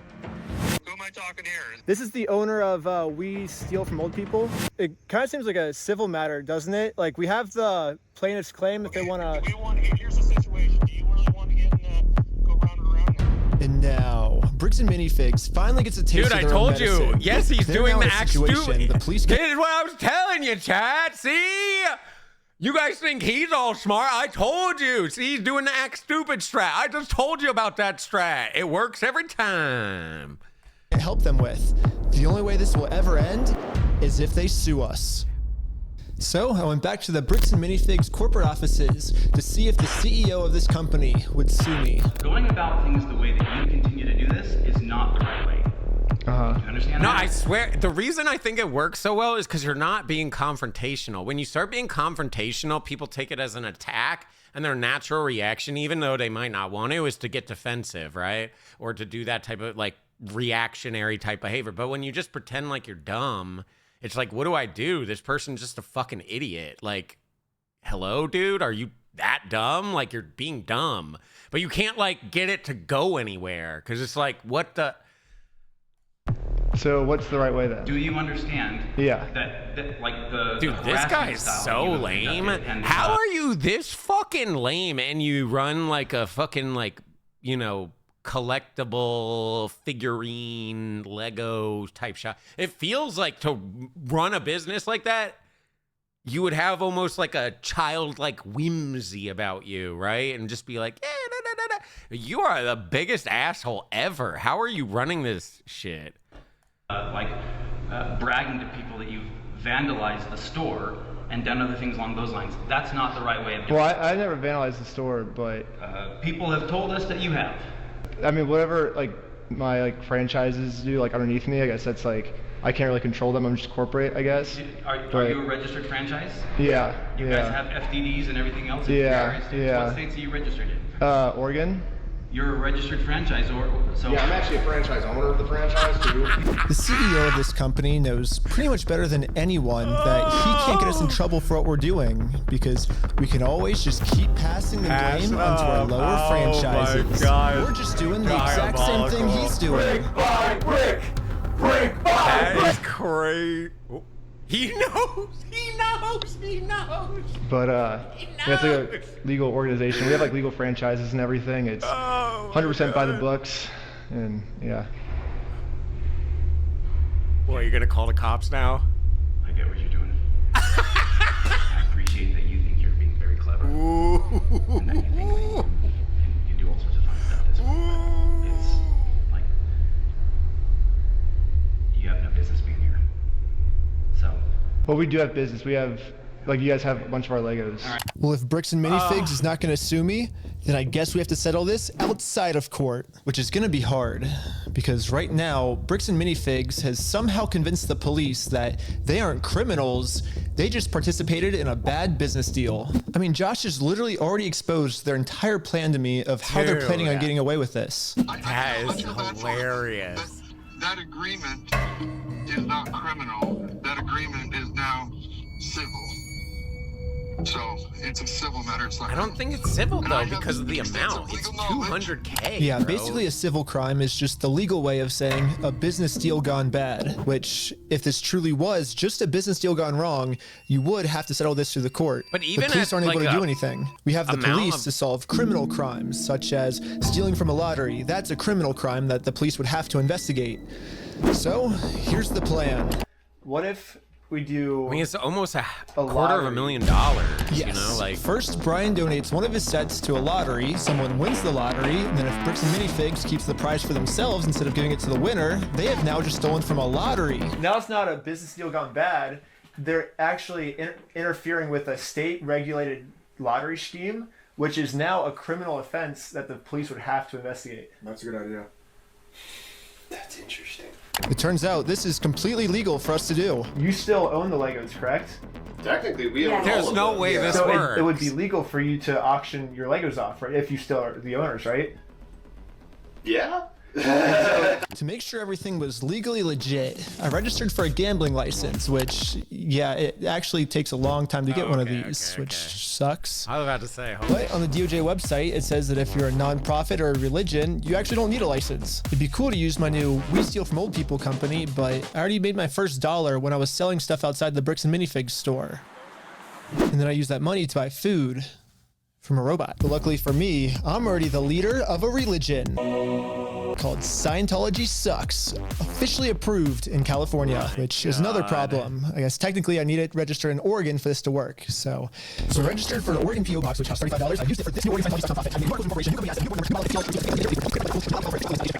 mean, okay, I'm pretty sure I lost everyone, but all you need to know is that I put a lot of work into making sure that this is a legal, legit raffle. That means that if Bricks and Minifigs decide to steal from this raffle, they have now committed a criminal crime, which the police are required to investigate.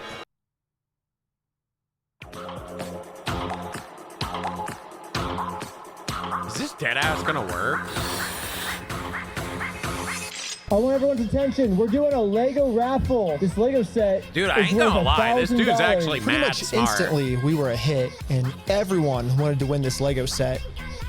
But there's a problem. Under ORS 167.117, each participant must pay something of value in order for this to be considered an official lottery. We're about to charge lots of people money just to maybe be the next victim of Bricks and Minifigs.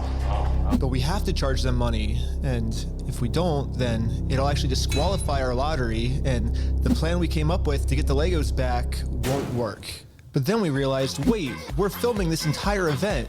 We can just give each person $1 as their appearance release fee. $1 for being on camera, there you go. So now when they buy a $1 ticket, the transaction cancels out, and each person lost $0.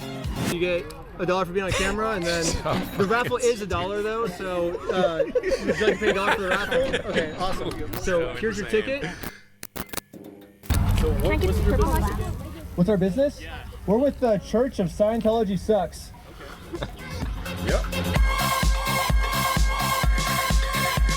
Finally, it was time to pick our winner. We are about to see who the winner is right now. We have the winning ticket right here. 5, 3, 3, 9, 7, 7. Is that mine? 6, You 7. won! Yeah, are you the winner? Well, this family legally won this prize, so now if Bricks and Minifigs doesn't give it to them, they're committing a criminal crime, which could land them in jail. The Lego set is at a place called Bricks and Minifigs. It's like right down the street. We can pick it up. This is not gonna work. We're literally halfway through the video. There's no way this works. Because if it works, it would just be like, ba, ba, ba, and it's over. We drove to the store as fast as we could. We met up with the family and went inside to help them claim their prize. I'm here to give these people their prize of a Stormtrooper speeder set. Well, actually, These people. my sister. He won.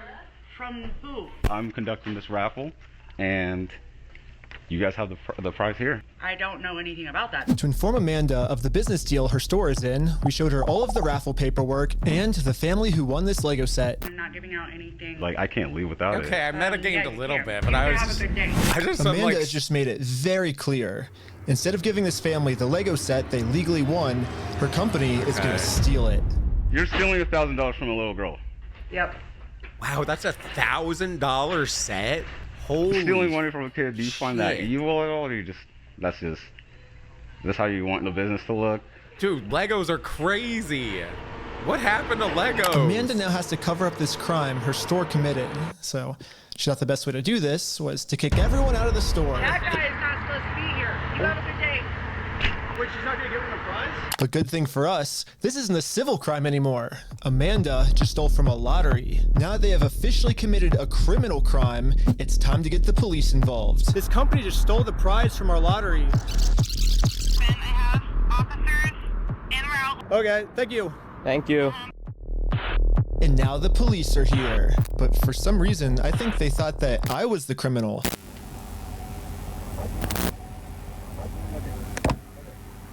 Is this typically how you treat victims if they get their prize stolen, or?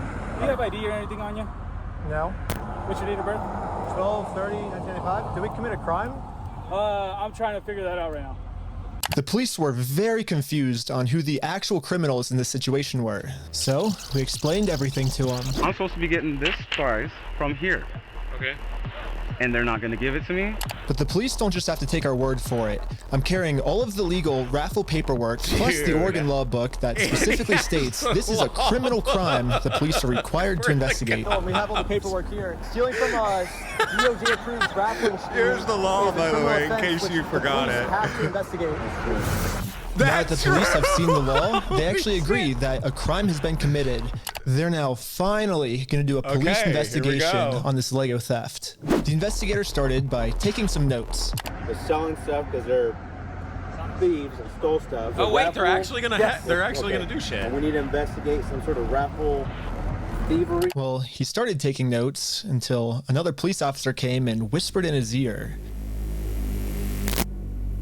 I don't know what he said to him, but whatever it was, it made them all completely change their attitudes. And you're trespassing the property for life, okay? You come back, you're gonna go in handcuffs and go to jail. But they trespassed you? But we're just trying to claim our prize. I'm gonna deal with you from that. You guys have no right or have no connection to the store. You're not. Well, yeah, we do. They stole a bunch of, like, they have our prize, so there's a connection. That is a civil issue between... No, it's criminal. Okay. I got the... Are you going to listen to me? This officer's trying as hard as he can to cover up this crime, but I wasn't going to let him. Can someone please explain, is it actually civil if it's $200,000 in value? I don't think that's civil in $200,000 in value. Civil is like, you guys are saying like 10K, give or take a little bit. Maybe a little more, maybe a little less. But 200,000 is not civil, no? Like, even if it was like, oh, we're not, that should not go to civil, no? Oh, it goes to civil because of contracts? Oh. Even with it being that big of an amount? Huh. Just wait. All right. I guess we'll find out. You guys seem to know already. But eventually, he said, if I don't let him cover up this crime, I'm getting arrested. We really want to dive down this really deep. We're trying to give some outs, okay? We're trying to work with you guys, give you some outs. We can start looking at if you guys falsified a raffle. Whatever that raffle looked like. Well, here's the thing, is it's not a falsified raffle. We have all the legal paperwork right here. You don't have authority to give out a prize. We're just going to get to the point that we're not going to have these conversations. No, but he did it all legal. Are we all on the same page? Oh my God, what a fucking loser. Yeah, I'm not gonna let the police just cover up this crime. I'm gonna get this Lego set to the rightful winner. First off, we do have the authority to do this raffle, so we are legally... Are we done for the night? No, it's actually required by you guys to investigate this. It's not civil, it's criminal. Just so we're talking in circles, right? Yep. No. Do you understand at least what he told you on the... I don't think we're talking in circles. That's the first time we got falsifying a raffle. Good. Just answer my question, please. Do you understand what Officer Bevis explained to you? Kind of what's going to happen, what's going to be the next steps? Bro, you were being cool! Oh no, my God. We gotta back each other, bro. Can't Yeah, I was pretty confused on what they were going to arrest me for. I mean, the Fourth Amendment in our Constitution specifically states that the police can't arrest you if they don't have a reason. I keep asking them for a reason, but they can't tell me anything that I'm doing. This was the cop that started taking notes and shit. At the beginning was basically like, okay, and he started taking notes about what's going on. This guy came over and was like, that is him. Yes, it is. This is the guy. Quintero, look. Right here. By notes. Police investigation. Oh, this is Perez. Oh, shit. Okay, my bad. Well, never mind. Different person. I lied. We don't have authority to give out a prize. We're just going to get to the point. Crime. I'm gonna get this Lego set to the rightful winner. First off, we do have the authority to do this raffle, so we are legally done for the night. I didn't know, dude. There's a fuck ton of cops. I don't know. I didn't like. I thought there was like 2 cops there at the start. Yep. No, do you understand at least what he told you on the? Oh, they were talking in circle. That's the first time we got falsifying a raffle. Good. Just answer my question, please. Do you understand what? Where did he even go? He's this one over here, then I guess. He's one with the hat. So I think this one, because you don't see him on camera. Where did he go? Circle. That's the first time we got falsifying a raffle. Good. Just answer my question, please. Do you understand what Officer Bev has explained to you? Kind of what's going to happen, what's going to be the next steps? I think. Nope. Yes, ma'am. No, I'm not. Oh, there he is. Understand what part don't you? He's all the way off. Yeah, I was pretty confused on what they were going to arrest me for. I mean, the 4th Amendment in our Constitution specifically states that the police can't arrest you if they don't have a reason. I keep asking them for a reason, but they can't tell me anything that I'm doing that's illegal. Well, I don't think we broke the law. Norwood, thank you for the 38 months. That part doesn't matter. Here, it's pretty black and white. Because right now, you guys said the law we broke is the falsifying the raffle. No, let's do this. Let's just call it and we'll just go from here, all right, guys? Just please. Please. So you guys are going to investigate. We are trying to keep you guys out of handcuffs. We don't want to go that route. We actually, you seem like nice guys. We don't want that for you guys. But at a certain point, we can't keep doing this. All right, so we're good, guys. All right, I don't think we're good. Yeah, take care. We're not good at all. What? Pretty clear. You go on the property, you're going to get arrested. When I came up with this plan, I was under the assumption that the police are supposed to follow the law, but I was wrong. In Kaiser, Oregon, the police don't follow the law, and because of this, another family got scammed by bricks and minifigs. Oh my god! I felt pretty bad. The sad so music. I just paid this Bro, family you should have showed a what this little Lego set was close worth up for of them myself. like trying to get it or something. Do we call the police office? Like, what do we? Like, what do you do when there's just corrupt police? Should you go to the police department? Should we go to the police department? So we went to the police department to tell them that some of their police are corrupt. And then we realized we're literally just telling the police that they are corrupt. Of course they're not going to do anything about it. Exactly. Yeah, they just sent us home.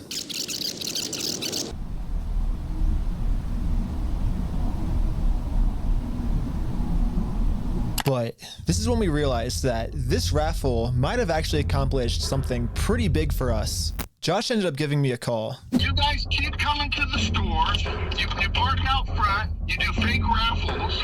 You're threatening my business, you moron. Josh seems pretty scared, and he should be. Eventually, I am going to end up solving all of the police corruption that's going on. And once that happens, Josh is no longer going to be in civil trouble. He's going to be in criminal trouble. It wasn't a fake raffle. It was a real lottery scheme, according to Oregon state law. And it actually is a Class B felony, up to 10 years in prison and a $250,000 fine. Yeah, the loophole he's been using this entire time, just hiding behind the fact that it's a civil case, isn't going to work for him much longer. Heart Seeker, they give it 22 months.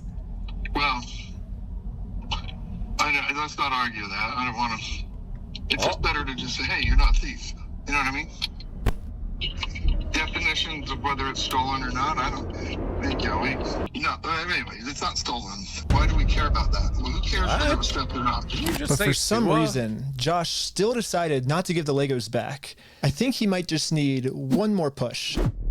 Here's the plan. Take a picture of every single sign that's outside the Bricks and Minifigs store. And now I'm gonna redesign every single one to make them way better.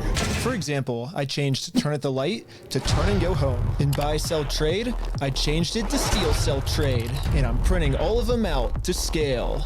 And nope, I didn't use ChatGPT this time. This time, I'm using a much better method, which is a tape measure. The exact dimensions of their actual sign that they have up right now. Now it's time to put our signs directly over top of their signs. But before we had time to do this, Josh gave me a call. He's still trying to convince me to sue him, so he gets charged with a civil crime, not a criminal crime, which could land him in jail. If you think it's illegal, why don't you sue me? It's a civil matter. Tell Brian to put his money where his mouth is. Let's go to court. Okay, you want to do double or nothing? What are you talking about? Are you stupid? If you're wrong, you pay us double. If I'm wrong, I pay you double. Bro, are you dumb? Dude, what? You're obviously a kid. You don't know how this works. I think you're scared. Double or nothing, let's do it. You're so dumb, bro. I think you're scared. Okay, I'm not scared. Let's do double or nothing. I'm not doing If you lose, you pay us $400,000. You're scared. You're a chicken. I'm calling you out. You're scared. Oh, he's I'm not calling gonna you like out. the chicken call. Bro, quit being stupid. You're too scared. You're scared.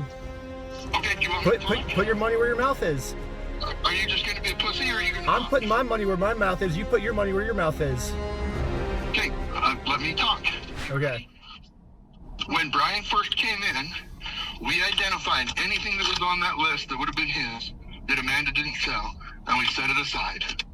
And it's still sitting there. We're happy to give you your stuff back. I just don't want any more damage to the store. I guess Josh has finally realized that whatever he's going through right now will literally never end for him unless he gives the Legos back. I'm happy to give you the inventory. It's only bringing me harm because you guys are doing wackadoo crap trying to attack us.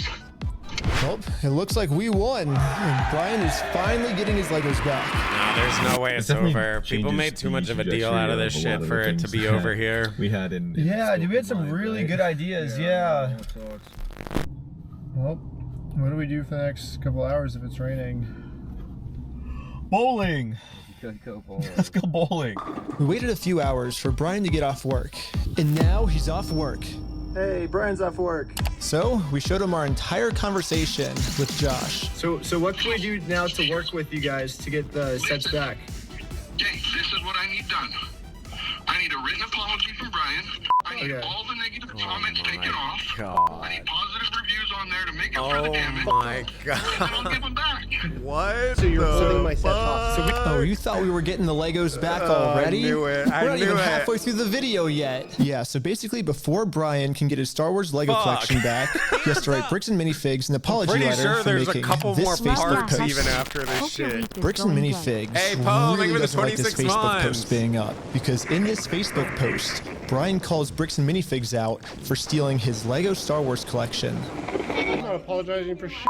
I agree, but it sucked. But here's like where we're at, right? If you could just write the letter, like we can get the Legos back. I walked in there with the best of it. Low key, like the crazy shit that he's doing, right? It's like, oh my god, this is so crazy. It's really smart, but it's really petty, right? But with how petty this dumb fuck owner is being, it's actually makes it even more genius. Intentions. Here's proof of my. He's trying to do this petty, like, I want an apology, and you remove all the fucking net. Like, oh my god. All over this. I've gone through 9 months of anxiety, stress, hospital-ridden, medication-taking types of burden. I'm not downplaying what happened to you. It's just, No, I am not apologizing to this fucking asshole. It sounds kind of crazy that Brian would be saying this, but I see where he's coming from. I've gotten to personally see a tiny bit of how this company bullying his family has just torn his entire life apart. I just want to say thanks, guys. I have to go because I got a gnarly panic attack right now. But at the same time, if Brian just writes this apology letter to Bricks and Minifigs, he'll get all his Legos back. Bro, with how much this shit is spreading. Swallow my pride and write this letter, and I get it. But then Brian told us This a might bigger make the reason company we shouldn't go write this under. apology letter. Because Brian told us that this apology letter is apparently it really gets worse. a trap. Yeah, this is Josh trying to trick us into giving him a get-out-of-jail-free card. What I mean by this is, if Brian makes an apology letter to Bricks and Minifigs, then Bricks and Minifigs can now use this letter as written evidence in court that they're not the bad guys, Brian's the bad person. Brian told us that if we give them this get-out-of-jail-free card, then they have absolutely no reason to ever give the Legos back. I just want to say, if this is actually what Bricks and Minifigs' plan is, then that's insane. But I really wanted to find out if this is what their plan was. So I decided to tell Josh that Brian is going to send him an apology video. He makes the apology, then we can get the Legos back like today or tomorrow, you think, or? Yeah. Just in case Bricks and Minifigs has evil intentions with this apology video, I wanted to give him something that they couldn't use in court. So I went back to the beginning of the video and took a screenshot of Brian's face and put it into this website. I also uploaded this video of Sheldon. Hi, I'm Brian Mansell. And after just a little bit of deep faking, it now looks like this. Oh my God. Hi, I'm Brian Mansell, and I apologize sincerely for accusing you guys of stealing my Legos. I was wrong, and you were right. This is the ultimate test. Was Josh being sincere, or was this all just one big trick? I want to give it back to him. That's the long and the short of it. We've run me over. I'm good. We got to win Amanda over, right? Uh-huh. Apologize to Amanda. Okay. Bro, I guess this dude Brian's is still stringing worried that you you guys are just along. going to keep postponing it Yeah, until... he's just gonna, oh, now you need to apologize to that girl you dragged in the woods, and now you need to apologize to the customers. And... That's not who I am. Oh. Uh-huh. I promise you. I swear to God. Go apologize to her. Say, sorry, man. Sorry.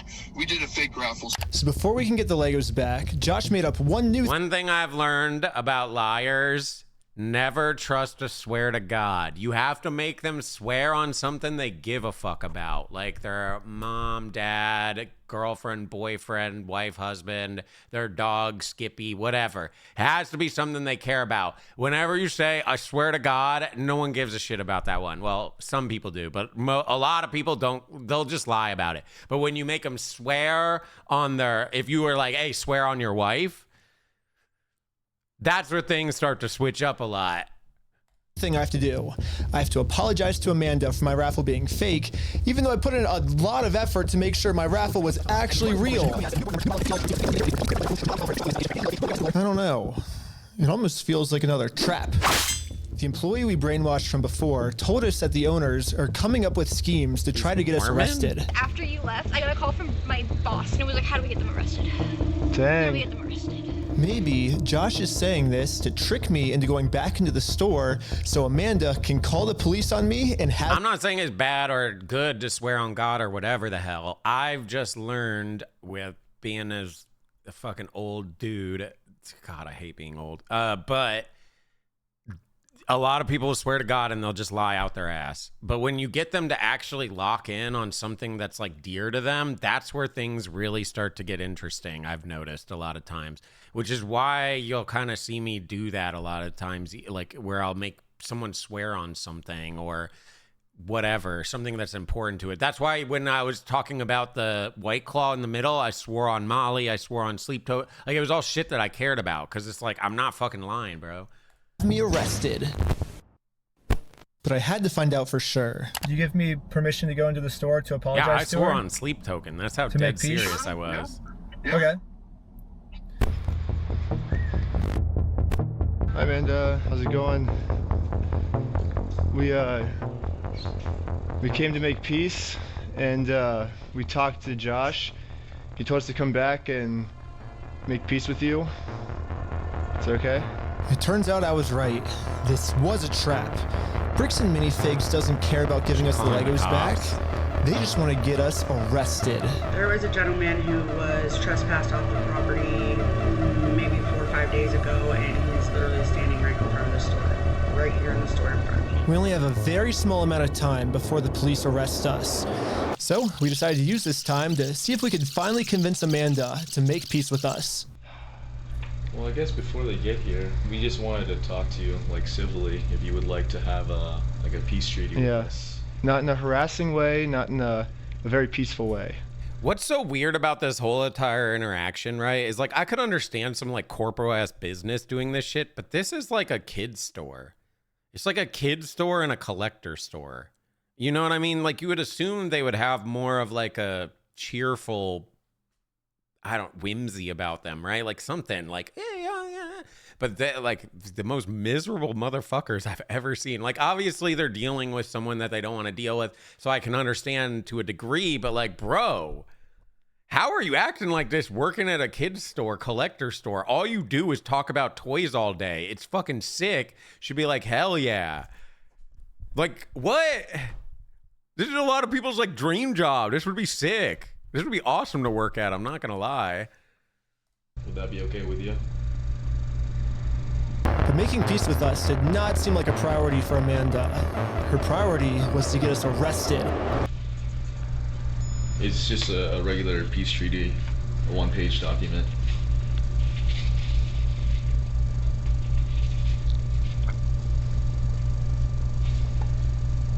If you need to go over it, like, you know, you need to take your time. They have, like, the papers they're trying to get me to sign, it literally just says peace treaty. I don't know who this other guy is. He's apparently a guy. Oh, he's the treaty guy. Or the treaty guy. He has some kind of, like, treaty on his Yeah, the reseller stuff. I get where you're going with that, but... Well, do we stick around for the cops, or do we... That's a whole nother And so we waited thing. for I the just think police so, to like, show up. the actual business is, like, cool, you know? And they never showed up. Like, just the stuff they're dealing with. But I guess it makes sense. I mean, the last time the police showed up, I was fully prepared with the Oregon law book. The Oregon law scared the police so much that they had to run away. I think they're scared to come back. Hey, where the heck are these cops? Hi, Josh. Ben, how's it going? It's good. So we walked in, we were like, hey, we're sorry. We have permission to come back here and like apologize. And she's like, I'm calling the cops. And she like starts. Josh now realizes that his last-ditch plan to get me arrested, well, that plan didn't work. I'm sorry Amanda did that. Thank you for doing that. It looks like Josh has no other choice than to give Brian his family's Legos back. Surely. You apologize, and it's up to them to accept. So let's cross Amanda off that checklist. Let's get this done. And now that our work here is done, we decided to head back to Los Angeles. Surely. It's too late to pick up the Legos today, but tomorrow they're finally gonna give this family their Legos back. And now it's tomorrow. But the store has Brian's phone number blocked, so he can't call them. So instead, I called the store to see how Brian could pick up his Lego sets. I was just wondering if you guys are still down. It's funny how he's wearing the "We Steal from Old People" shirt. I think. I just want to make sure everything's properly. The guy I'm on the phone with was trying as hard as he could to stall. It turns out that this is actually the same guy in the security camera footage that kicked the old owner out of the store. Google says his name is Brandon Best, and apparently he's co-owners of this franchise along with Joshua Johnson. But for some mystery reason, they weren't able to give the Legos back today. They said they'd give me an update on Monday type thing. Now it's Monday. It is Monday. Hey, I was just calling to see if you guys are still down to give the Legos back today. Dude, they're gonna drag this shit. I imagine it'll get done sometime this week. Oh my lord! I don't have a quick update, unfortunately. Unfortunately, I still don't have really a good update. Yeah, you bet. Thanks for your patience. Sorry, it's kind of crazy. Hey. Please leave your message for. He said I probably won't be able to talk tonight. What the heck? Why do they keep postponing this? Call has been forwarded to voicemail. What the heck? Yesterday he said he would call me today. They said they had them. See, that's what I was thinking at the beginning here too. Is like they don't have them, so they're trying to just like give them this, all this, and just avoid it because they don't have them. But he said they had them, and yeah, okay, I can understand it could take a little bit to get the whole collection together and like checklist everything, and that could take some time. Fair, but it's not taking this time. You do that in a single day. Forwarded to voicemail. Call has been forwarded to voicemail.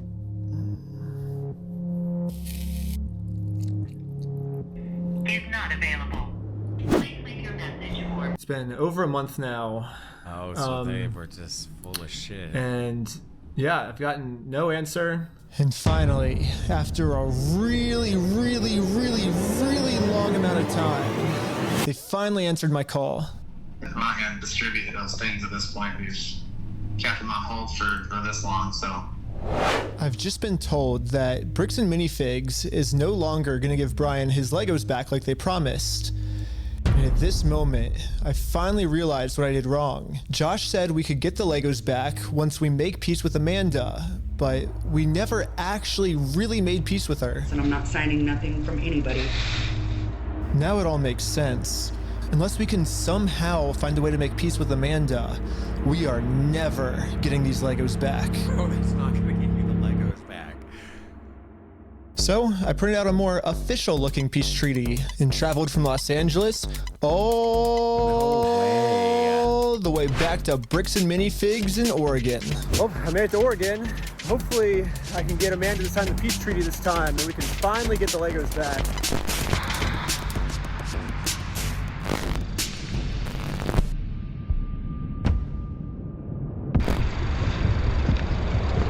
Hello.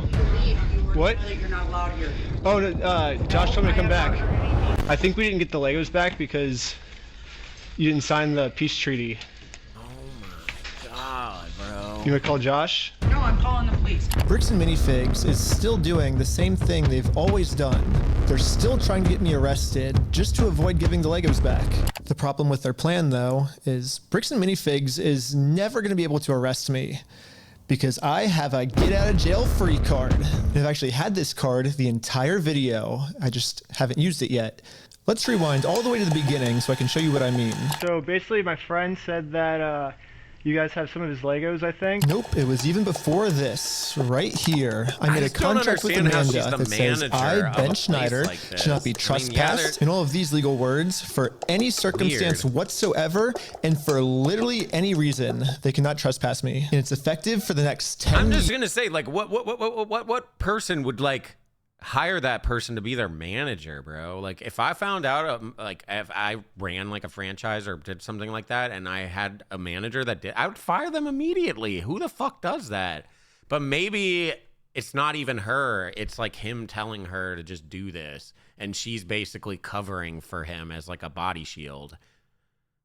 Cause like, wow, dude, it's like insane how she's acting. Should not be trespassed in all of these legal words for any circumstance whatsoever and for literally any reason. They cannot trespass me. And it's effective for the next 10 years. But this only really works as a get out of jail free card if I can get Amanda to sign it. But how the heck am I going to do that? The peace treaty?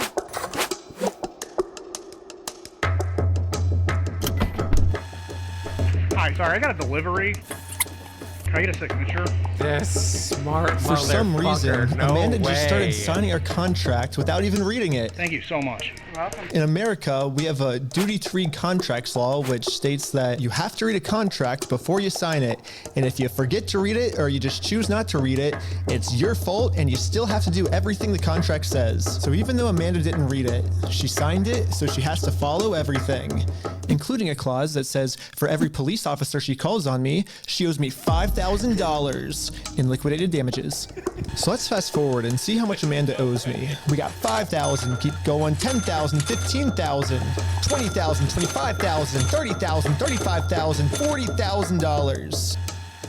Okay, I think that's all the times Amanda called the police on me. But Yeah, all you gotta do is to be get the honest, cops called on even you though a bunch Amanda has more been and you can helping pay cover back. up this giant theft, I still kind of feel bad for her that she owes us $40,000. I mean, that's a lot of money. So I'm going to stop continuing to trick her, and I'm finally going to come clean about the contract. Once Amanda sees the agreement she's in, she'll finally realize it's not worth it to continue racking up this $5,000 debt. Instead, a much easier option would be we team up together to convince corporate to give Brian his Legos back. Well, I'm calling the police because you've already been trespassed off the premises. Well, you don't He want is to owe genius, $5,000 more but dollars, do there's you? No way that's gonna happen. I don't owe anything, and I'm asking you for like the millionth time you need to leave. You did say that I'm allowed to be here. You I signed a did document. not. You did it? I never once said you were allowed to be here. Well, then whose signature is this then? That is not my signature. It's not? Why do you have anything to do with signatures here? Because you signed this, right? No, I did not. Is that not your signature? So, no, it's not, and I'd like to know how you guys got a signature that's even close to mine.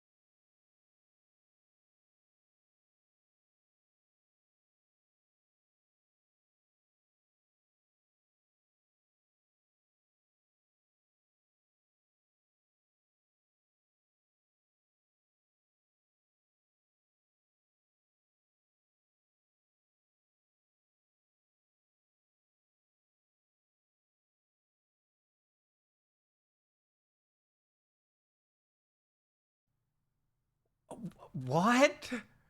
Dude, this is like you're in fucking elementary school. Like, you stole it. What the fuck?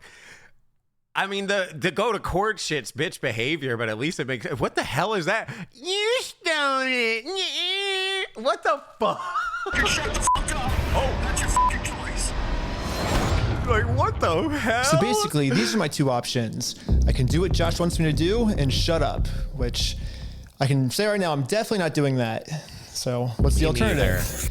I can, I guess, raise hundreds of thousands of dollars somehow, and then maybe spend 3 to 4 years in court fighting them, and somehow, if I win, then we can finally get the family their Legos back. Yeah, both of these options suck.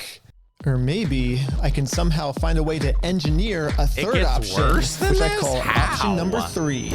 Small claims court. Think about it. Small claims court is basically just like big boy court, except it costs basically nothing, and you get a judgment pretty much instantly. So I gathered my friends around a campfire to tell them about option number 3. One of the thoughts you had was taking the small claims court, right? No, because it's way too much money to take to small claims court. You can't take someone to small claims court, Ben, for $200,000. Yeah, it's 12,000 at the most, right? 12,500. Everyone hated option number 3. And I guess it makes sense. We ended up looking it up, and you can actually only sue for $10,000 at the most. So if we go with option number 3, Brian actually could win $10,000 pretty easily. But then this is what would happen to his $190,000. in there. But I'm not giving up. We just need to get creative. Theoretically, if you wanted to, could you take in the small claims court? If you wanted to limit it. If I wanted to limit it. But you would at least get $10,000 out of that, though, right? We could, but it would be giving up $100,000 more, you know. So here's the here's the pitch. Here we go. What if we have 10 people sue 10 different times for $10,000 and we get $100,000? No. Well, why not? The reason that this will never work is because of a legal term called claim splitting. Yeah, so it turns out my idea is called claim splitting, which is when a civil plaintiff splits one lawsuit into 2 or more lawsuits, and that is illegal. Yes, if 10 different people sue and win money for one crime, then that is illegal. But we have already established that if one person sues for this crime, it is a very easy win. So what if this exact scenario just so happens to happen 10 different times? Think about it. If 10 different people get their Legos stolen by Bricks and Minifigs, all 10 people can individually sue, and it turns out that that is actually not considered claim splitting. What? So basically, if I can find 10 different victims of Bricks and Minifigs, my plan will work. And maybe I don't have to find 10 victims. Maybe I can create them. Starting with myself. First, I signed up for a credit card, and then used that credit card to walk into the bank and take out a $10,000 loan. I then used this $10,000 to buy a few Lego sets from Brian. Specifically, these Lego sets, and according to the legal paperwork, they're still Brian's to sell to me. But just in case Bricks and Minifigs tries to argue that for some reason this wasn't a legal sale, I hired a public notary to officially approve the purchase. Officially, we have a public notary approving it. Got a notary. A notary public. We have a notary public approving it. I own these Lego sets now, right? Once I stand Silent, they were the 86 months. Happy birthday. Dang, there it is. Notarized. It's official.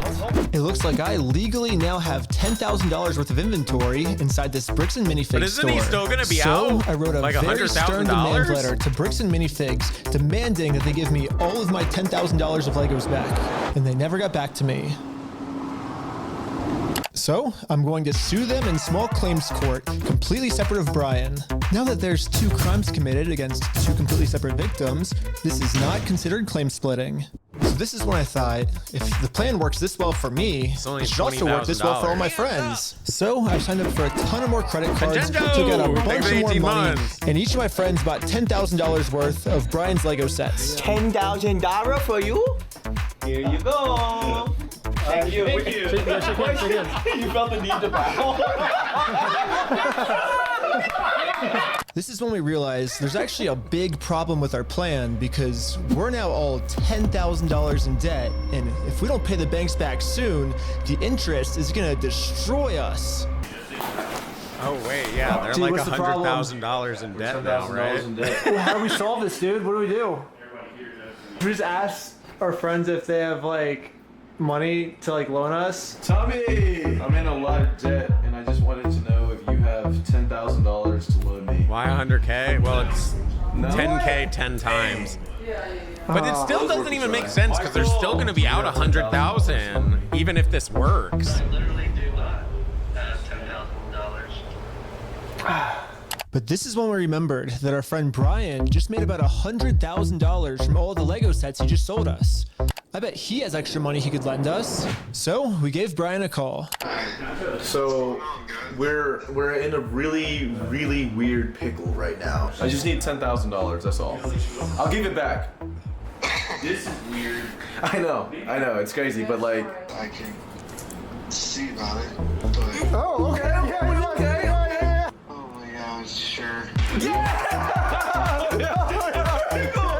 Brian legally gave each of us a $10,000 loan, which allows us to now pay back the banks to avoid interest. And it says in the paperwork that once we win these court cases against Bricks and Minifigs, we'll pay Brian back. Yeah, and we promise once we win this lawsuit, we'll pay you back. Yeah, we'll pay you right back. Bro, If you're thinking, wait, how is all of this legal? There has to be some type of catch. Yes, thank you. And you're right, there is.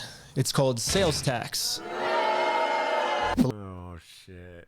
Yo, Doka, thank you for the 34 months. Dude, I wish we had Nuka Reaper here because Nuka's a lawyer. I'm like curious, like, is any of this actually gonna work? Like, he is actually going through the legal means of it, but would it hold up? Or is this just gonna get thrown in the garbage can? Like, legally, he is going the correct, but it might just get, I don't know. He's an actual lawyer, so you'd probably know a bit better. And you're right, there is. It's called sales tax. But luckily for us in Oregon, there is no sales tax. It's one of the only states that doesn't have it. This means that we can just keep selling Lego sets back and forth to each other over and over for free. Well, I think everyone's in. Should we start? You're gonna go to the top. It's start a filing. But I haven't even told you guys the best part yet. The best part is that all of this is another flashback. Yeah, all of this happened a month ago. So now let's fast forward all the way back to present day where I'm still talking to Josh on the phone. And yeah, Josh has no clue that we've been preparing all of these court cases against him for the last month. He's about to be in for the surprise of his life. You have like, I guess until the store closes, I guess, to get the Legos back if that's the way you want to go. But if not, I guess we'll serve the papers today and then go to court. Are you gonna serve the papers today? No, figure it out. That's not how it works. Are you young? That's not how the world works. It's not how the world works. Well, we're gonna do it. We're gonna make the world work that way today. I mean, that is Bricks kinda and how it Minifigs works. knows You the hire a deal. server and they Get the go Legos serve it back wherever before the the hell store you're at. closes, or they get served court papers. And now we wait. And then waiting got kind of boring, so I'm gonna spend the rest of the day promoting my We Steal From Old People company. Dude, I love how he said that insult after he pulled the you stole it, which is like the most childlike like throwback ever. www.westealfromoldpeople.com for some awesome merch. And if Bricks and Minifigs cover, they get served. Steal from 1,000. Stealfromoldpeople.com for some awesome merch. And if Bricks and Minifigs calls the police on me for doing this, then they owe me $5,000 more. I've been advertising my company for a pretty long time now, and I've gotten no reaction from Bricks and Minifigs. So I'm sending in a secret undercover agent to see how they're handling the situation from the inside. Oh no! Well, they closed early on us. I think they were afraid of my lawsuit. So we decided to go bowling again. He told them to close down the store? No way. Shut up. Oh my God! It's So the just next show up when day they open now. the next day, You know right? what that means? It's go time. It's go time. The funniest part about yesterday was when I was talking to Josh on the phone, he totally thinks that I just made all of this up in the moment. When the actual reality is, we've been planning this court case for months. But I'm not complaining, because if Josh thinks it's fake, then he probably won't show up to court. And if Josh doesn't show up to court, we just win by default. So before I serve him any court papers, I'm actually first gonna confirm Josh's beliefs and do something super duper fake. Like give him a world record for the most amount of Legos ever stolen. Not everyone can say that they're the best in the world. It's something. Exactly. We ready? Hi. Hello. I am Ryan with the Guinness World Record Association, and I think you're expecting this actually. This is an award for most Legos stolen by any company in the world. Stolen by a single franchise. Is that what it says? Mm-hmm. I'm definitely not hanging that up. You don't know anything about this. I have no idea of anything about that. Okay. I guess call I am the the manager. Oh, really? Yeah. And you weren't expecting it? I was not expecting it. Success. Anything that gets delivered to the store now, Bricks and Minifigs will probably also think it's fake, which is now perfect timing to serve all of these real court papers. But to do this, I need a lot of people. So I started recruiting some people with a game of hacky sack. Here's your legal paperwork. You have been served. The first lawsuit has officially been served. Good luck, guys. So I have to serve 10 times. God, motherfucker. That was funny. Everything was going exactly to plan. Well, until this happened. Yeah, Park. Hurry! Yo, can we just talk real quick? I think Josh told this employee to close down the store early to avoid any more lawsuits coming in. Yeah, she closed. As soon as she saw us pull up, she started closing up. So for the rest of the day, I'm going to continue to advertise my We Steal From Old People company at www.westealfromoldpeople.com. I'm not getting many sales yet, but hopefully if I keep up all this advertising, people will eventually start believing in my company. It's freaking out over this PC law. Yeah, we had to close early today, so Are you basically guys gonna be open tomorrow though? I don't know. So there's been some guy like harassing us because well, a lot of the Legos that we sell here are actually stolen Legos. Like we just steal the Legos. Yeah.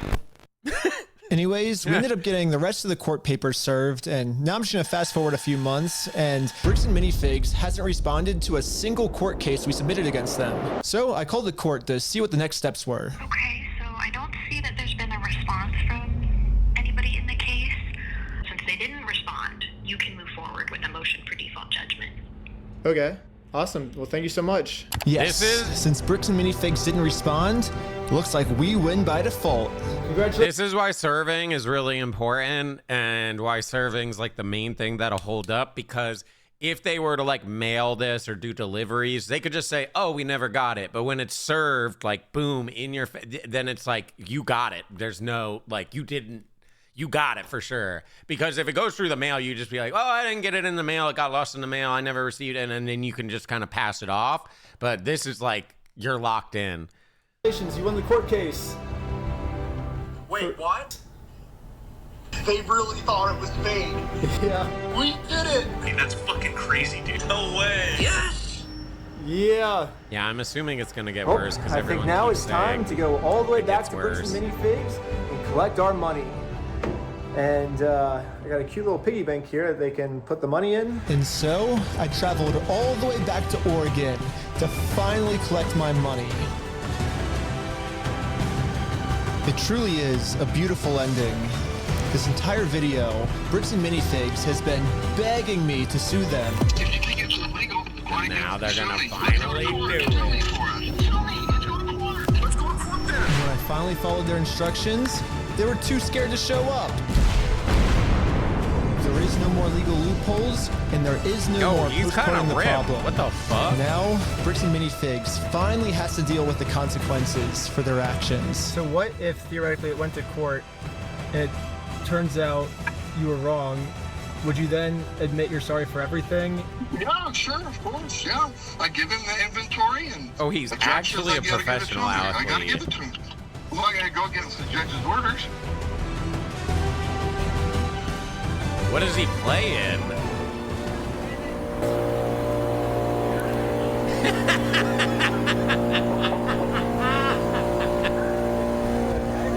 No way. And you're in your little we steal from old people Speedo.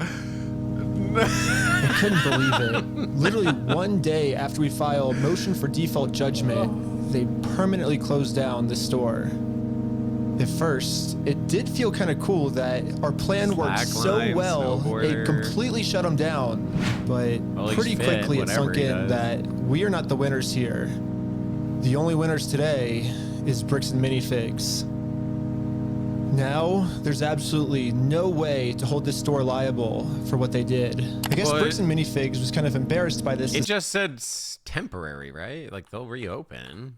Or did I misread it? Yeah, temporary. They'll temporarily close. Bam, corporate. I guess Bricks and Minifigs. It's temporary. They'll reopen, no? Or are they gonna keep it closed for a long time? Well, it's almost the end. Bricks and Minifigs. Now, there's absolutely no way to hold this store liable for what they did. I guess Bricks and Minifigs was kind of embarrassed by this decision and forgot to mark online that their store is closed. So over the next few days, a bunch of negative reviews started coming in of people expecting an open store, but then being met with this. Bricks and Minifigs didn't even notify any of the kids' parents who booked birthday parties here. So when all the kids would show up, they would just have to sit in an empty parking lot for their birthday. If Bricks and Minifigs is too scared to show the world that they're closed, then the only way to let the world know is for me to give them an official closing ceremony. I guess someone driving by happened to take a picture of the sign we put up and posted it on social media. And pretty much immediately, we started going absolutely viral. Thank you for the The prime. entire world has now seen this. Wait, I can't read this. It's moving too fast. Permanently closed. We stole a family's life savings. They sued. We lost. By closing the store, we get out of paying the family what we owe them. Holy shit. Crime that Bricks and Minifigs is committed. And Oh because my God. of this, they finally marked on Google that their store This is why this shit's going so viral. It's going viral in multiple ways. Salem, Oregon, that's got this sign out in front of it. It's been over a week. The sign is still up, and people have been traveling from all over just to come and take a picture with this sign. If you drive through Kaiser, you may have noticed a mysterious sign appear recently outside the closed mini Bricks and Fig store. Permanently closed, we stole a family's life savings. They sued, we lost. By closing the store, we got out of having to pay the family what we owe them. Just closed down his entire place of business to not pay you $100,000. I don't know, like we didn't get the Legos back, but I mean we shut down an entire business. Like So that's was the almost... Legos only worth 100? We didn't get They were we saying started to get the 200 Legos for, back. like, the whole which is beginning. Now they've been why, saying even 100. though Bricks and Minifigs closed down this store, I am not stopping until we get this entire Star Wars collection back to its rightful owner. I don't know. It's just this video's going on for so long now. Yeah, I bet you wouldn't believe me if I told you that this is still literally just the beginning of this Lego story. And if you want to watch part 2, it's live right now on my Patreon at Reckless Ben. And part 2 gets insane.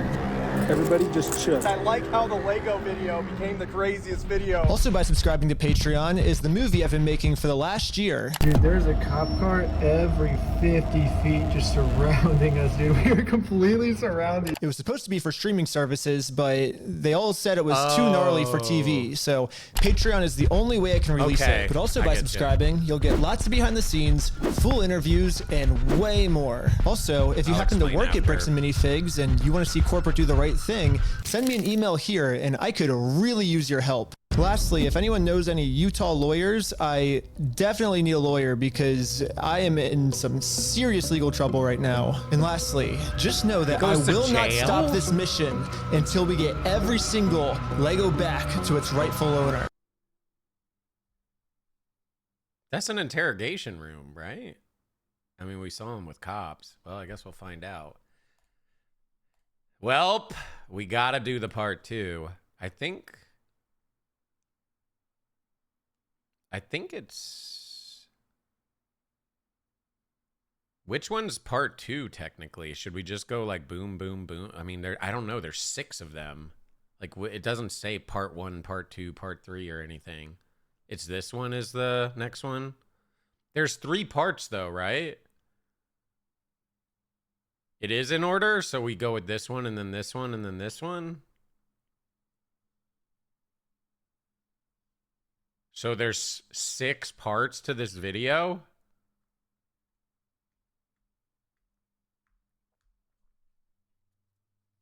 It's just the top right one. So these are just like little like catch-ups. Okay, so part 3 is on his Patreon, but it's not out yet. Okay. And then there's, I guess, just some follow-ups to some of the stuff going on. If we want to watch those, maybe. Search warrant. Dude, holy fuck. They got the... What? Step outside, everybody. What?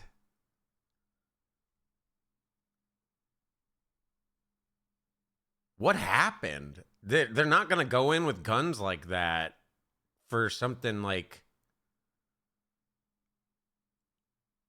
Top left one's insane too. This one. Someone actually hacked. Okay. Well, I want to do this one first. Let's just take a quick sec. I'm gonna grab a drink and pee and yeah, we're gonna watch it. We're gonna watch it. We're gonna watch this one because this seems like this is actually the next part. So we'll do this one, and then after we watch this, if we want, we can watch some of these. I guess we'll just kind of see where it goes. Because I don't really know. I'm like really confused why the cops are going in with guns. Because like, okay, if they were gonna do something like harassment and they would just go and like, you know, arrest them. They wouldn't go in with a full freaking rifle and pistols drawn and everything.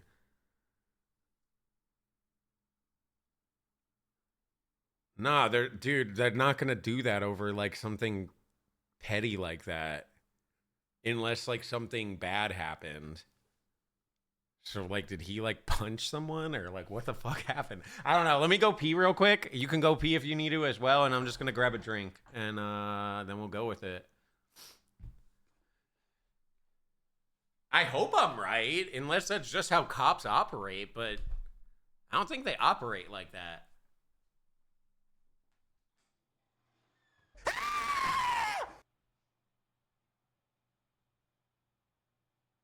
There's a fucking scorpion in the house!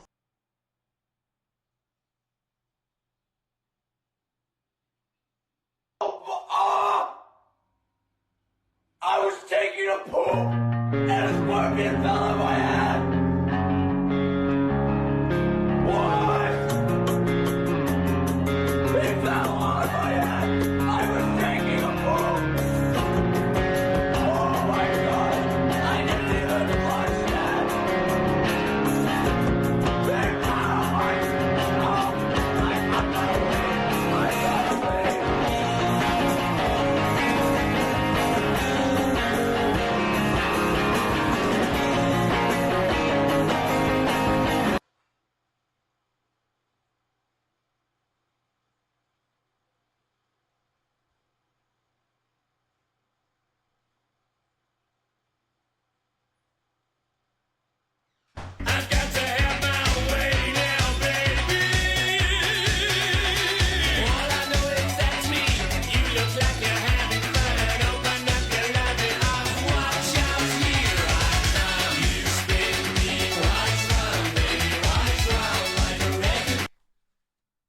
Dude, I can't listen to that song anymore.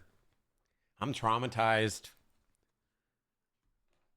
Can you guys actually listen to that song unironic? I can never listen to that song anymore because of Meat Spin. Like that song is just Meat Spin now. I think it was because like back in the day, me and my friends, we had a challenge where we'd try to see who could have the biggest record on Meat Spin. And I got to like 1,000 something. So that was pretty high. I can't remember how long I had it up, but it was a good bit of time. I didn't even end up winning, by the way. My friend beat me, so you know, that's pretty cool. If you don't know what Meat Spin is, kind of weird to even feel like I have to explain this, but I kind of feel like I do, because I guarantee you there's people that don't know what meat spin is, because we got a lot of younger people. Oh God, I feel so weird saying that. Meat spin, if you don't know, I don't even know if this is the site still up. There's no way.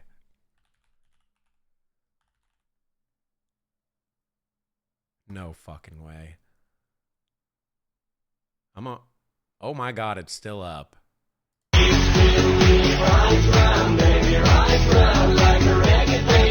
Okay, well, it is still a website. Just verified. If you don't want to go to it, I mean, you can. You might want to go like incognito or something, unless you just want that on your browser. But it's someone getting fucked in the ass and their dick is spinning in a circle, and it plays the spin me right round round, and every time the dick does a full spin, you get a point. So 1, 2, 3, 4, 5, 6. So that's why that is like stuck in my head forever, because I got like 1,000 something. And I didn't even end up winning. How the fuck did I not win that, dude? I was like, oh my God, bro. Or you could just go to it. It's a game.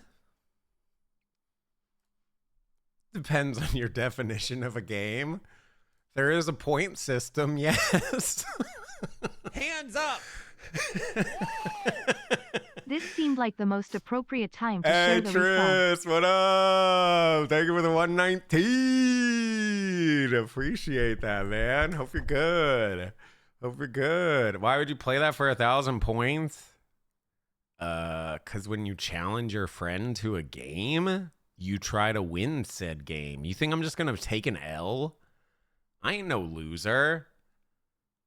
Well, I still lost, technically. I tried, though, and that's what matters. Trying. You gotta try. You fail 100% of the time. But if you try, you could possibly win. And let's do a shot to fuck... Well, I was about to say fuck Legos, but it's not even Legos' fault. This is definitely Bricks and Minifigs. Fuck Bricks and Minifigs. Just give them their damn Legos back, you bitches. I think I can move my camera back now, because it doesn't seem like it has that weird blur in the corner anymore. Like whatever was going on, it looks like they fixed it. So I'm going to do that so it doesn't eat up as much screen. I had my camera over there because there was this giant blur area on the side for a lot of the video. All right, you guys ready? This is part 2 of this Lego fiasco. If you're just tuning in and have no idea what's going on, or tuned in the middle of it, basically this dude, Reckless Ben, is trying to help this family get their Lego collection back, and this company is doing everything they can to not give it back. And I guess it's going to get even worse as we see cops pulling up. So let's give it a go. Here we go. It's going to get worse, apparently. That's what chat just keeps saying. So buckle up. Third floor. Stand up. Step outside, everybody. No. Don't move. This is the story of how I got swatted, all because of Legos. They swatted him? That would make sense on why they came in with the guns like that. They swatted him? The whole thing started with me investigating a Lego company called Bricks and Minifigs. The company sent 2 guys to steal the world's largest Star Wars Lego collection worth around $200,000. And for some reason... I wanted to explain for anyone that didn't catch it or maybe was as confused as I was, because like some people have seen it. The reason they keep saying the 100,000 rather than 200,000 earlier is the collection was worth 200,000, but they've sold like half of it and they've paid him that part. So they're just trying to get the 100,000 that is remaining that is owed to him. Just in case you're curious, because I was super confused. I'm like, is it 2? Is it 100? But yeah, thank you. police are helping them get away with it. The family reached out to me saying that I'm their last hope to get them their life savings back. The video I made exposing them was actually insane. Check it out if you haven't seen it yet. But we ended up taking them to court and we actually won. When I went back to the store to collect my money, they literally shut down the entire store just to avoid paying us. Dang it! So I personally gave them an official closing ceremony and it went extremely viral.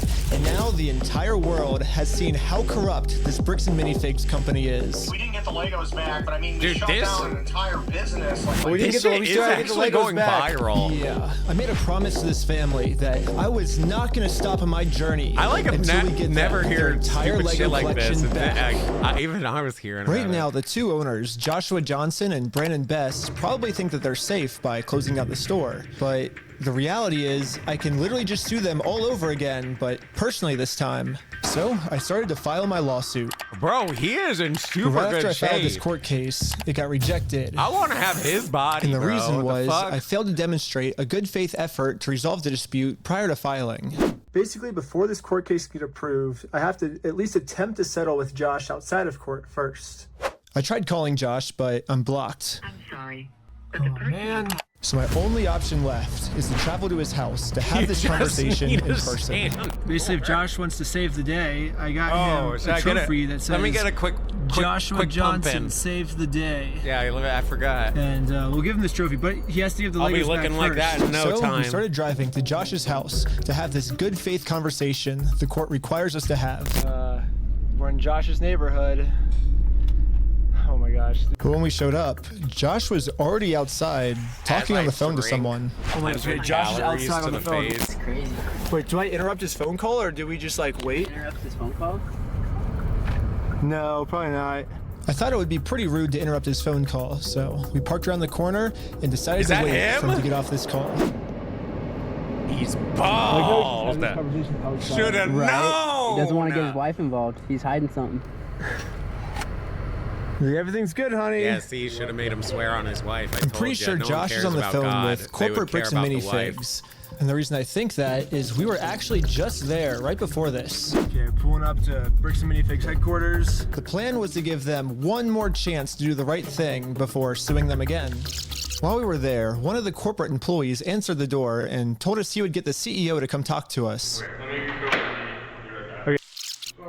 Well, no, they said they're getting some guy to talk to us. We're just waiting. I can already tell you right now, no one's coming out to talk to you guys. Really? But they told us that they were. I know. Since Josh only lives like 15 minutes away, they must have informed him that we're in the area. Because a few minutes later, this happened. Dude, the police just showed up. What the heck? Why are the police at his house? Oh, there's another one, dude.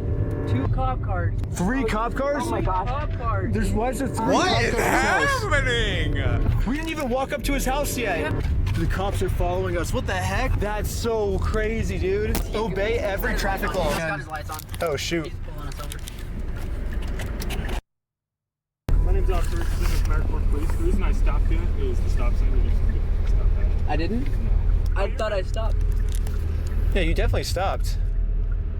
You said you ran a stop sign? Huh? You said you ran a stop sign? I didn't see what happened. Yeah, I was like, Because we definitely stopped at the stop sign. stopped. Yeah. I was so sure that we stopped at the stop sign that I actually requested all the police footage of this. And as you can see, we didn't even do a rolling stop. We fully stopped at the stop sign. So this is an illegal traffic stop.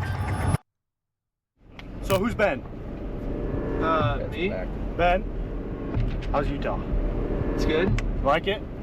Okay, it's pretty obvious that the police know why we're here, so I just explained to them the entire situation. This old man spent his entire life collecting the world's largest Star Wars Lego collection set. The only problem is it's a crazy story, and the police officer did not believe me. $100,000? $200,000. $200,000. It sounds crazy.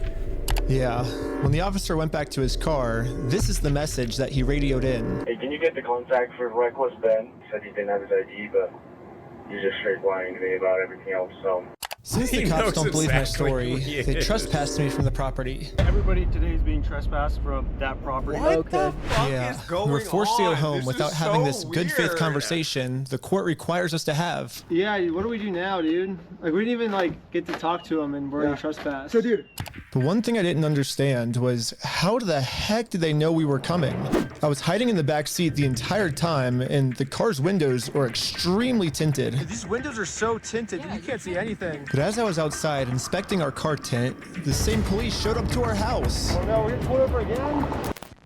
And it was weird. He wouldn't tell us why he was here. Like I said, we've already talked about it. Yeah, well, thanks for being so cool about everything. Yeah. They're like after us, dude. Anyways, since Josh clearly doesn't want to have this good faith conversation with me, I took his trophy and destroyed it. Wait, guys, let's throw it off that thing. Yeah! Break Just like in the previous video, I tried to give Josh the benefit of the doubt, the easy way. But again, Josh does not want to do the easy way. The only option left is to go the hard way. But before going the hard way, I actually remembered that there's another owner of the store named Brandon Best. Brandon is the guy in the security camera footage that illegally kicked the first owner out of the store so he could steal all their Legos. I tried calling him, but I am also blocked. I'm sorry. The only option left is to show up to his house. Hello. Hey, how's it going? Huh? Wait, oh, I thought that... I was like, what the fuck? I thought that was actually from the video. He came out pricking them. I was like so confused. Hello. Hey, how's it going? Yo, Lizzie, thank you for the 27 months. Appreciate that. Hey, well, I was wondering if you'd be down to pay us for the lawsuit that we won.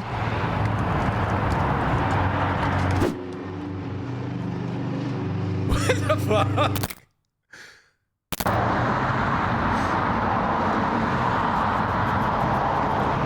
It kind of seems like Brandon doesn't want to have this good faith conversation to resolve this problem outside of court. And I gave him plenty of time to speak. I guess if you don't want to talk, I'll just talk. So you guys told us to take you to court. We went to court and we won. We know you closed down the store to avoid paying us, so we could just sue you guys personally and do the whole thing again. We would obviously win again, but then the police showed up, and again, for some reason, they are really trying to protect these criminals. He didn't steal anything. He inherited the store from somebody no, else. he stole $200,000 How with do you it. know this? Because I've been spending the last 3 months in the case, and I won in court. He inherited the store. Uh-huh. He's being blamed for everything that the previous owner did, and he's trying Well, to that's a lie. So we. Okay, hold on. Okay, I'm sorry. He's still trying to clean up the mess from the previous owner, and now he's catching blame for it, Uh-huh. and he's just trying to clean up the mess from the previous owner. No, him saying that it's the previous owner, that's a lie, and we already proved this in court. If Okay. you come back and step foot on this property, you're gonna go to jail. The police gave me a formal trespass notice, Dude, what which the I took a F is picture of going it on? and sent it to the court as proof I tried to have this good faith conversation, but Brandon didn't want to have it with me. Are they like And friends? it turns Are out they this was dating? good enough. Are My they court married? case with Brandon Best Like, got accepted. what is going on? But my court case with Josh is still going to be rejected until I find a way to have this good faith conversation with him. So I decided to see if I could find Josh online, I don't to get see what if I could look up any more Mormons has to information do with about him. this. Guys. Yeah, they all look the same. No. Joshua Johnson. Yeah, Joshua Johnson. We lower their tax liabilities and minimize their exposure to lawsuits. That's hella ironic. Are you kidding me, dude? That's what he's known for, is reducing people's exposure to lawsuits. After some more research, we found out that both Josh and Brandon are super hardcore Mormon, Oh, which this is what you guys was are actually talking about. extremely surprising to me, because if what does Josh and it Brandon are matter if truly they're Mormons, Mormon? they believe that stealing is wrong, and if they steal, True. they're gonna go to hell. Or I guess in Mormonism they call it the outer darkness. But still, Brandon and Josh probably actually believe that this is going to be eternity for them. I mean, Josh even swore to me on his Mormon God in the last video that he would give us the Legos. So then him actually swearing on God is way more bad. Because he's like dead ass in that. A lot of people swear on God because they just don't give a shit, right? But like he's dead ass in it. So this is really bad. Back. I promise you, I swear to God. I promise you on everything. But maybe I can use this to my advantage. My problem right now seems to be that Josh is never going to listen to anything I ever tell him. But if someone from his church heard this audio, maybe he would listen to them. So after finding exactly what church these guys go to, we went to it and showed one of the Mormons there this audio clip. And the Mormon thought that the best thing to do was to have a talk with Josh to save him from going to this outer darkness. Yeah, okay, good luck. You don't want to go to hell, Josh. That'd be so bad. I guess me and Tyler are staying back because we're already trespassed. So yeah, we ended up just driving home. But on our way back, this happened. What? Pull over again? For what? How's it going? How's it going? I'm Officer Hawkins, American Fork Police Department. How you doing? Good, how are you? Good. Well, what's your name? Are you Ben?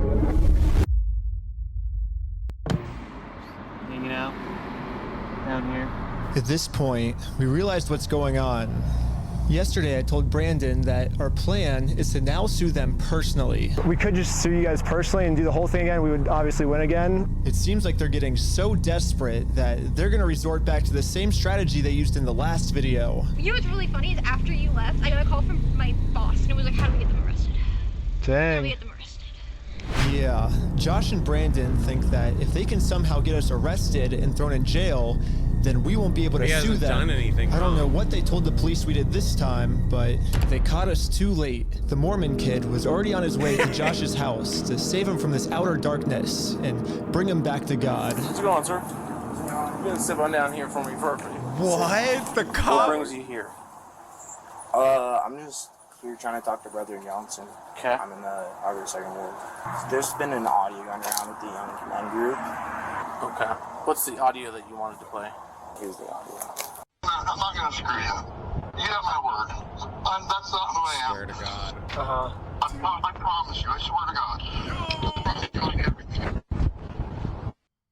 Who's that? So I guess from? That's him. No, I know that. I could tell that from the voice, but I was just gonna ask him, like, is he willing to give up everything like he said? Because he swore on everything. He swore on God.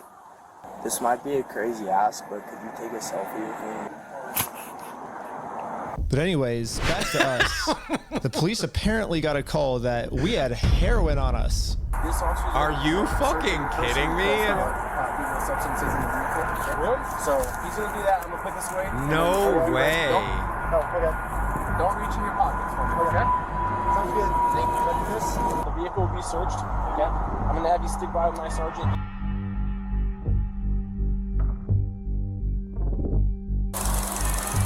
After 2 hours of searching the car, obviously they found no drugs. So, you didn't find I explained to the police that we didn't have drugs, and the reality of the situation is that Bricks and Minifigs is so desperate at this point that they're willing to do anything to get us arrested so they don't have to pay for the property they stole. And the police was arguing back with just some of the worst comebacks I've ever heard, which is why I think the police actually redacted this audio in this clip, because if they kept the audio in, then the world would get to see how stupid the American Fork Police Department is. But anyways, even though we were passing every single drug test they gave us, they were still not going to let us go until we told them where the drugs were. Your eyes, for example, right? There's a constriction, which is dilated, and then Do you notice it? So I haven't been looking at this. I'll show him. Look, go ahead and look at him. I'll look at you? Yep. You do see it?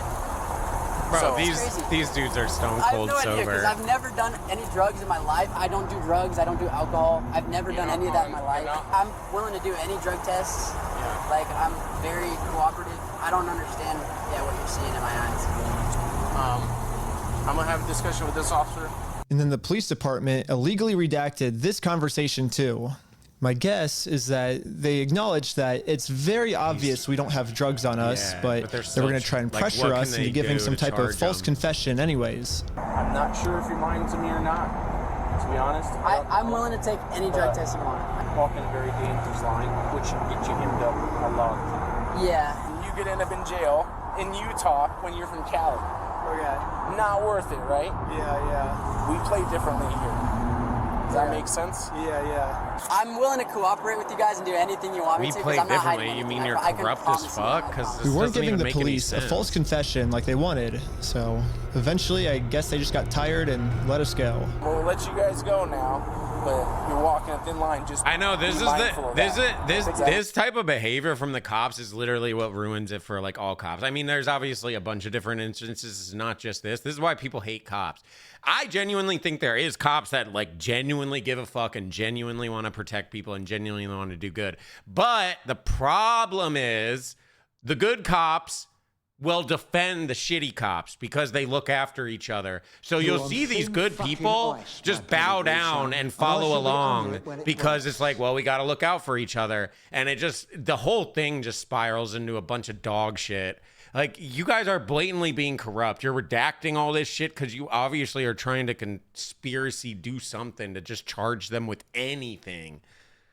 Makes sense? Okay. At this point, I've documented Yeah, I mean, you can agree, like, following along makes them not good. I agree with that. I'm not trying to get into a whole ACAB debate, anything like that. It just fucking sucks because I know there is genuinely some cops that are just like, I want to do good, you know?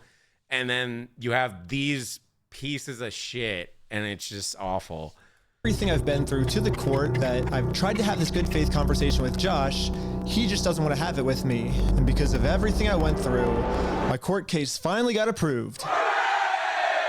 And attached to this email are court papers to serve Josh. The only problem is Josh is not going to open this door for anyone.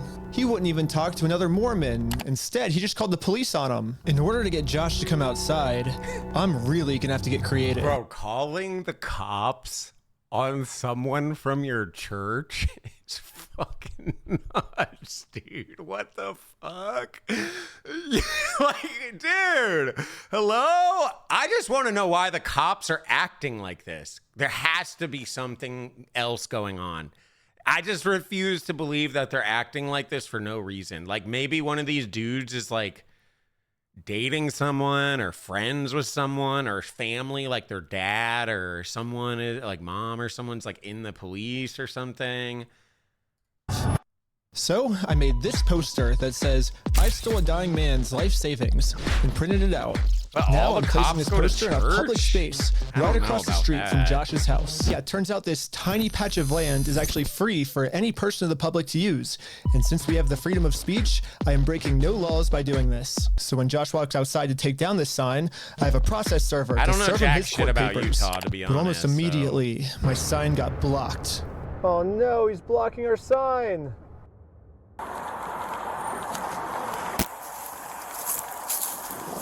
What are you guys doing here? So we are in a court case with them, and we have to serve them legal papers. So I explained to the cops the entire situation. I'm not going on his property. Right, no, that's fine. Yeah. That's fine. The police realized that we're not breaking any laws, and they've been called here for a false reason, so they decided to leave. Awesome, thank you. And then they came right back. So now it's time to serve Josh these court papers.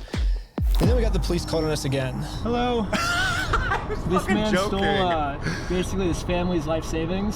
So we're just here to serve his court papers. Again, I explained to this police officer the entire situation. I wish we could just send him an email or a phone call, you know, but yeah, the court requires us to come in person for some reason, so. Again, the cops realized that we are doing nothing illegal and decided to leave. Now it's time to serve Josh his court papers. Another one? We got the police called on us again. Hello. Yo! Yep, I see those papers. Yeah. So this is what you're trying to serve. Oh wait, is this the douchebag cop from before? Required by this might be the douchebag cop. Again, the police agree that we are not breaking the law. They've been called out here for a false reason.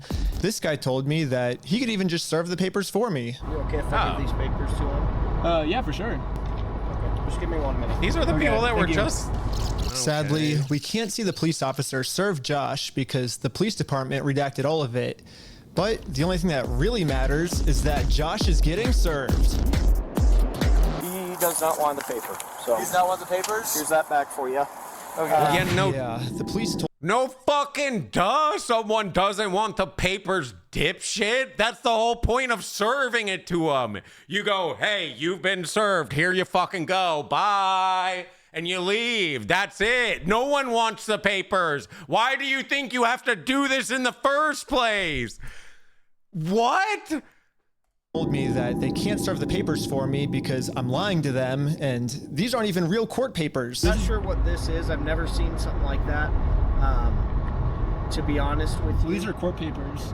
Okay, it doesn't have a judge's name or anything like that on it. Because it hasn't gotten to the judge yet. Bro, So this is you can't refuse serve papers. That's the point of it. That's the whole reason they even go through these loopholes. Because if it didn't fucking matter, you just mail them the thing and then call it a day. And it wouldn't like, but the reason why they do this is because people can dodge out and say, I never got it. I never got it. I never got it. I never. But when you have someone serve it, it's right there in their hand. You got the papers. You can't say you did. You got the papers, which is why a lot of times these servers will have to catch them at work, catch them while they're like getting coffee, like weird shit. Like they catch them in random ass spots. A lot of times they don't even catch them at their house. serving him, and then we'll go to the court, and then the judge will be there. So the judge doesn't get involved until we're in court. I see saying that you guys went over. My understanding, though, yeah, I was about to say that. I don't think cops can serve papers, right? Or can they? I don't think cops can serve papers. They can? Oh, okay, okay. I thought you had to, like, get, like, someone to do it, not just cops. Okay, so cops can. Anybody can? I don't think anybody can. Anybody can? Oh, okay. Well, it shows what I know, I guess. I thought anybody can. Because he wants us arrested, so he doesn't have to go to court?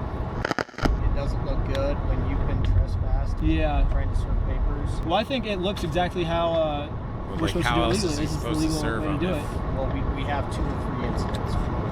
Yeah, well, first, so their instance, because he's lying. Yeah, you can't refuse the papers if the cop's serving you. You can't refuse the papers if anyone's serving you, to be honest. I mean, you could throw it on the ground, but it's like, well, you got it, so then I guess you're just gonna, you know.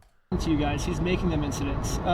We came to do a good faith conversation, which is required by the courts before you can get a court case approved, so we did that. He called the cops on us. He lied to you guys saying that we had heroin on us, and we did a 3-hour search of the car yesterday. We found no heroin in the car. He's going to make up any lie he can to get us arrested. We are doing things the legal way, the correct way. The reason he's hiding in his house is because he's the criminal. If something doesn't look good, it doesn't look good for him, not for us. Go through the legal process, Which is find what an we're actual doing, yeah. process server. She is an actual process server. And what is your guys' relationship? I just met her today. Well, maybe just have someone not affiliated with you. Hello, Mr. That's her. Hexy, Yeah, I heard she's. mom. We have no relationship. That's why. Could I get a double vodka Red Bull? What? Anyone that he hires is going to be somewhat affiliated with him, right? He's paying them to go serve the papers. Like somewhat. I mean, it's not like they're like best friends. Yo, Flower, thank you for the 13 months. I heard the mods are giving out drinks. Could I get a double vodka Red Bull? Oh, shit. Yo, mods, take care of Flower. She's here, yeah. That's why she's here. We have no relationship. Thank you. And that is she is the exact person that you were describing. I always thought that the police were supposed to remain unbiased, and if they were going to take a side, they definitely shouldn't take the side of the criminal. But I guess I was wrong. I think some sort of family is in with the cops. Like their dad, their mom, their wife, someone, brother, sister, I don't know. Someone has to be in with the cops. There's no way they're doing this shit without like knowing these people, right? However, I'm not doing anything illegal. I'm literally just like following over the the instructions top. of the court, so the police can't stop me. Okay, have a good race your day. Okay, see ya.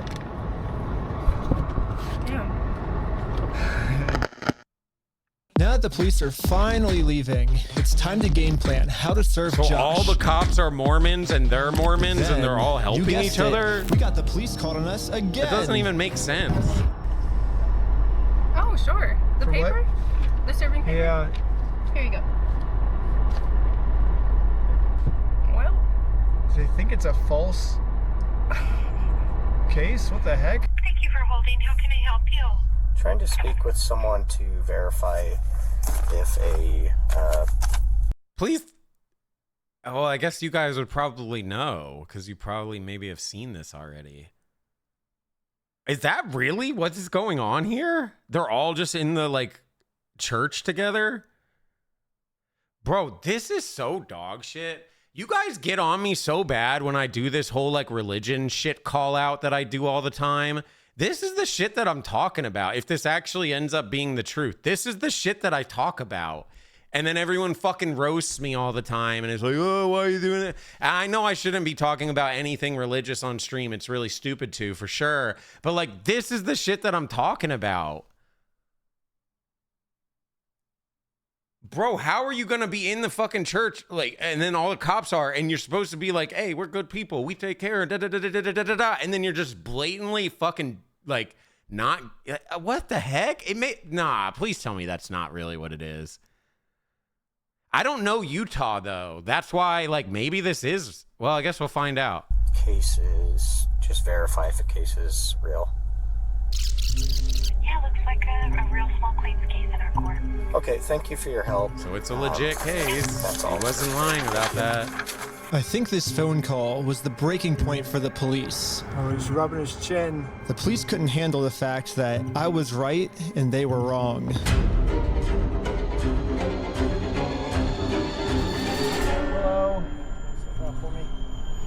Okay. Hold on. Wait, they're arresting him? Am I being arrested? That's too bright. Hold up. I want to look at something real quick.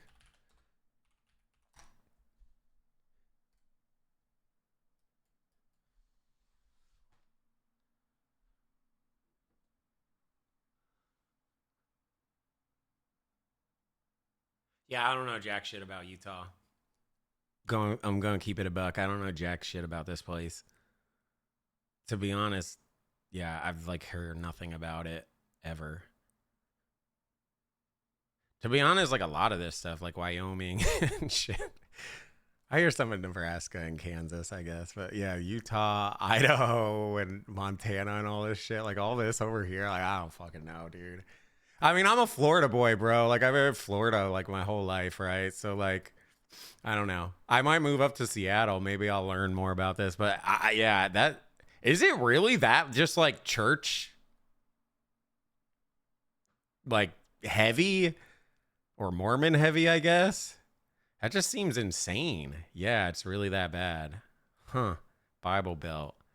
Yeah, I see it a little bit in Texas, bro. I'll like be driving around and it's like worship God or die. I'm not even joking. There is like a legit sign. It's kind of out a bit, but it says something along those lines, like worship God or die. Like it's really weird. It's a really weird sign. Normally don't see signs like that, but this is the shit that I get on all the time, man. This shit pisses me off because this is the same shit that we were talking about with cops. These type of people ruin it for the actual good fucking people. And then the thing is, they protect their own, exactly what we were saying about the cops, so they even know they're doing wrong, but they don't give a shit because they're going to protect their own. We got to protect our own. But you know it's wrong. Arrested? We're under arrest right now. Really? What the fuck is going on? This is actually way crazier than I thought. Like, they didn't say anything when they were putting him in handcuffs. They just said, you're being arrested. I was confused on what I was being arrested for. I mean, the same police officers that arrested me gave me permission to do exactly what I was doing. You can film from the sidewalk wherever it's public, right? But you can't go on that property. If you do, you'll be charged, okay? Okay, yeah, for sure. I got arrested for just doing what the police told me to do. What's even more confusing is the police are supposed to be the good guys. Why are they arresting an innocent person to protect an evil criminal? Well, back when I was still waiting in the car to serve Josh, I got a phone call, and this call was from Brian, the collector's son who got all their stuff stolen. And he has a theory of what might be going on here. Yeah, the cops down there are definitely all in with the Mormon community, and being the bricks and minifigs is part of that and worth millions. I would not doubt that they have donated Wait, Bricks and Minifigs is all Mormon too? Of which all the cops are probably a part of. Yeah, Brandon Best, Joshua Johnson, and Eamon, the CEO, are all super Mormon. Like, the CEO even went to the Mormon University. And when I looked up all the police officers who were treating me unfairly, they were all Mormon too. You guys weren't lying. Like, that. They're like a huge clan that takes care of each other. Okay, you only knew that though because you probably saw this before. You really just guessed that out of the blue, like, oh yeah, they're obviously all in with the church. I knew that. You saw this before. There's no way you would guess that. I thought family member, like a family member was in. We gotta look, take care. That is just insane. So they all like are involved in like Mormon church religion type shit, and obviously they're just looking out for each other. He knows he's fucked. They're trying to get the cops to stop this any way they can. The cops are obviously going to look after their own other cops, but they're also going to look after the church, and it's just a complete snowball effect. I don't know anything about Utah, bro. You might as well say freaking Mars. Genuinely, I don't know anything. Have you ever heard anything about Utah? I don't even barely know that's a state in America. I never hear about Utah. Okay, I do know it's a state in America. I'm not that dumb. But you barely hear anything about Utah, ever. Instead of trying to get rid of the few bad people who are making Mormonism look bad, they're for some reason choosing to protect these criminals. But eventually, I got released from jail. Out of jail now? And this is when it really hit me that the justice system has decided to protect these criminals. So now, there's really only one way I can think of to get this family the money back that got stolen from them. Which is a GoFundMe. Yeah, it is a... No, bro, the problem that I have with this shit and why it pisses me off, and I really don't like ripping on religion too much, because it's like, bro, live your life. And it sounds like I'm a religion hater. Like, it genuinely sounds like I hate religion. I don't. Believe whatever you want to believe, man. Like, who am I to say? But I despise these pieces of shit that hide behind religion, pretending to be good people. Fuck all of you. You're pieces of shit. I genuinely despise these people so much. Oh, I just murdered 100 people? Well, God forgave me. Ha ha ha. Gonna go jerk myself off tonight. Fuck you.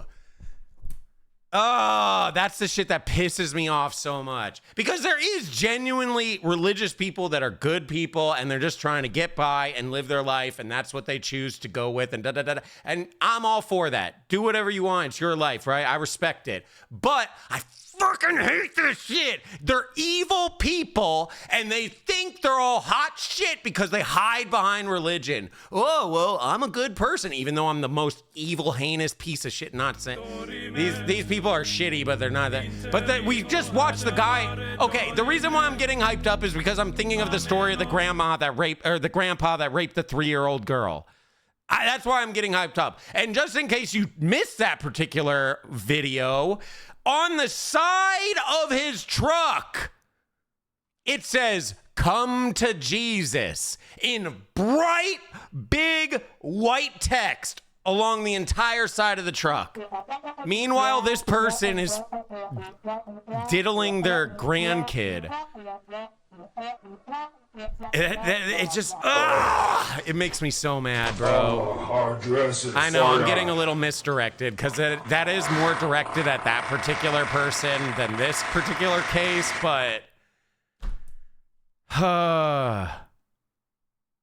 that's like some of the most heinous shit. Like, if I was actually like in the religion or in like that, I would view those people as like demonic devil worshipers that are hiding in the church pretending to be good, because those are evil people. You'll look at me and be like, oh, he has tattoos, he has he's an evil person. No, I'm not, bro. You live your life, I'll live my life, whatever.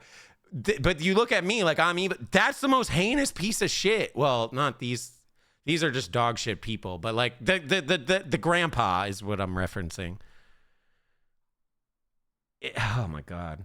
pretty anticlimactic ending, but at least I'm confident I that live in Utah, Hexy, and these videos are even touching on the corruption. I know multiple people WHO were arrested for PDF shit and didn't even get prison time. Know a kid my age who got in a hit and run and killed a couple, and he got 6 months cause he is Mormon and knew the judge. You want corruption? Come to Utah. Alright, well, I'm never gonna go to Utah. That's for sure. Anyway, sorry to go on a whole rant, bro. It's just, it's not even really directed at this particular case. It's more directed at the corruption. And then that whole like big blow up was kind of directed at the more heinous, evil shit. This is just corrupt as fuck. Who are making Mormonism look bad, they're for some reason choosing to protect these criminals. But eventually, I got released from jail. Out of jail now? And this is when it really hit me that the justice system has decided to protect these criminals. They can't hold them. They can only bring them in there's for a really little only bit. one way I can think of to get this family the money back that got stolen from them, which is a GoFundMe. Yeah, it is a pretty anticlimactic ending, but at least I'm confident that I'm not going to get in trouble for this. Now that our GoFundMe is live, it's time to promote it, to start getting donations. We printed out the GoFundMe's picture to hang it up so we could get a nice Instagram video to post to social media. But before the group could even hang the picture up, the police came. Are you kidding me? We're starting to GoFundMe. They're actually legit like camping out around wherever they're staying at. Like for sure they're camping around it. What we're doing is we're going to get a bunch of publicity to get basically all this money back for this family. Yeah. You know, we're not going to do way they show up like this the lawsuit constantly anymore. We're just going to do this GoFundMe. We've already got it started. It can run into some defamation stuff. Again, the police were thinking of any technicality they could think of to protect their Mormon friend. Look at your stalking code. See if it's that. If it's not, we're going to look at disorderly. If it's not disorderly, then we're going to look at the city ordinance. But after going through every law they could think of, it turns out that hanging this sign on a fence and then taking a picture of it for Instagram is not illegal. In fact, what the group is doing is actually protected under the First Amendment, freedom of speech. So one of the police officers let the group know that they were okay to keep doing this. Right now, I don't think you guys break the law. But this other police officer wasn't able to accept this reality. We're going to take it down. And then for the rest of this footage, the police redacted all of the audio. So I called up the police station to find out why. All the redactions are done pursuant to the Utah. And this is exactly what I'm talking about, guys. Look. This bald person drags down all other bald people. There's actually genuinely good bald people out there that are just trying to live their life, do the best they can. And then you got these bald fucks dragging them all down. This reality. We're going to take it down. And then for the rest of this footage, the police redacted all of the audio. So I called up the police station to find out why. All the redactions are done pursuant to the Utah State Code. We don't redact things just because we feel like it or, you know, just because something looks funny. Everything is redacted pursuant to Utah State Code. And other than that, I can't really delve into any more detail. But the police made a mistake. They accidentally forgot to mute this police officer's audio. So when you sync the two clips together, I can actually hear what they're saying here. Is it an occasional crime? Is it disorderly conduct? Why? Is he upset about it? I mean, I guess, but that's not. Yeah, this police officer is right. Just because this might make Josh upset does not make this poster illegal. So I decided to let the police department know that some of the redactions they made aren't exactly what they're claiming they are. I think you guys might have accidentally forgot to redact another clip that was at the same time. And when I synced the two clips together, I was able to see what they were saying, like what the redaction was. God. And he was talking about how what we're doing actually isn't illegal and how the police officer might be wrong. And so it wasn't about protecting a victim. It wasn't any personal information. And so I was wondering, it seems like there might be a lot of stuff like that got redacted, maybe to protect the police officers not to they're protect the conspiring, victims, trying if that to makes figure out sense. like what they could And charge so, you with. Same with that other clip. Anything that's redacted is pursuant to Utah State Code. I can tell because when I sync the two clips together, I'm actually able to see that that's what the redaction was. Okay, well, that didn't happen. That definitely didn't happen. No, I don't do that, Ben. I follow the Utah State Code, like I just said. Okay. Well. I don't know. It seems like the police department redacted this entire conversation because right here the police are actually admitting to themselves that none of this is illegal, but they're still going to try to arrest us anyways. It seems like the only reason they're getting rid of this audio is to protect the police officers from getting fired. I don't know what the police officers are saying in this next clip, but I'm pretty sure they're scheming up a way to get the group arrested because this is what happens next. And Lieutenant Adamson can correct me if I'm wrong, but we're going to seize your phone right now. You don't. What? Do not do that. You understand me? Right now, you're. This is like super not allowed. What? For what? He wasn't attempting to destroy. No, they're not allowed to do this. 1,000,000% they're not allowed to do this. Okay, put your hands behind your back. I was just locking my phone. Okay, I'm gonna switch over to the police officer's body cam POV so we can dissect what just happened. First, the police officer asks if he can confiscate Sheldon's phone, so Sheldon says, okay, and reaches in his pocket to give it to him. But at this point, Sheldon sees that his phone is unlocked. And at this moment, he decided that before giving it to the police officer, he was going to lock his phone, which is totally legal. There's no search warrant, so Sheldon is legally allowed to lock his phone. But as the police officer saw Sheldon's thumb moving towards that lock button, he snatched it out of his hands. And now the police officer's claiming that because he tried to lock his phone, he's destroying evidence. Silence. Yeah, I was giving it to you. Stop talking. I was Stop giving talking, it to you. Okay. It's on my money. Look, it's on my wallet. I was turning it off. Right now, this phone is being seized as part of this investigation. For what? You're being arrested. Okay. For what? Let's put him in the back of the car. For what? And again, the police decided to break the law, arrest Sheldon, all to protect an evil criminal.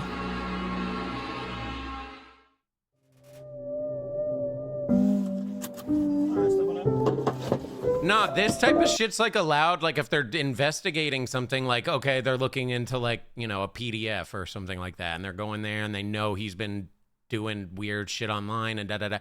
Then, yeah, okay, they'd get a thing and they'd be able to grab the phone and do all that. But there's nothing. There's nothing. Like, he was just standing there and then I take your phone. Like, you literally, yes, exactly. You need to have a warrant to be able to even do this type. He didn't even have to give them the phone, but I guarantee you if he would have been like, I'm not giving you the phone, they would have freaking probably tackled his ass and took it anyways, but...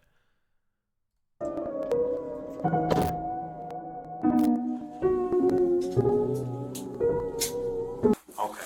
My name's Detective Nikosha. I work here at the police department. I did willingly hand over my phone, but when I handed him my phone, my wallet popped up. So I said, hold up, let me hit my power button. And you know, I have it recorded as well. That's all I went and did. That's not obstruction of evidence. And then I let him have the phone. I wasn't trying to delete anything. In fact, it is actually impossible to delete something from an iPhone from a locked screen by hitting the power button. So in no context could I have been trying to erase something by hitting one button. I don't think you can do that from any phone. I'm sure you have a phone as well. When you hit the power button, that doesn't delete anything, does it? I imagine it wouldn't, yeah. Yeah, so that's all I did. So I don't know how that's obstruction of evidence, but that is what it is. Now that Sheldon is in jail, just for promoting our GoFundMe, we started doubting if we'll ever even be able to get Brian his money back for his dad's Lego collection. It's crazy that out of all the powerful organizations I've gone up against, the one company I'm not able to beat is a Lego company. I literally couldn't have imagined a worse ending for this video. But I had no clue that it was about to get way worse. I showed this at the beginning. You ready? Police Department, make yourself known.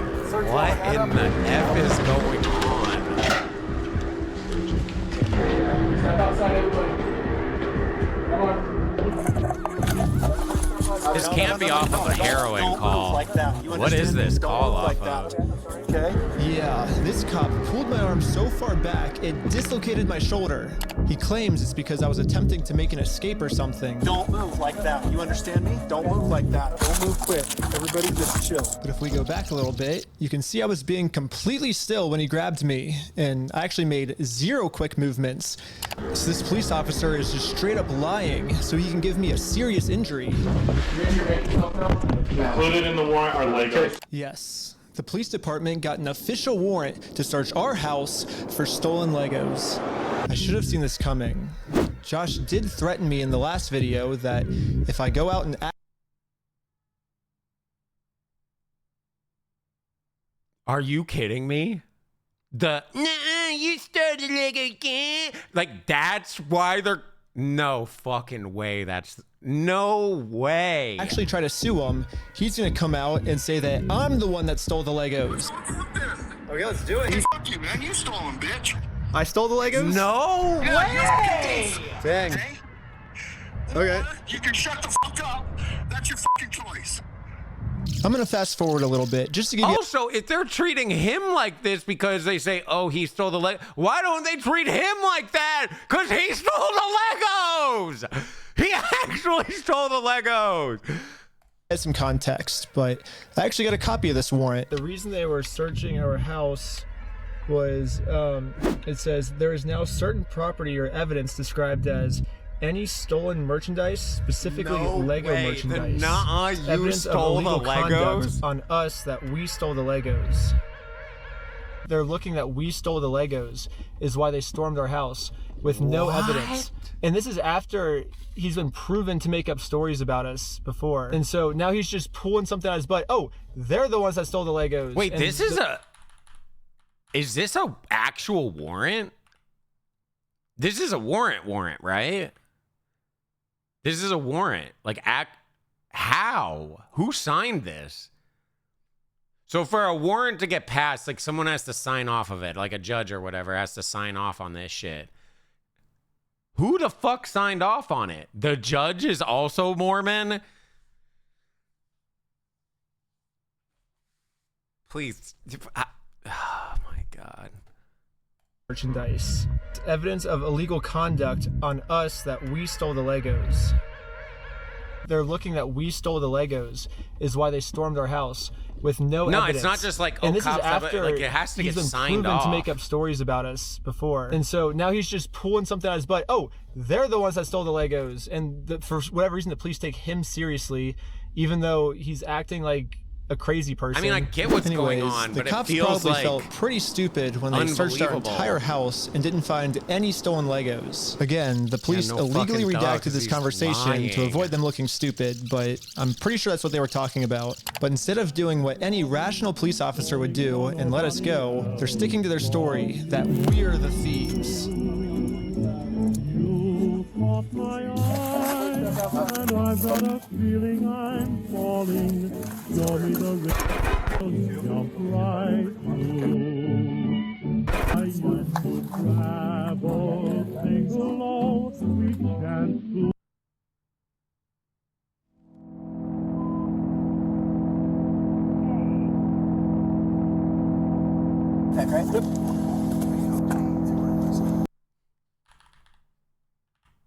he fucking lied. He knows this. Why is this chick here? Why is she hanging out at the house? If like, oh, I just met her. Bullshit, dude. Okay, so that was a fucking friend. You're full of shit, man. It's right here. That was the girlfriend who was gonna serve the paper.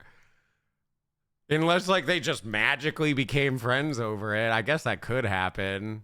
Oh, she's still trying to serve the papers? Oh, okay. My bad. I thought they were just like hanging out.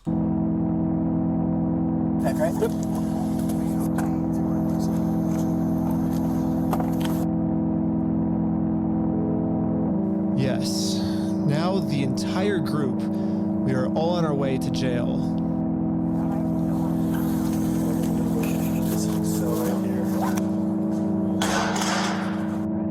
Guys, I've been meaning to tell you something. I'm Mormon. No, I can't. I'm in on this. I think the no, I'm kidding. Except for me. I got taken to an interrogation room so they could find some reason to lock me up for good. Ben, I'm Detective Nikosha. Last time, I was able to get released on bail. But this time, they're requesting that I be held in jail a month until my court date.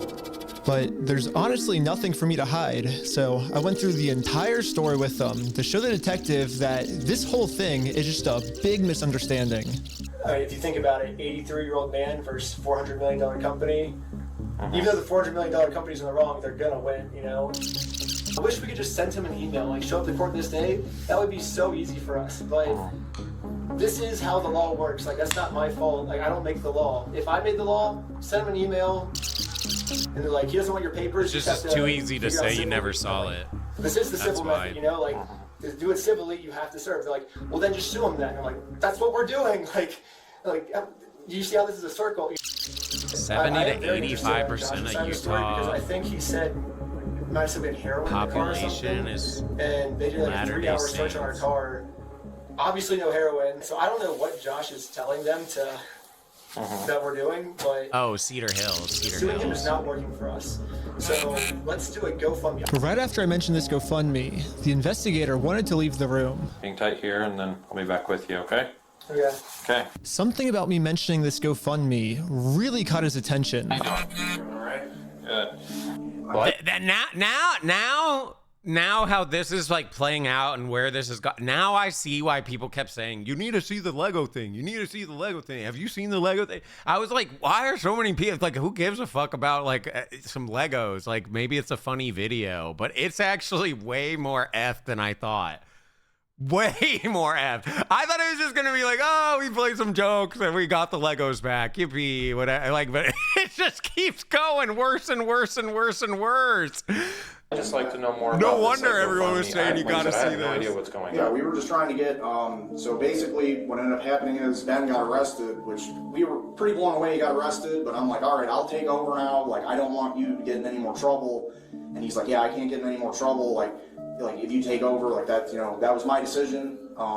Yeah, so I mean, I don't know. Oh yeah, this is getting a Netflix doc all day. I guess much else to say in the situation, to be honest. That's just Netflix already signing the contract. I mean, I'm honestly like kind of shocked to be arrested at this point for that.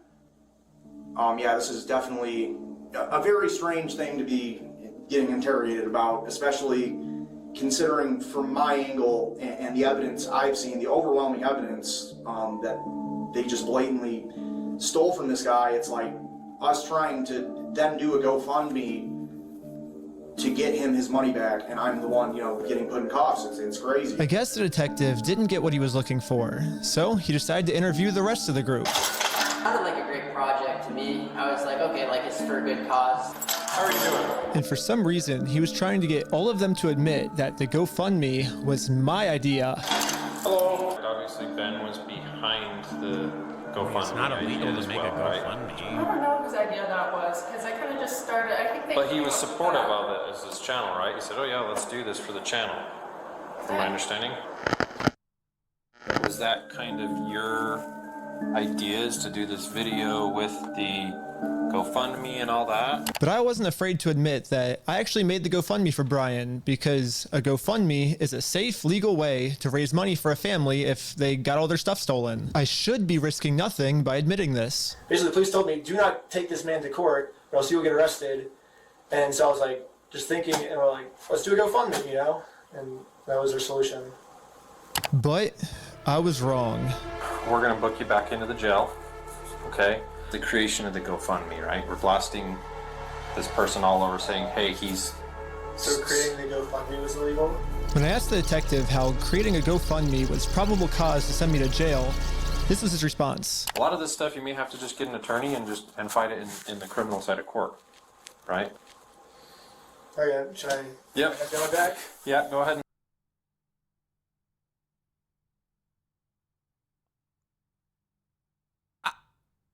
I'm fucking speechless, and I'm never fucking speechless. What the fuck? This doesn't make any fucking sense, dude. Stand up. I got an officer right here that's gonna, he has cuffs for you. Will I also be able to hear Josh's side of the story? Because I think he's said a lot of lies to you guys? It'll be, and I never talked to Josh, but it'll be documented in the report as well. Okay, thank you so much. But the detective was lying. The police have illegally redacted every single claim Josh has made about me. And when I finally go to court, I'm gonna be completely blind to what I'm even being charged for. The worst part is that the police officers took away my bail. So now I have to wait a month in jail.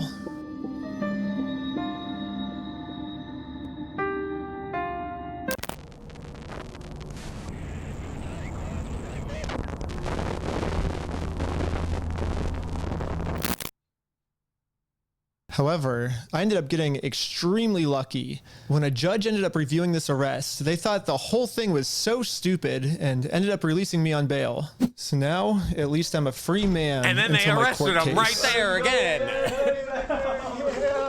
For the 20th time. Right there in the illegal act that I committed police was station. Mentioning that Josh stole the Legos in our GoFundMe. So if you say who the thief is, then that is illegal for us to do that. Now, I just have to wait for court, and honestly, I'm not excited. My entire life, I was taught if you steal from people, you get in trouble, and if you help people, you get rewarded. But I guess I was just taught a lie. By me trying to help and do the right thing, all I did was just screw everything up and get all of my friends in trouble. I couldn't fix anything, and now with all the charges I got in this video, I'm looking at least 5 years in jail. But I finally accept my fate. I failed, and now it's time to go home. What the fuck? But before I made it home, one of my roommates called me saying that a police officer just showed up to our house. So it rings the doorbell, and he's like, "Is Mr. Snyder here?" I was like, "Why?" I was like, "Can I deliver a message for you?" He's like, "How could you deliver a message?" He said it just like that. He was like, "Just tell him he has a warrant for his arrest." Like, he thought I was fucking joking. They're literally doing exactly what I was joking about. he was in an action movie type walk off, and that was his like end scene line. If I had to guess, I'd say that Bricks and Minifigs has seen that I am a free man, and they can't have me actively working on my lawsuit against them. And considering how many lies Bricks and Minifigs has made about me in this video, Fuck you, man. You stole them, bitch. I stole the Legos? American Park Police Department, make yourself known. Included in the warrant are Legos. I can only imagine of what I'm being accused of doing now. So immediately, I called the Utah Police Department to see what my warrant was for. Someone showed up at my house today saying that there was a warrant out for my arrest. No way. If that warrant has, it says a no bail, those are the ones that are more serious. The only thing the police department could tell me is that I do have a warrant, but this time the judge approved it that I will have no bail. And I am now a physical threat to Josh, the person the police are protecting. So basically, at any moment now, I could be arrested without bail for some mystery crime. There really is only one thing that I can do now. Well, I'm in Mexico now, and the American police have no authority here. Okay, that worked, I guess. On that? Flee the country. Alright. But at this moment, I realized what I had to do. Bricks and Minifigs thinks they can just bully anyone who tries to stop them in committing their crimes. And what's the only way to stop a bully? To stand up to them. If me posting this picture online once got the city this upset where they had to arrest me, just think about how upset they'd be if thousands of people started wearing it. Which is why the picture that got me arrested, I'm putting that picture on a shirt. And you can buy this merch at WeStealFromOldPeople.com. You go right now. We steal from old people still. And yeah, all the law enforcement that's protecting Bricks and Minifigs is gonna be pissed. But there's nothing they can do because I'm in Mexico. Anyways, part 3 is now live on my Patreon at Patreon.com/recklessben. Also on Patreon, you'll find tons of behind-the-scenes content, plus the movie I made that all the streaming services rejected once they saw how gnarly it was. And all of the money I make goes directly towards trying to fight Bricks and Minifigs so they stop doing bad things to people. Also, make sure to donate to the GoFundMe we set up for Brian. I'm not really sure if I'm allowed to promote this. I mean, I got arrested just for creating this thing, but I'm gonna do it anyways. Everyone donate to this GoFundMe. I'm in Mexico now. The police can't do anything to me here. What? Is why the picture. What the fuck is going on? This like doesn't feel real, but it is. How is this real? Part 3 is not out yet. I would honestly buy his Patreon and just watch it if we can, but I don't think you're allowed to do that. I think that would get us in trouble. But whenever he uploads it, we can watch it. They collected $440K on the GoFundMe. Holy fucking shit. Jesus. Yo, Jay with the 7,000. Crazy. Yo, what the fuck? They tried to get this. Dear creator community, my name is Jack Conti, and I'm the CEO and co-founder of Patreon. On May 29th, Patreon received an official takedown request filed by Bricks and Minifigs. Bro, just give them the fucking Legos back. You're literally going to destroy this entire company, for one. You're going to destroy innocent families that just thought it was like a cool business. What the fuck? And not only that, now all the cop shit's getting revealed too. For media and accounts related to Reckless Ben and an ongoing dispute regarding a local Lego consignment issue. This is the verified complaint with exhibits. This is the request for immediate content removal pursuant to temporary restraining order. And this is the motion for the temporary restraining order and preliminary injunction. So after an extensive review and investigation by Patreon's Trust and Safety team, we have in fact, unfortunately determined that Bricks and Minifigs can stuff it. Yeah! We're keeping Ben's page up. Let's go, Patreon! If Bricks and Minifigs doesn't like that, they can sue us. Patreon out.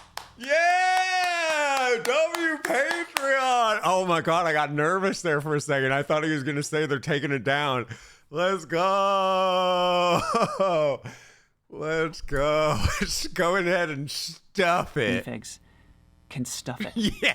We're keeping Ben's page up.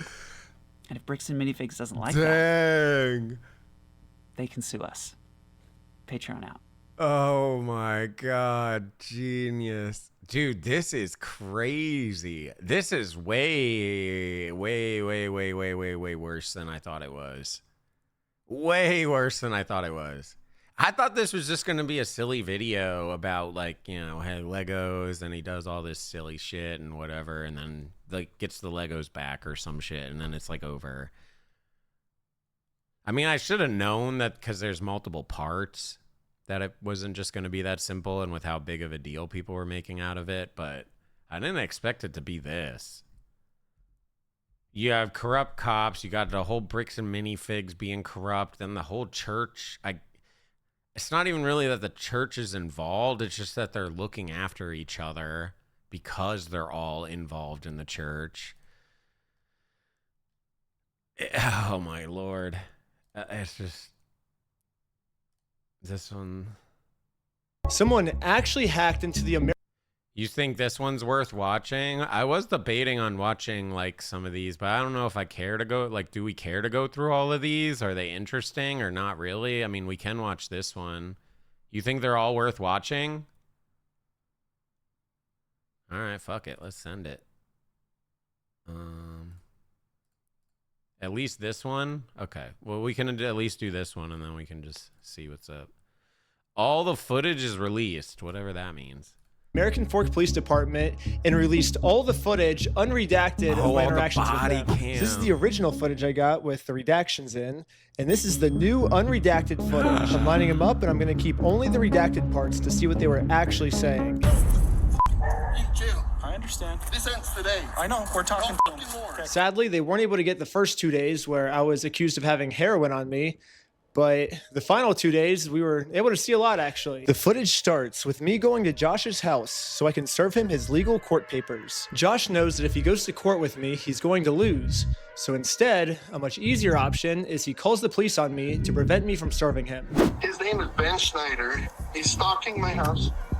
Will you come to my house, please, and come get them? I'm not going to have stalkers. Are they there right now? They're on the side of the house. One of the dispatchers made a note here saying that you were gonna shoot someone. I'm done with this. Officer, can you please help me and my family and make this stop? Yeah, absolutely. She had a consignment deal with a guy named Brian Mansell. A year and a half, almost 2 years, she had this consignment deal with him and she never paid him. So right away, Josh is lying to the police, which we can easily verify with all the metadata timestamped pictures that show that the Lego sets were in the store when Josh took it over. He's hired this YouTuber. His name is Ben Schneider. He's Reckless Ben. They sent people in saying they're going to murder our manager. I'm done. That never happened. What are you guys doing here? So we are in a court case with them, and we have to serve them legal papers. She is a process server, and she's trying to serve you papers. She's not a process server. Okay. Get the papers. Have you papers. They're fake. Well, apparently anyone can serve papers. Is it okay if I bring those over to you? Absolutely. Okay. They're fake. According to chat. Papers? Yeah. So this is what you're trying to serve them with? Yes. I wish we could just send them an email. I wish we could just send them a phone call, or the court could send it to them, but this is what we're required to do from the United States court. So we're just following the instructions of the government. He thinks if I just call the cops on me, he can get away with it. No, almost everything Bricks and Minifigs is doing, and that owner and all that, it's just all okay if I give lies. these papers to him? Yeah, for sure. Okay, hang tight. Are you okay if she just gives you the papers so we can just get Have her? you looked at the papers? I've talked to the Kaiser Police. They know each other. Yeah, obviously, I mean, I know you're saying they're all involved in the Mormon stuff and blah, blah, but they, like, definitely know each other. This is not how you talk with a cop like that, like, just is, like, doing that. They like, are, like, no, they might not be, like, friends or anything, but they definitely know each other with how they're talking to each other. Department, there's nothing filed. So, no, I'm not accepting service from him. Okay. Absolutely not. It's fake. Okay. It's not real. That's completely fine. You have that right? Yeah. Literally, all this police officer has to do is be like, you are served. Right. Yes, exactly. And then he doesn't even have to accept them. He can literally just drop them. Thank you. But as long as you say you are you served, have that to counts hand as it a to legal him, serving. but- So why doesn't this cop just do that? Like, this whole thing Close could enough. be solved in literally 3 seconds. Like, here, I'll time it. You've been served. Perfect. Yeah, like, literally Exactly. 1.5 That's seconds. what I was saying in the last this could be video. Solved. This could literally be solved in 1.5 seconds. And this police officer is just purposely choosing to make this way more complicated than it has to be. Hold on. All right. What are you wanting done today? Besides, obviously, talk to... As much as you humanly possibly can. That's fucking weird. You see how he's doing this? Look. He's purposely doing this body cam shit to, like, try to let him know, like, hey, I'm on fucking body cam. Be fucking smart about this shit. Like, look, body cam. Wanting done today? Besides, obviously, talk to... As much as you humanly possibly can. I can screen charges. I'm open to screening charges. Oh, you think he's covering the mic? Oh, possibly too. It kind of looked like he was signaling, like, hey, I'm on body cam, but he could have possibly been covering the mic because he did say, what are you trying to do today? But the other cop didn't cover his mic. Attorney. Yeah. Instead of serving these court papers like the police officer promised me he would, this officer would rather has it screen right all in his possible charges hands. for me to see what random stuff they can make up about me. I'm going to go talk with him, give him his paper back, since you do not want this, Can I correct? just peek at it? What was that? Can I peek at it? It kind of puts me in a little bit All of a right, never bind. mind. It's fake. There's no Because then you legally saw it, you dipshit. So anyway, I'm going to give this back to him and trespass her. Because here's the thing. Like, think about this logically. Do you think a process server would show up with a guy that's been harassing a YouTuber to serve papers in Utah.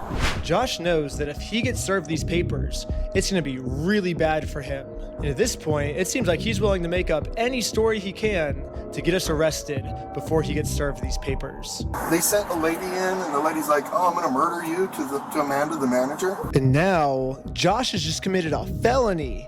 Lying to the police officers about a false threat I made to get me arrested is super duper illegal. He called the store a billion times, threatened the employees.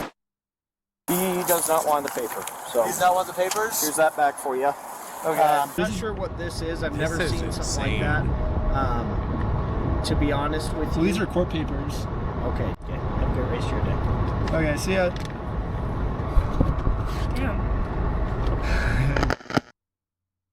Yeah, process server's really going to ride with the YouTuber.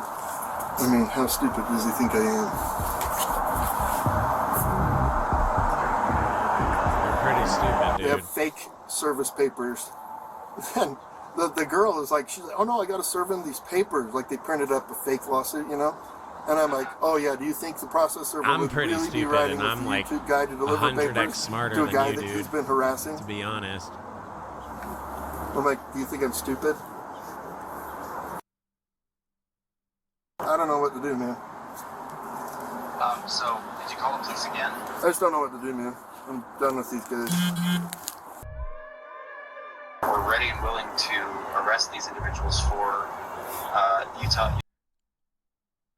Did the CEO go to these churches or schools or whatever the fuck? He's literally just straight calling the CEO? The fuck is going on? This is fucking ridiculous.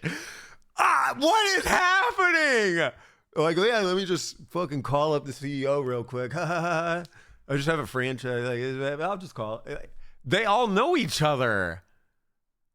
You know, like Utah statutes for cyberbullying and digital stalking because they're using electronic means for communication. And I know they said the whole Mormon shit and all that, but I didn't realize how linked it is. Like cops, this guy, you, the white CEO chocolate of less the than entire fucking company. What? Hey, Jolly, thank you for the 47 months. Oh, shit. Yo, Agno, I didn't even realize that was 1,000 bits, man. Holy fuck. Thank you so much. Wow, appreciate that. Thank you very much. I did actually acknowledge the message and all that, but I didn't realize there was 1,000. Thank you, man. Oh, it's digital stalking, not stalking. It's all of the above. You know, and so, but because they're continuing to use, like additional tactics and other things like that, thinking that they're being cute and whatnot, can't continue. So somebody has to be arrested to show that they can't continue to do this. Now we're just kind of wanting to know what you want done on this. As much as we humanly possibly can. He's going to submit, have it screened for charges with our prosecutors, right, with our city prosecutors. He is very adamant that he wants to serve you with papers. Okay. That's fake. That's illegal. You can't pretend to be a process server. So you can't. It's illegal. Why not? In the state of Utah, to be a process server, all you have to do is be over the age of 18 years old.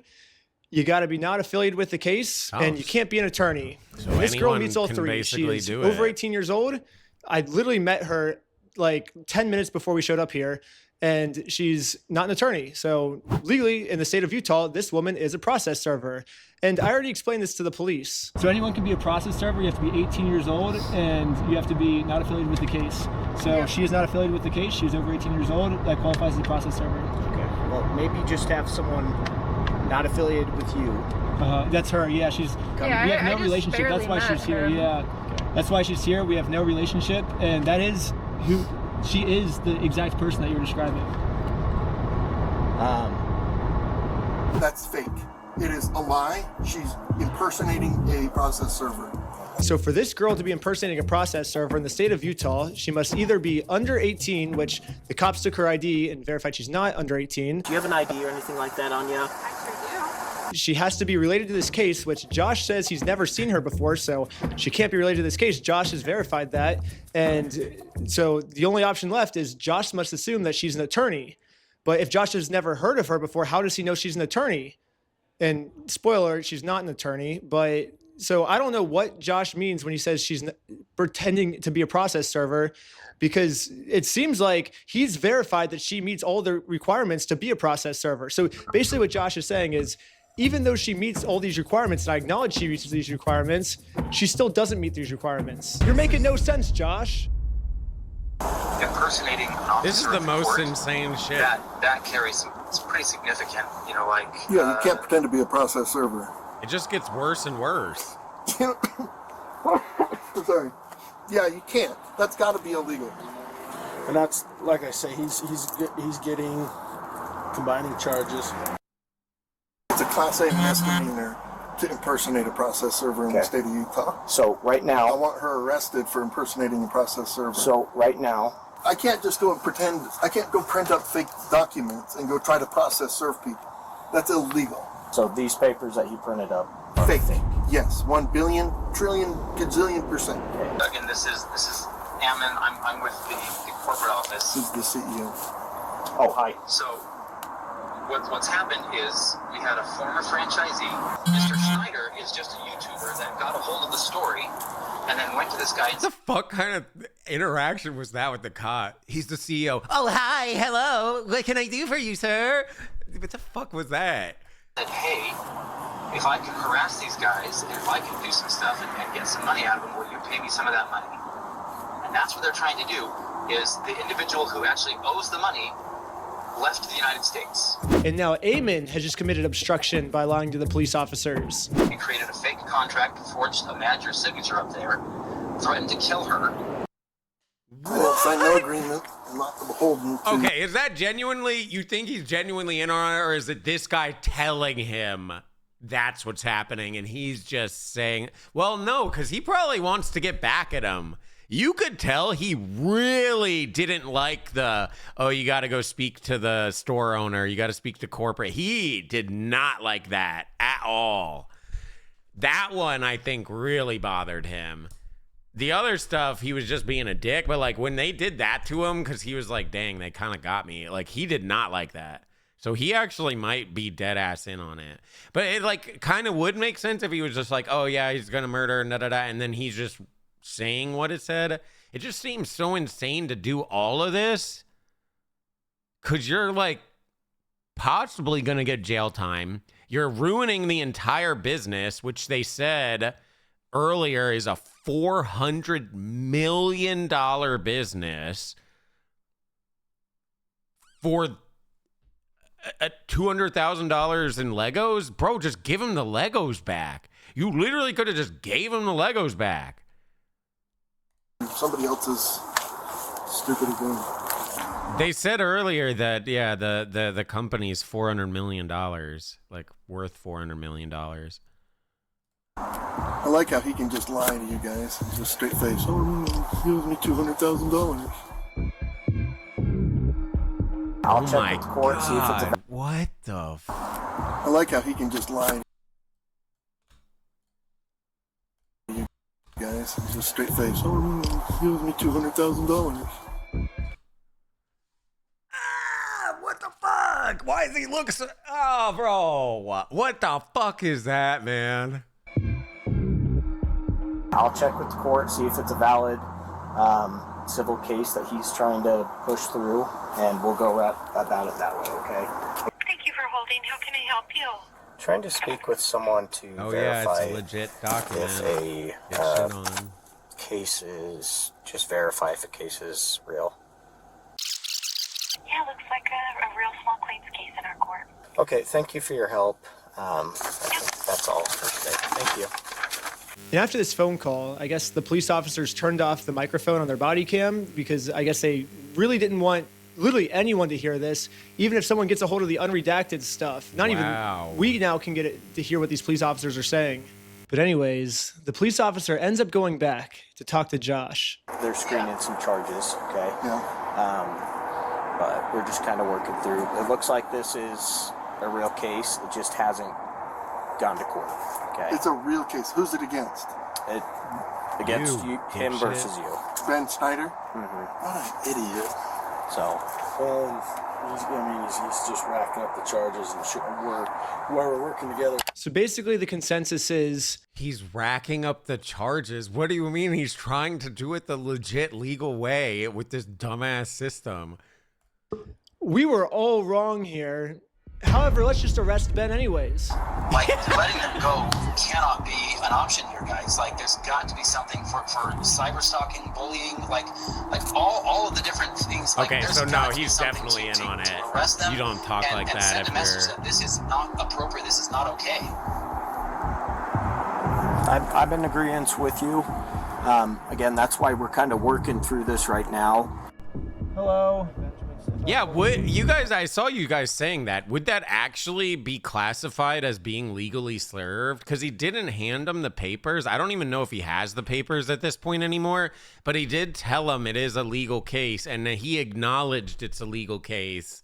So can he, I don't know how that all works. I'm not sure of like the legal shit with that.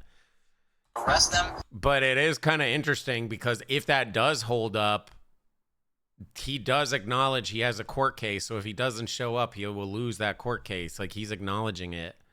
It will hold up? Really? I could see it holding up, to be honest. But to me, I always just kind of recognized it with like, here's the papers. But he's acknowledging it. He gave the information, acknowledged that it is a real thing. So it would make sense that it would hold up, possibly. And send a message that this is not appropriate. This is not okay. I'm in agreement with you.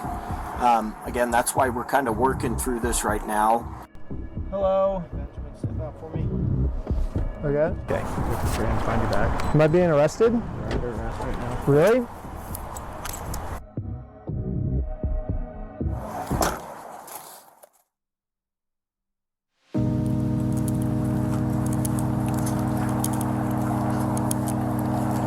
I love you. I love you. Oh, there we go. I love you. Okay, I love you. I love American Police Department. So now let's get to the search warrant, where the cops raided my house because they heard that I was the one that stole the Legos from Brian. So I might have found out an answer of why this cop was so rough with me and threw my arm back. Before we enter the property, the cop warns all the other police officers to make sure we are not filming. Hey, they're probably going to be quick to film. They're probably going to be quick to pull their phones out, so just be aware of that. However, when we got raided, I instantly pressed the record button on my phone because I was terrified these police officers were going to do something and try and hide it from the public. But I guess the police officer sees that I'm filming, and once he sees I'm filming, I think he was like, as punishment for filming me, I'm going to bend your arm back upwards and injure you, is my guess of what happened, because afterwards he says this. The main kid had his phone recording, so I shut it off, but... The other kid had a GoPro. Bro, this is corrupt AF. What the hell? I know. Including Ben Schneider? Yes. Sweet, that's good. Next, we got some unredacted footage of me using the bathroom. Sick, dude.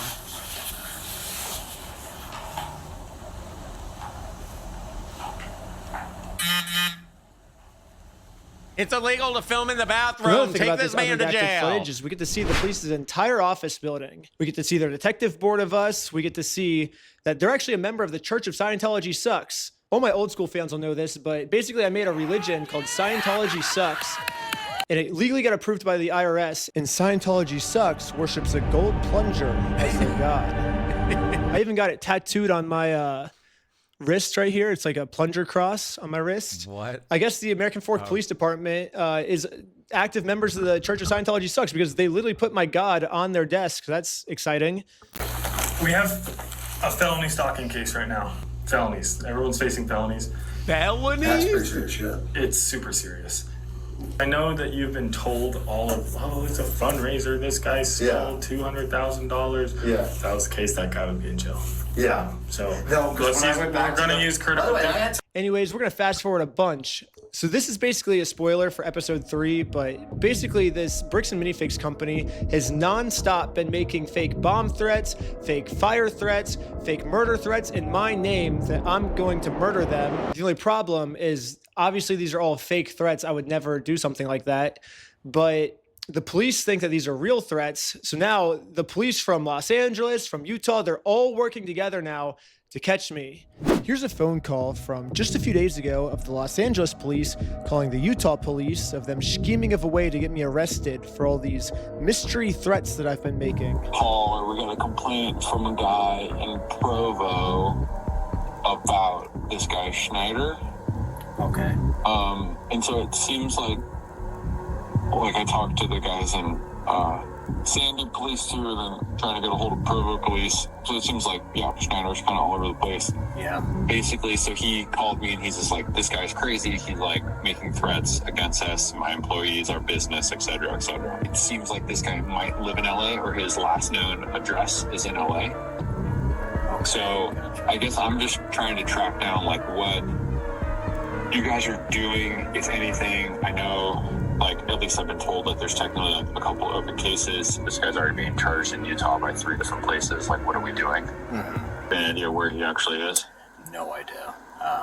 Okay. I know we had asked to hold him until we had further, but I'm guessing they just let him bond out. So. Okay. The only problem is I'm in a place the American police have no jurisdiction over, so they're never gonna catch me here. Yeah, no American police in sight. Good luck finding me. You are never gonna find me, police officers.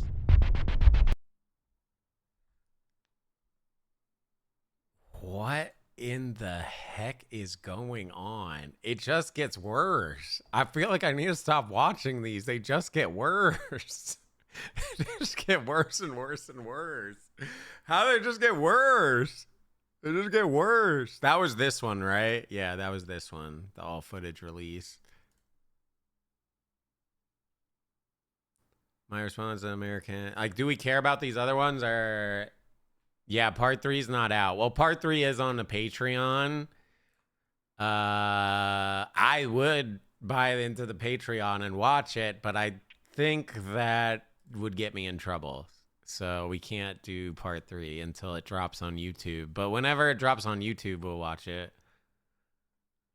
I don't think we can watch it because it's like paid stuff.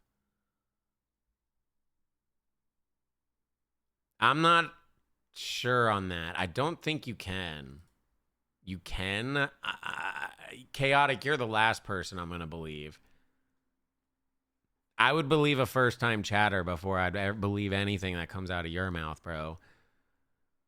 I just don't know with that one. Like, I know we're allowed to watch the YouTube videos and stuff. Technically, if we really got lame, if not him, but like just YouTube and content on YouTube got lame, they could start telling, streamers, like, you can't watch this shit.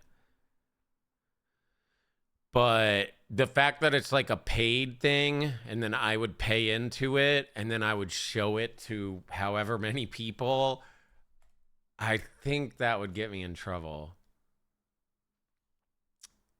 What is this? Bricks and Minifigs parts way with Salem, Oregon franchise, Brandon Best and Joshua Johnson.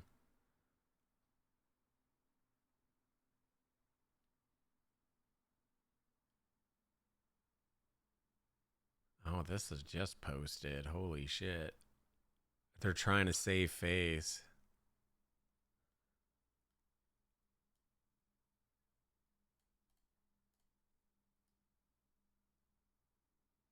Oh my God. We've been asking for documentation for a long time.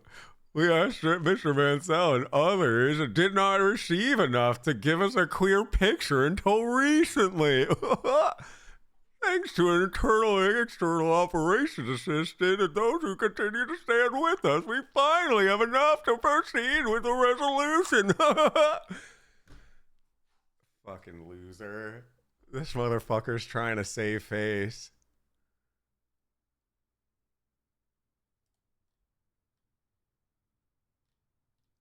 I don't know, bro. I don't, like, if this continues to go as viral as it has already started to, like, it already has 5 mil here, 4 mil, almost 4 mil there. Like, All these have millions of views, and then that doesn't even take into consideration like social medias, Instagrams, TikToks, all that stuff, where I know they're getting millions of views as well. Like, there's a reason people keep yapping about the Lego stuff. It's because of how ridiculous this whole thing is. I'm glad we watched that, like, genuinely. I did not expect it to be that interesting. Or that crazy. Genuinely, I thought we were just about to watch like some stupid video and he does some jokes and is a smart ass but is actually smart as fuck and does some cool shit and then like, you know, gets the Legos back or whatever. But it's just like goes and goes and goes and goes and goes.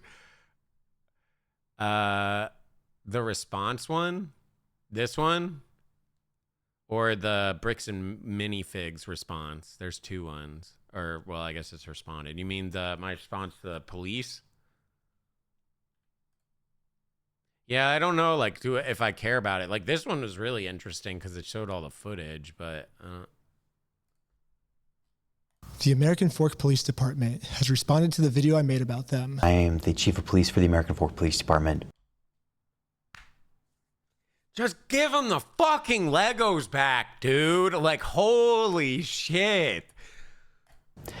I'd like to address the members of our American Fork and Cedar Hills community regarding some videos currently circulating on social media. So now I will offer a response to their response. There's a lot of new information in this response that I've been wanting to get for a long time, so we'll go over that first. One of the main questions in my video was, why did I get swatted for stealing the Legos when this wasn't a mystery to the police officers and they knew that I didn't steal the Legos, that Josh stole the Legos. He basically stole a $200,000 collection of Star Wars Legos. But still, why did they raid my house for stealing the Legos when there's an overwhelming amount of evidence that Josh stole the Legos? When I requested the body cam footage of this to try to find the answers myself, they redacted everything, and they claimed it was to protect the victims. However, one of my friends set up a GoPro as we were getting swatted, and we caught the entire conversation on camera. Included in the warrant are Legos. For 3 months, the police department's answer has been, this redaction is important because it protects Josh, the victim of this case. However, we can clearly see that the police are looking for Legos and they saw no Legos. And they redacted this because they were embarrassed that they made such a stupid decision to swat the wrong person. They were so embarrassed of swatting my house for stealing the Legos that in all of the police reports, it is completely redacted. The police department wants this information hidden so bad that they're willing to break the law to hide this from everyone. The only reason I know about it is because of the receipt I got the night I was released from jail and my friend's GoPro that was recording. So even though I've been asking them for 3 months why I got swatted, they finally came up with an answer, which is the Airbnb host told them that I stole the Legos. During contact with the Airbnb owner, the owner reported overhearing conversations about possible stolen Legos. They're all just Specifically, lying. What is happening? Officers wrote in the search warrant affidavit. I need to stop watching the homeowner these. also disclosed that he could hear multiple individuals inside the residence Just give them the fucking speaking Legos. about possibly stolen Lego toys they had taken.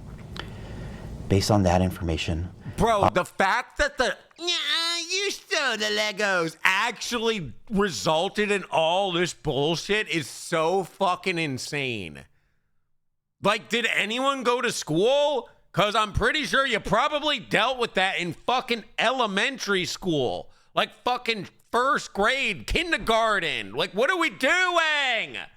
Officers added a request within the search warrant affidavit seeking authorization to also search for and seize possible stolen property, including Lego merchandise. 4th District Judge Roger W. Griffin reviewed and approved the search warrant. I always like giving people the benefit of the doubt, and I will take the police officer's word on this, but something fishy is going on here, and everything can just be cleared up if you unredact the audio and let everyone see the truth. Also, after we got raided and the police officers found no Legos, all of this footage has been redacted too. And my guess is if the police unredact this footage, we will find out the answers once and for all. While we were getting swatted, one of the police officers decided to injure me for absolutely no reason. He claims it's because I was trying to make a fast movement. Don't move like that. You understand me? Don't move like that. Don't move quick. Everybody just chill. When we replay the footage, you can clearly see I was not making any fast movements. However, the police department has an answer to this. During Snyder's detention, Lieutenant Adamson took hold of Snyder's right arm. Lieutenant Adamson later reported that he felt Snyder tense his arm, at which point Adamson moved Snyder's right arm behind his back to place him into custody. The police department has made it clear I did not, in fact, make any quick movements like the police officer claims I did. So the police officer was lying, but not fully, because I did tense my arm. However, he lunges at me extremely fast before he even touches me. So how could he even know that I was tensing my arm before he even grabs me? That doesn't make any sense. It would have even been natural if you did. This Like, police you just officer got has psychic powers, and he could tell that my arm was tensing up before grabbing me. However, this makes no sense, because if the police officer did truly have psychic powers, he would have known that we were not the thieves, Josh and Brandon were the thieves. So this can't be the case either. This is I'm trying to have an open Ben. mind with these different possibilities of what I can this could link be, it after but if you literally wanna, like, the only outcome left is that this sub or police follow or officer watch the injured me videos for no yourself. reason. However, the police have another response to this of why I must be lying. In the X-ray image displayed by Mr. Snyder in that video, a small L is visible in the upper right-hand corner of the X-ray. The L indicates the image is that of the left shoulder. The video shows Lieutenant Adamson handling Snyder's right arm during the arrest. Yes, the stock footage I used to show what a dislocated shoulder is, an image that's clearly not mine because I didn't go to the hospital, I went to jail, so how could I have taken this picture? But anyways, the stock image I used is of a left shoulder when my shoulder that got injured was my right shoulder. When I was editing this, I like to think highly of my audience that they would have known that this was a stock image and I wouldn't have to spoon feed every tiny detail to my audience. But now I realize that there's another portion of my audience called the American Fork Police Department that maybe I do have to spoon feed every single piece of information to. So I'm going to use this as constructive criticism, and in every single episode going forward now that I know that the American Fork Police Department's watching, I will be forced to spoon feed every single detail. As a professional slackliner, dislocating my shoulder is almost a monthly thing for me. The whole weight of my arm is just on this bone. Boone. 3 days before I got arrested, I had a really bad ski accident where I had a really bad dislocation of my shoulder, and any movement at all would have dislocated it. So I will say here, I don't think that the police officer was purposely trying to injure me. I think to a normal person, this would have been fine. But for me in particular, this was not good, but it was still unjustified. And the police officer was just making up an excuse, and now they're making up an excuse to defend it. Another thing I find shocking is the chief of police, even after reviewing the dash cam footage, says that we ran a stop sign. Richardson initiated a traffic stop on the vehicle for failing to stop before the stop line at a stop sign and failing to stop completely at that stop sign. The chief of police looked at this video and said, we ran a stop sign. Nah, you're fucking delusional. And now he's using that to say, this was a legal traffic stop. The police officers did nothing wrong. At this point, we thought the best thing to do was to take Josh to court so he can be legally accountable for the crimes he committed. However, to do that, we are first required to serve him court papers. So we did what the law told us to do. I got a process server, and we went to his house to do this the legal way. However, Josh did not want to do this the legal way, and instead called the police on us. Joshua Johnson contacted police and reported he was going to shoot someone as a result of the ongoing harassment. Multiple officers immediately responded to the area. Josh was so scared of going to court that he would rather shoot us than accept these court papers. Josh's logic here is that if he can murder the process server and if he can murder me, then he can get away with his crimes because there'll be no one to sue him in court. However, sadly for Josh, murder is illegal. And now he just admitted his plans to the police officers. The American Fork Police should at least be arresting Josh for trying to use murder as a way to get out of court. But sadly, for some reason, they arrested me instead. Find you back. Am I being arrested? You're under arrest right now. Really? Something about this seems off, and all of the answers are in the body cam footage. However, they redacted all the body cam footage. So this is where I think if we all come together as a community, we can somehow convince the American Fork Police Department to unredact this footage so we can find out why they arrested me and not the guy who threatened to murder me. However, the American Fork Police does not want to unredact the footage right now, and now have made up a new excuse of why I was the one justified being arrested. Officer Sumbot contacted the Marion County Circuit Court in Oregon to verify the legitimacy of the paperwork. The court confirmed that the case was indeed legitimate, but that papers had already been served and no hearing date had yet been scheduled. The police department said the reason they arrested me and not Josh this day is because they called to confirm if this was a real court case, and they said it was real. However, the papers have already been served, and now I'm doing this solely to get YouTube content. And if that's true, I would like to see footage of it. They released all the raw footage, and that part doesn't seem to be in the raw footage. It's already been to court, or are you allowed to tell me kind of where they're at with the case? There is no hearing date set, and there hasn't been a hearing in the case yet. All I see is the claim that was filed. I don't see proof of service or anything. The hearing wouldn't be set until a response is filed by defendant. Seattle's not next so to the Utah. defendant needs It's to be pretty served far. with papers before the case will, I guess, start. Yes. Okay. Okay. Thank you for your help. I mean, it's closer than Florida. No problem. Okay. Bye. Right here, the police officer admits that it is March 10th. On March 10th, 2026. However, you can see here that Josh doesn't get served until 3 days later, March 13th. So how could Josh have already been served on March 10th if he didn't get served until March 13th? Unless Josh is a time traveler. There's only one way to clear this all up. American Fork Police Department, show me the time machine. So now they say that I have done all the check marks which constitute stalking. Let's go through them. Individual commits stalking if the individual intentionally or knowingly engages in a course of conduct directed at a specific individual. So yes, I did do an action that was targeted at a specific individual, but that's what's required by the court if I want to take someone to court. If someone steals your stuff and you go through the legal process to take them to court, it is not considered stalking. I have a right as an American to sue him. Is reckless as to whether that course of conduct would cause a reasonable person to fear for the individual's own safety or the safety of another. The second check mark is that if a reasonable person would be scared. The police are claiming that since this action made Josh scared, this check mark is complete. A lot of people actually listen to However, this and are they've like, completely oh, okay. forgotten about the term reasonable. And as we can see, Josh is not a reasonable person. This is someone who multiple times has tried to silence someone by You gotta realize there's like a lot of people that don't like watch YouTube videos or like barely on the internet. It would surprise me, especially in this Utah shit. I guess I don't know. I don't know jack shit about Utah genuinely. So like, you know, if they see cop says this and then you got fucking this dude saying that, like they're gonna go with the cop, right? them of being on heroin. A lot of people will. Here's the crazy thing. They told me that they took over that location because the owners were using the location to fund their heroin addiction. What? Yeah, and that's how they took it over, and saying they had like a pigeon in there that was crapping all over the Legos and it smelled bad, all this stuff. This is someone who threatened to murder me just for trying to serve him papers.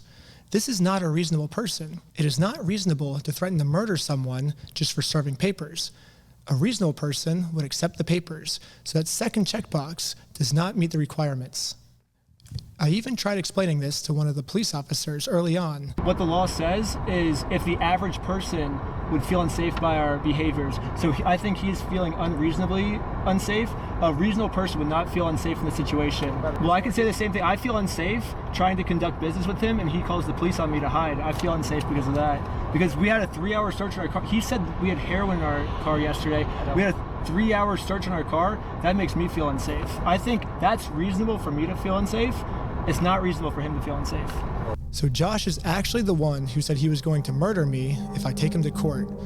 But now I'm the one that's being looked into for threatening to murder Josh. I don't know. How does this make any sense? Mr. Johnson alleged that Mansell had hired Benjamin Snyder to harass, stalk, vandalize the store, threaten to murder the manager of the store. Now let's go to the heroin claim. We got pulled over by the police, and they claimed that we had heroin on us. This officer is going to conduct the search of your person because there are substances in the vehicle. Really? Most of this footage is redacted, so again... This is why, like, the internet and, like, videos and everyone having cameras and all that is, like, actually so crazy important, because if none of this was a thing, they would get away with all of that.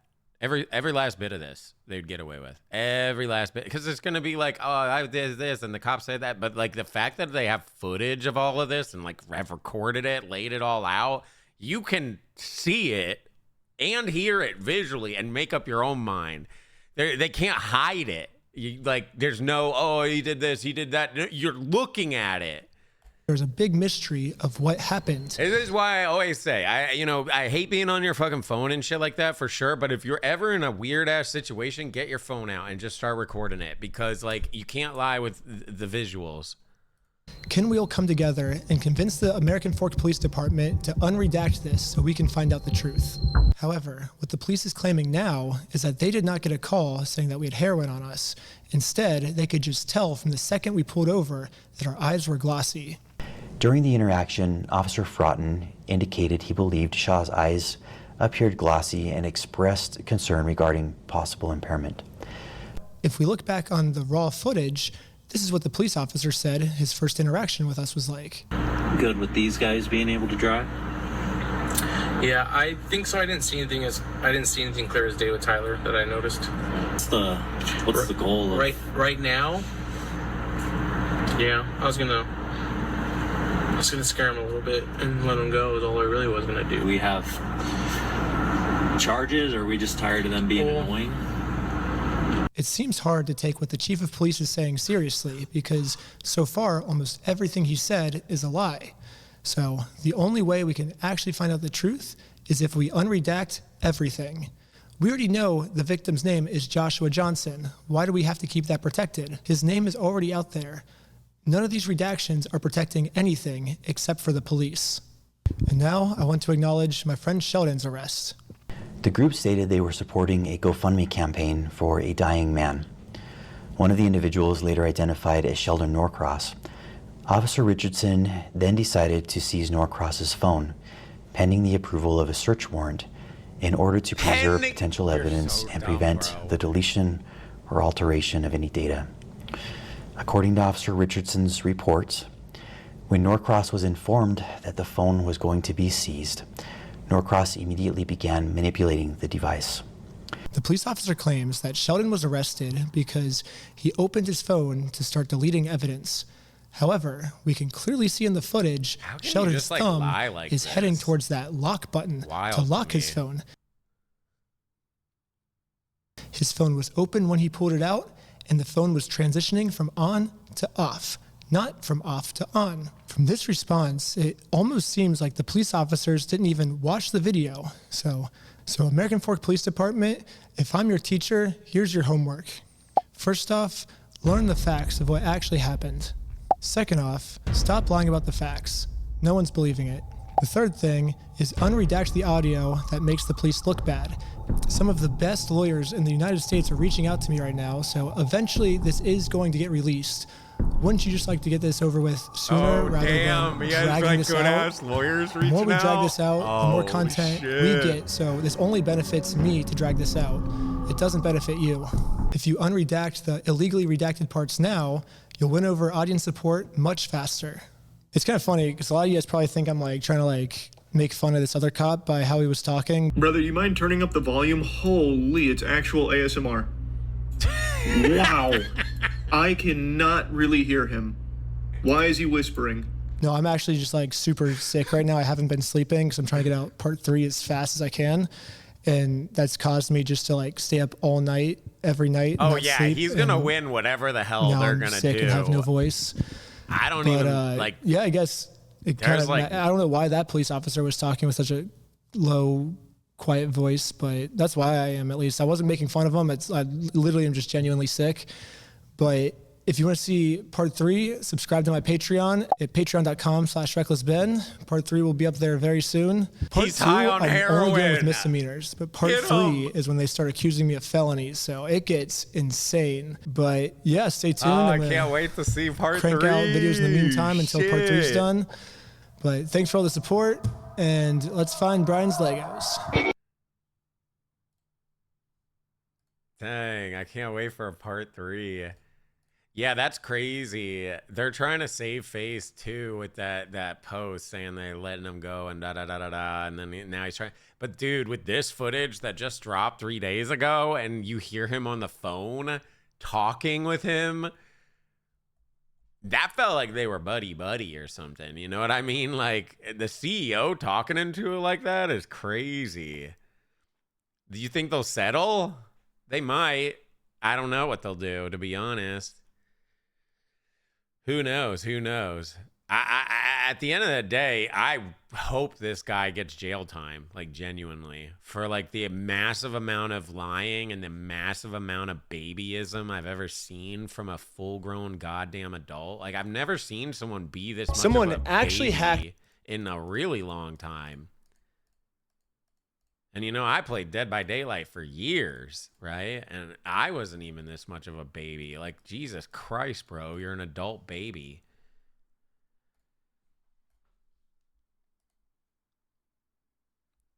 All right, well, I guess we'll call it there unless you guys want to do these ones. I mean, I don't know if I really care about emails or... Well, Bricks and Minifigs. You do want to watch these? Officially responded to my Lego video we made about them, and I haven't read it yet, but someone just sent it to me, so I was like, well, let's make a video about this. This is not Lego video part 2. Part 2 is still on my Patreon if you want to check it out. Patreon.com/recklessben. This is just our response to Bricks and Minifigs' response. Okay, should we pull it up? Actually, wait, before we start the video, we gotta talk about our sponsors. This video is sponsored by We Steal From Old People, and you can visit us at www.westealfromoldpeople.com. We're actually at We Steal From Old People's headquarters right now. This is our office. How do you not know what happened? You don't know what happened? You must have joined in late. Basically, he was trying to help someone get their $200,000 Lego thing back, and a bunch of crazy shit happened. They weren't giving it back, and then they make up a bunch of lies, and he did all these weird things, and now he's just fucking lying like crazy, and then the CEO of the company got involved, and that was all crazy, and then now the cops are getting involved, and they're doing all this sus shit. And basically what it seems to come down to, I'm not taking a jab at religion, but it seems like they're part of like Mormon school / church, and they like know each other, or at least somewhat know each other, and they're all trying to help like one another. So they're trying to help him like get away with whatever. They're trying to make sure he can't charge them. Cops are looking after the other cops. They're trying to take him down. So it's like, it's just a giant clusterfuck, and it just gets worse and worse. Here, let me link it to you in case you didn't get to check it out. This is the first one. If you want to watch the first one, maybe you weren't here, or you can watch in the VOD. Whatever you want to do, but that's the first video, and it just goes worse and worse and worse and worse and worse.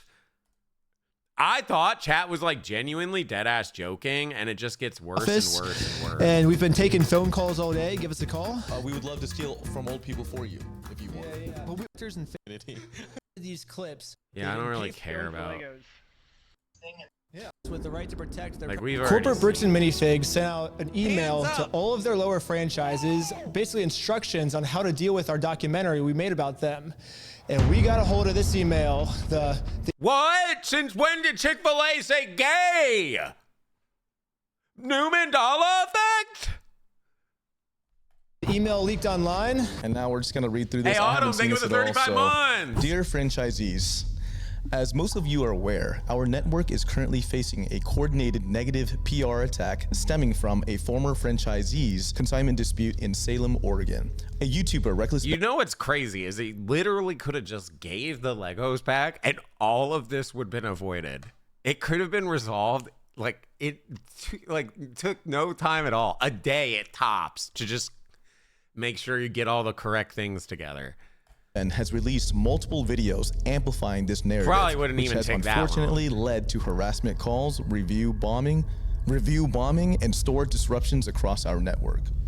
So right away, I like how they say it's coordinated. They're saying like, oh, all the big streamers are working together now, and like all these people that are talking about it, that's all a big conspiracy against us. So he goes to a franchise Lego store in Salem, Kaiser, Oregon. It's called Bricks and Mini.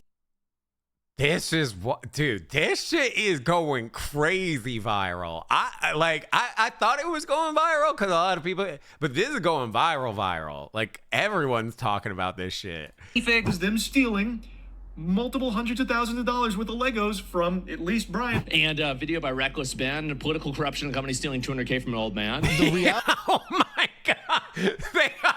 Holy fucking Aspen's in there, shit. The reality of the situation, though, is that Bricks and Minifigs did such a terrible thing that a lot of people want to talk about it. Exactly. Like, yeah, it's not like we're all coordinating to take down Bricks and Minifigs. I normally don't like Bricks and Minifigs really such get an in evil this type action of that content everyone on the internet but this wants has to weigh been in. crazy. Oh wait, one more thing. I forgot to address where we're at right now. So we are definitely in America. As you can see behind me, we are in St. Louis, Kansas City. Basically, we found out that if you have a warrant for your arrest and you flee the country, it's actually super illegal. Exactly. We're 100% not in Mexico at all right now. As you can see, and you can tell exactly where we are by the background, the arch in the background. We want to give everyone a clear recap of exactly what corporate is doing behind the scenes to protect you guys. What we can expect regarding this is probably the worst thing out of this entire situation is the, like, you know, franchise owners, the families that maybe thought it would be fun to like kind of get into this business or thought it was that's what they kind of want to pursue. Or I feel bad for those people because this is genuinely going to drag the whole company like really bad. So these people that are just completely innocent, just trying to, you know, run a business that they thought was sick are just going to get fucked. Life cycle of this situation and how we can work together as a team to move on from this defense to offense. No longer are we just going to try to defend our actions. We're going to try and take Reckless Ben down. Dang. So now we have the leaked documents of how they plan on taking me down. While we will not litigate this matter in the media, we are taking aggressive action behind the scenes. Why not do it in the media? You know, if they have nothing to hide and they actually are the innocent ones, why not do it in the public? Because then if they make it public, the public will see that they have nothing to hide, or they're going to do it behind the scenes because they know that they're only suing us in order to silence us. Oh, keep going. Sorry, all right. Corporate was not involved in this specific local consignment issue. Wait. Don't we have them on video saying they're going to be taking the consignment over? Wait, the franchise owners can sue the company for basically like bad press? Oh my God, I hope they do. He's taking on the business, he takes on all that consignment liability. So that person on the phone is actually one of the people from the corporate offices that says, we are taking over the consignment now? Not because if this continues the way it's going, and we haven't even gotten the part 3, which means people are going to continue talking about it. We don't even know if he's going to go to jail. We don't know what's going on with the court shit. He's apparently getting some badass lawyers getting involved. Like, so this is going even, this is just part the beginning of this shit. Like, it's still got some ways to go. So it's just going to get worse and worse, and word is going to spread more and more and more and more the longer this goes. This is a corporate issue. This is corporate lying to their franchisees right now. Corporate was not involved in this specific local consignment issue, and we are holding firm on the facts. I kind of feel bad for the franchise owners here because it's like we are showing so much evidence of these things that are happening, and then corporate's saying, hey, all this evidence, you can't believe it because we have the facts. We're not gonna show you the facts, but we have the facts. And now as a franchise owner, you have to think, okay, do I believe the side with all the evidence and get fired? Because if they take our side with the evidence, then they get fired. Or do I just take the side that claims they have the facts but don't have the facts, and then this way I don't get fired? Yeah, so corporate. If you didn't see it earlier, I pulled up a thing where apparently the CEO, Amen or something, I forget how his name's pronounced, it was letting those franchise owners go, both of them. kind of putting all their franchises in a really bad situation. So they're right trying now. to save face And now, basically. It kind of sucks because it's like 14 hearts 25. I actually like Bricks and Minifigs. I think there's a lot of innocent Amen. franchises Thank out there you. that didn't do anything, but corporates just saying like, we don't care about our franchises. We're gonna But we screw over obviously all know our it's a bunch of franchises. shit 'cause it the kind of way he sucks was that talking corporate's with the doing that, and cops. we're trying to help corporate do the right thing But right they're now, trying to so save the innocent face. franchises don't get screwed. But corporates just screwing everything up I'd for be these innocent curious to franchises see right their now by doing stock, this. if they do Law stock. enforcement and federal involvement. We are actively working and sharing records with local police, Oregon State Police, the FBI, and USPIS. FBI? So basically, Bricks and Minifigs is getting the FBI involved. Legal action. Our legal team is preparing direct claims and seeking a TRO, a temporary restraining order, to halt the harassment and push this matter to full litigation against all parties. So basically, I think what they're trying to say here is they're trying to get some type of order where we can't post anything about them on social media. And so they're like, oh, well, if we can somehow silence them, then we can get away with our crime, is what they're basically saying. FBI and we can isn't gonna see this touch because this. in my last video, they put random like copyright claims and privacy complaints over I mean, the they could entire video possibly get of involved with scenes the where it's cop literally like me and you stuff. hanging out with each other. And like, did But you not want your this. face blurred in the video? No. Well, I can speak for myself. I didn't want my face blurred in the video. So Bricks and Minifigs is basically. No, let that sink in. Let that sink in for just a second. This is $200,000 in total. $100,000 in just the Legos is owed to him. So just give him the Legos, call it a day. So over $100,000 in Legos that they didn't pay any money for, nothing out of pocket. They lost nothing. Well, I mean, it's not in their store anymore, but like they didn't pay for it. To give it back, they're going to destroy a $400 million company over $100,000. Crazy. Doing a bunch of weird stuff to try and get my videos taken down.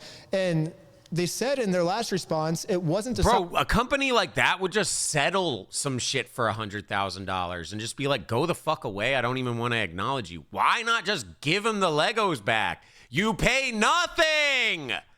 It's criticism, but that's kind of what it seems like it is. Issuing cease and desist demands regarding unauthorized website they created. So basically, we made a website called www.westealfromoldpeople.com. Basically, Bricks and Minifigs is suing us because we're copying them, I think. So they got really upset at the fact that we decided to also steal from old people. And Bricks and Minifigs was like, hey, that's our thing. Only we can steal from old people. Bricks and Minifigs wants to have a monopoly on stealing from old people. And now that we entered the business, they are going to try and send us a cease and desist letter to take our website down. So that way they're the only ones in the game of stealing from old people. If you have any old people that you want us to steal from, call this number. I will personally answer all of your phone calls. Thank you. It says the TRO is a preliminary injunction and is valid court order that will get the platforms to remove the content. Basically what they're saying is everything these guys did in their YouTube video was fair use. It was constructive criticism on how we can be a better company. However, we don't like that they caught us in our illegal act. So we're going to go to court and find some crazy loophole. Wait, part 3 is not even up yet. Maybe we can take advantage of the YouTube's AI algorithm that is, there's a lot of flaws in the algorithm. So maybe we can take advantage of that and find a loophole to take down their video so people don't get mad at us for what we did. That's basically what this paragraph says. So you want to read the next? The Patreon CEO commented? No, I don't see anything. This is one of their biggest suppliers. Minifigs.me stops supplying bricks and minifigs. Nick and Caroline here, owners of minifigs.me. As many of our customers well be aware, serious allegations have recently been made against a franchise in the USA called Bricks and Minifigs. We have been suppliers for this company for many years as they grew from a single store to many, but we can no longer continue to do this in good conscience. We have been waiting for some of the facts to become more clear or for some other information to come to light before making this decision, but we're at the point where we have to stand by our principles. This is an extremely costly decision for us. Wow. The Bricks and Minifigs franchise has been our biggest reliable combined customer every year, providing a substantial income. In addition, we know that there are a lot of ordinary Brick and Minifig store owners that have nothing to do with these allegations. That's what I feel bad for. We hope that together they can persuade the franchise as a whole to improve and heal. In the meantime, we would love to hear about your favorite local independent stores. We'll be making a concerted effort to reach out and support them. For me and Caroline, we've always imagined we sell little moments of joy in a box. It's important to protect that. Nick and Caroline. Wow. That's nuts. That is nuts. So their biggest supplier's pulling out, which is going to be a big hit for them, even. CEO interview before. Well, if you've been staying with our coverage so far, you know that we reached out to Ammon McNeff, the CEO of Bricks and Minifigs. Dude, this is going way more viral than I thought it was going to go. This is actually going crazy viral. It is like picking up momentum more and more. To weigh in on the whole situation and a new statement released by the company, Ammon, thank you so much for joining us. What is going on? Yep, you bet. All right, so first... Yeah, I'm late. I mean, it's only 2 weeks old that this dropped, and then part 2 is only a week old, but like... let's get to the pending litigation against the original kind of owner of this collection, Brian Mansell. Is Brian named in a lawsuit that was brought forth by Bricks and Minifigs? Yes, he's named as a party to the lawsuit that is going after the individuals who published, like the false statements regarding the situation that's gone on in Salem, Oregon, and we're trying to work through that. And that individual, is that the YouTuber who made the videos? Yes. Okay, so a comment I see reoccurring a lot is that this suit must be expensive, must take a whole effort from a large company. Why go this route instead of, as people say, try to just settle Brian's collection and move on and make everyone forget it? Was that ever an option? Oh, we've been working to try and work with Mr. Mansell for a good little while. A company like this would settle 100K, just like whatever, just go the fuck away, 100K, boom. That's why I'm so surprised they're like going this hard to fight this. Because with how big the company is, it's not like just a little small thing. Like for $100 million company is a big freaking company, right? So just settle 100K, all this goes away, no one does anything, and but you have such a, yeah, exactly, you have such an ego that you just are gonna ruin everything. Asked for documentation as far back as a year ago, but we continue to reach out to try and, get towards a resolution with the Mansell family on this. Bro, not only that, 100K, they can just write it off. Like this, that's what I'm trying to say. Just settling, they would just settle for 100K to just shut someone up. That's why I don't know why they wouldn't just give them the money or just give them the Legos back. Matter. They probably didn't think it was going to be this crazy, though. Not as of yet. I have sent direct messages to the Mansell family and to Mr. Mansell specifically, seeking to have a sit-down meeting, meet at the table, and go over all the documentation that we have and to be able to talk through. And from our side of things, if there, have been any missteps through the transition of the store, we want to make things right. We want to do what's right. You're a fucking loser. No, you're now trying to step back. Like, fuck, we're fucked. I gotta step back. By the customer, but all we asked for was documentation. This was going on. And every time we asked for that like up to this point, we seem to kind of then lose the connection.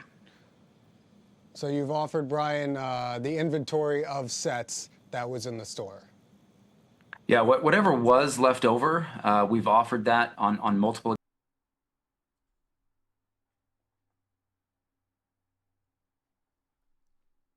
If you would have done it, the whole video would have been over on the first episode. We wouldn't even be going to part 3. What do you...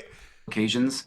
And then, like if there was anything that had been done that was untoward by the previous franchisee, if that individual had sold more than they let on, and did not pay Mr. Mansell. We've offered to compensate him for the loss of the compensation that should have been given to him. So we've... This shit scares the hell out of me, how easily and how confidently some people can just straight lie. It is crazy scary how easily just some people can stone cold lie. Like, no, this is why I do the W gaslight shit constantly, because I want people to be aware of this type of behavior, because it's really scary. It happens all the time, and honestly, you believe it a lot of times if you don't know better. If you just saw this and you didn't watch all the videos that we just watched, you might be like, oh, okay, yeah.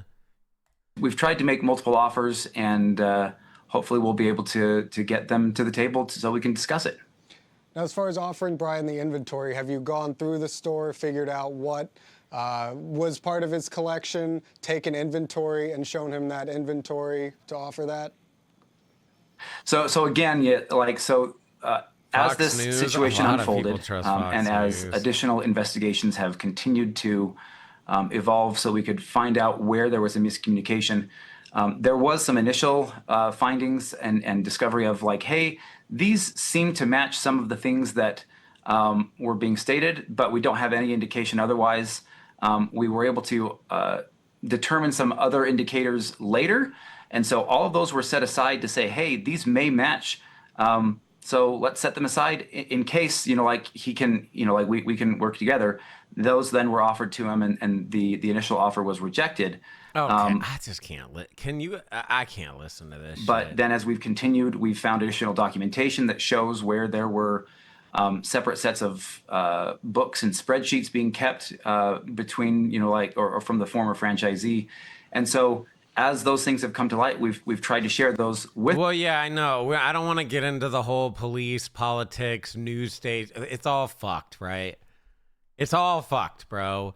If you like Fox, you like Fox. If you like CNN, you like CNN. Yes, I get it. But like, that's not what this is about. We're talking about this. With Mr. Mansell in hopes that he can see, that we were not attempting in any way, shape, or form to withhold anything that we could verify, and that we... I mean, you really know just how corrupt everything is, and I don't even think we really know a fraction of it, of just how fucked everything is, but you really start to see it with, like, the Epstein stuff, and you see all these people getting listed, and not a single person is getting effed, at least here in America. It blows my fucking mind that, like, none of that goes anywhere. How? We do want to help him recover as much of the collection. I don't want to get into that, but it just shows like how corrupt everything kind of is. Promotional. But it's scary to see it, like when you're watching these videos, just how how do you do this, bro? Don't you sign a thing and to protect and serve? What about that? Like, are we just gonna ignore all that? Like, what is going on? But the actual factual information shows that the value of the more realistic value of the collection was closer to about $100,000, which is what the documentation that we've been able to determine that both parties to that consignment agreement kind of had an understanding between each other that was the actual real value. So you dipped a bit into this new statement, and this concerns the previous owner of the franchise on the Kaiser branch. So tell me a little bit about what you guys found. Yeah, I don't really want to get into all that stuff. I do kind of believe that there's superpower rich people that just buy like all the shit. Yes, I would agree with that, to be honest. But like, I don't really want to get in. That's like politics stuff. I don't really want to do that. I mostly just wanted to talk about the lying. Like, the lying is scary. Just how easily some people just like stone cold lie, and it's like scary how good people are at lying. Like, I would believe this guy if I had not seen like any of the back stuff. So, our franchise operates on the buy, sell, trade model for Lego. We love Lego, and yeah, I don't care.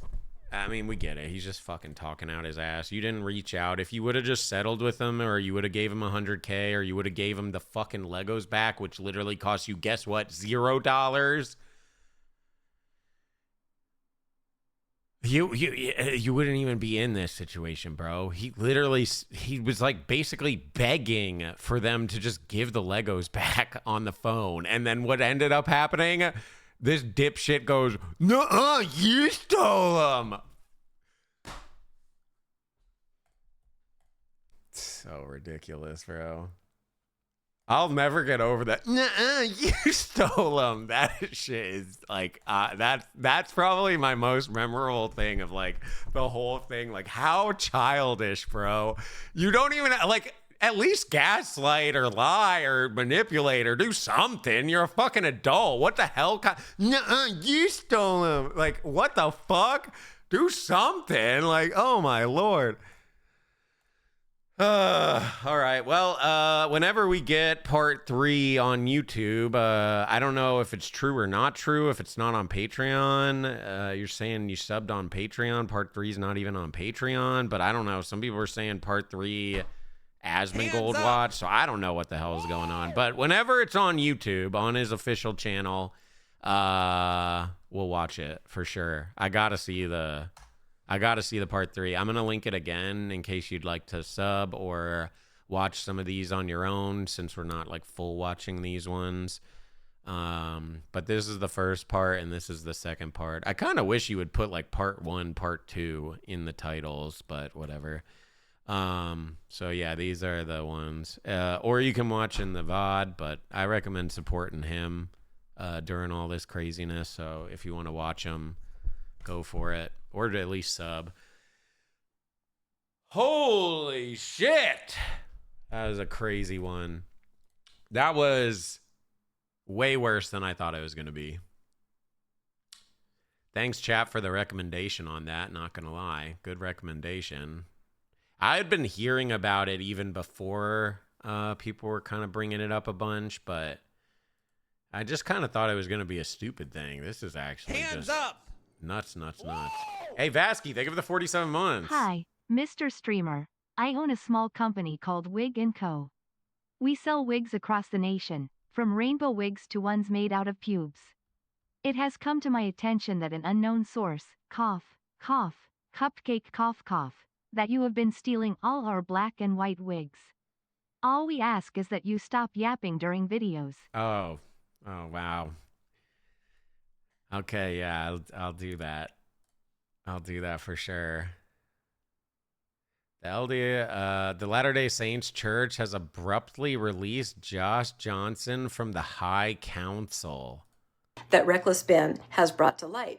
Well, the latest police footage... I don't know what the hell a High Council is. I've not. I don't know the Latter-day Saints, but like I don't know what High Council. It sounds important.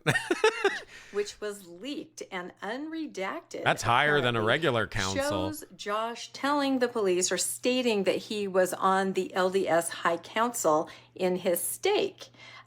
This is interesting. I have a source kind of close to the situation who is able to confirm that yes, he was on the High Council for about the last year and a half or so, but he has been released from that position as of June 2nd, 2 days ago from the time that I'm taping this. This is kind of unusual on a Tuesday. Usually these things happen formally on a Sunday, but apparently no longer a High Council member, which is kind of a high up position in a local state. They just said, get the heck out of here, dude.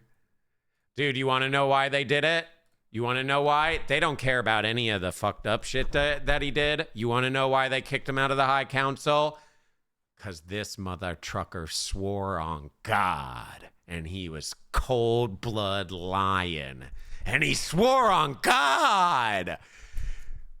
I was making a joke like about the whole thing, like, oh, if they swear on God, like blah, blah, blah, blah, blah. But like for him to swear on God is actually a lot more serious, like considering how entrenched he is in that. To swear on God is nuts. Yep, he got let go because of swearing on God. There it is. All right, chat. Well, I think I'll call it there for today. I think that's a good spot. I'm not really in the mood to game. But that was good. It went pretty dang long, too. Nice. Almost 7 hours. Love to see it. So I hope you all had a good one, or at least now you're aware of the Lego situation. Crazy. We also learned about the McCamey Manor. I'm not going to talk about that one because I'm just kind of disappointed. I knew it was going to be lame. I just didn't think it would be that lame. Spoilers, I guess, kind of. But I don't want to go into that because it was just... Anyways, that'll do it for us. Love y'all. Hope you had fun. Thank you, everyone, for all the subs, all the bits. Shout out to the chatter. Shout out to the lurkers. You guys were awesome today. Really appreciate you being here. Love ya. Have a good night. Goodbye. See you later, alligator. Fraud gamer? You mean God gamer. Bye.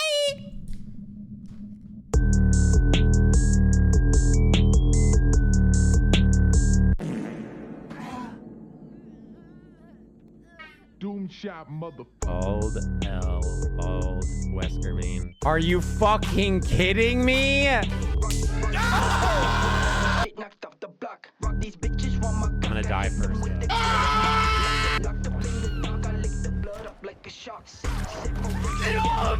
Yeah.